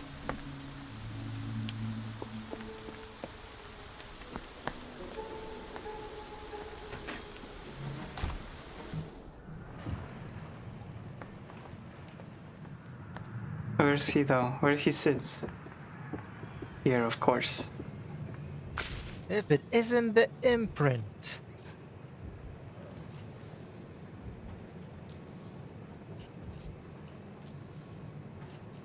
Think whatever you want, the wolf is going to be pseudopod. I prefer Herschel, actually. We'll have to find another name for you, though. It's gone too far. Where you want, but you're not getting my name. I came in here and introduced myself as Herschel. No one better than I. The people have spoken. It's like watching all the worst parts of yourself bound up in male body, and an ugly one to boot.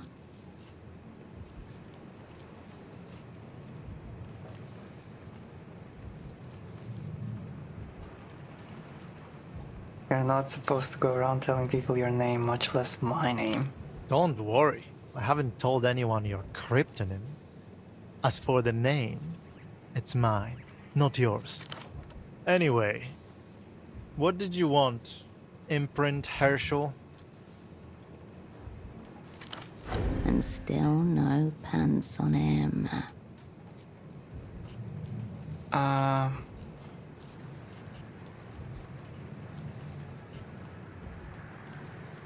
Hey, where have you been living?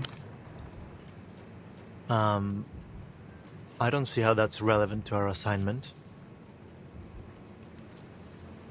The fact that I seem to have recruited a homeless asset is extremely relevant. I'm not homeless, Cascade. I'm just waiting for you here because you asked me to. Alright, this might sound weird, but I'm going to rub your bald spot for good luck. Excuse me? Come on, it's no skin off your back. Absolutely not. Hands off, creep. We can count you on the assignment, yeah? I said I would help you, didn't I? I need to know you can work with other assets without inviting them. I'm a professional, fake Herschel. There is no one I can't work with. It's like asking a child with no experience of the world who they'll work with. He has no frame of reference. It's just good, that's what I want to hear. The real question is, can you work with anyone? If you're a professional, it's only because I am. I am assembling the crew, dumbass. I don't need to work with anyone I don't want to. And to be honest, my range is kind of limited. More evidence that you're the imprint, and a kind of so-so imprint at that. New post-assignment achievement. Zero out pseudopod. What special skills do you bring to the table? Everything you do, only better. And less pseudopod, the imprint is partial integrated by its nature. I was trying to be polite. Fine, I'll call you back when the time comes. Eagerly awaiting it. Be ready, I'll call you. I'll be here.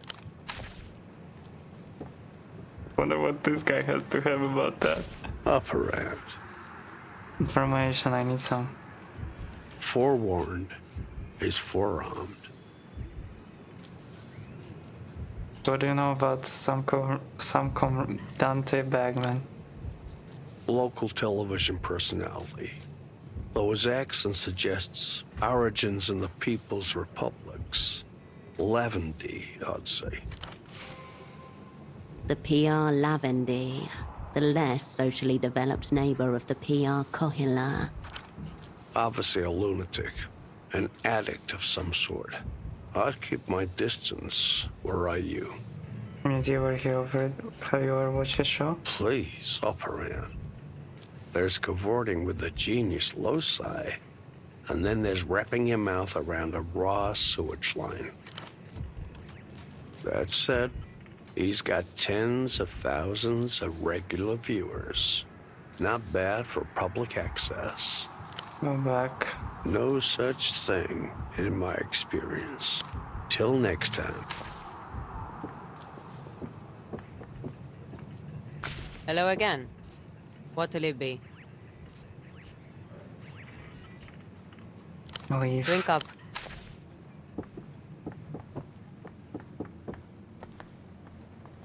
Well, expected him to come here initially.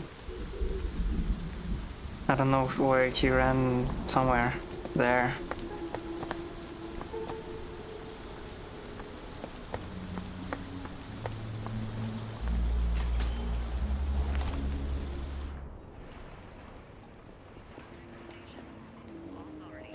Oh, Print.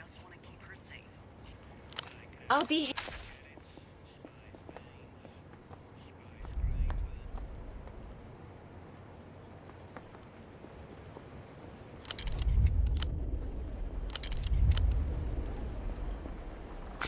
Raw information atomizes itself. On the other side of the world, a phone rings. Cascade.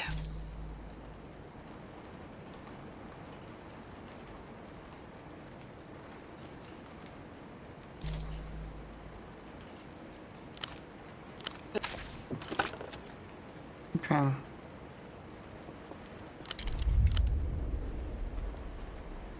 Can I take them and give them? Pseudopods. You leave the... Okay.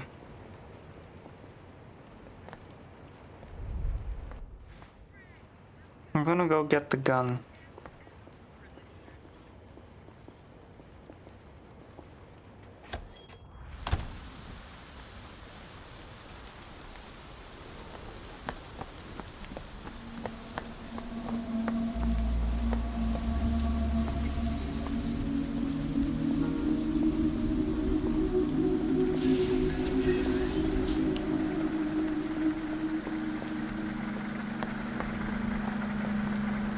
Yo, Habibchi. Here's for my order. He takes the cash neatly and tucks it into his vest. Swear on Rostam's name. You won't regret this. Triple stitched premium nylon. Expensive. Inside, a familiar sight. A Roram mapped 12B. Heavy framed. Semi-automatic. Manufactured in Kino's Gambit. Slide coated in dark grey finish. Fixed barrels ported. Machined for high accuracy pressure. There's something else in there. Next to the weapon, 2 12-round magazines wrapped in waxed paper. The young man studies you, not daring to ask. It came through. Just nod. And I'm sorry about the, unexpected fuckery. It's a learning moment to learn. Alright. So, you off, baby girl? Or you wanna chat some more? You know I'm always here for you. And just like that, warmth radiates from him once more. If only it were that easy for you. With pleasure. Yellow sunglasses. Owl sneakers. Prehistoric wheat. Stone Age mentality. How fresh is this wheat? Alright. I'll be seeing...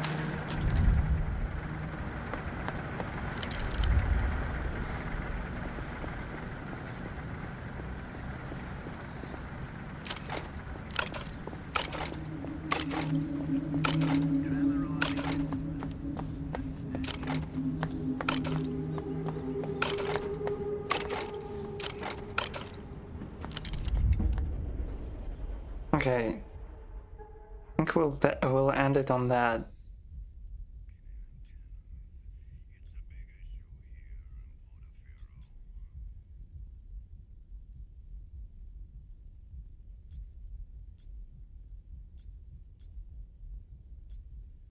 The bed welcomes you for a soft slumber. Sleep time.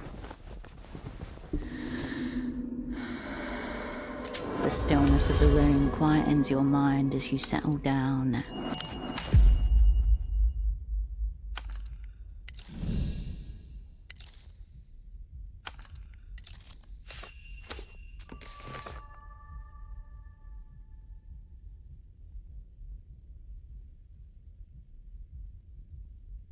Pseudopod that will work with anyone, a true professional.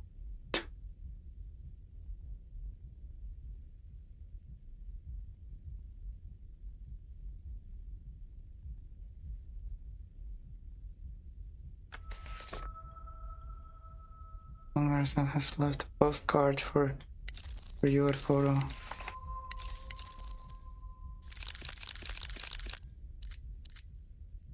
Inspect. Ultravioletta gazes out at you from the postcard, draped in a half-length cape and decked with shimmerings. A pair of pilot goggles hangs around her neck. She offers a V-shaped salute with her right hand. Baby. It's definitely your imagination, but her image seems to smile a little.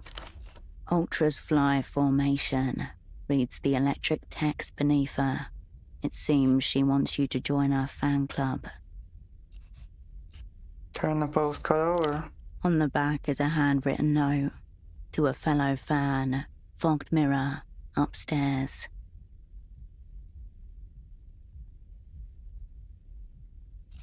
MTR saying this weird headphone man is their representative? He must be higher up in the organization than you thought. Do not forget, this headphone man took a shot at you. Yeah, I should apologize for aggressively rooting in his slot. No, you should apologize to yourself for being caught. Back to your opponent. Either way, it appears transnational capital has come to the table. Will you take your seat across from him? Okay, there's that. Inspect. You take out the bomb again. What's the matter It's with been it? alone in that cubbyhole for decades, poor little thing. Not a single person maimed, not a single limb detached. Fuck the bomb. The bomb purrs, excited. Bombs, gang. Bombs, gang. You tuck the bricks. Bombs, gang.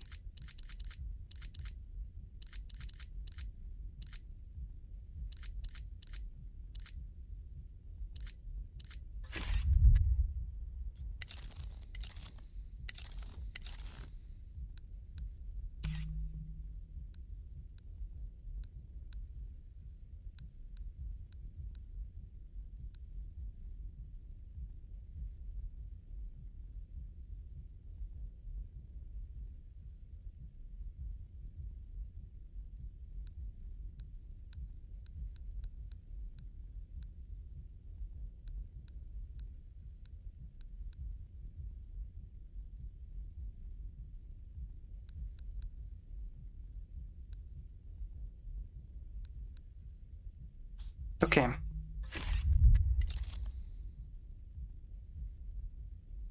One skill point. And I'm saving. Save.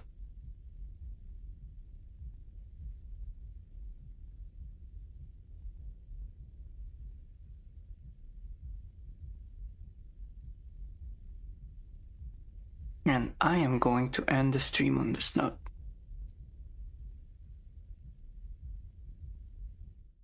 Cause the life be like that.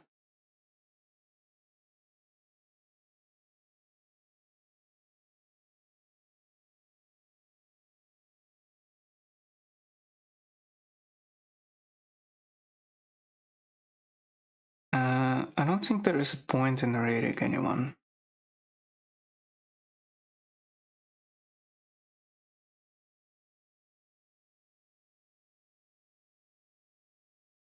This guy just finished the game.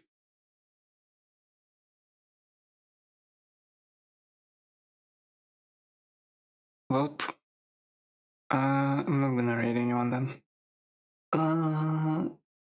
Good night, everyone. sleep well, and have fun whatever you're doing.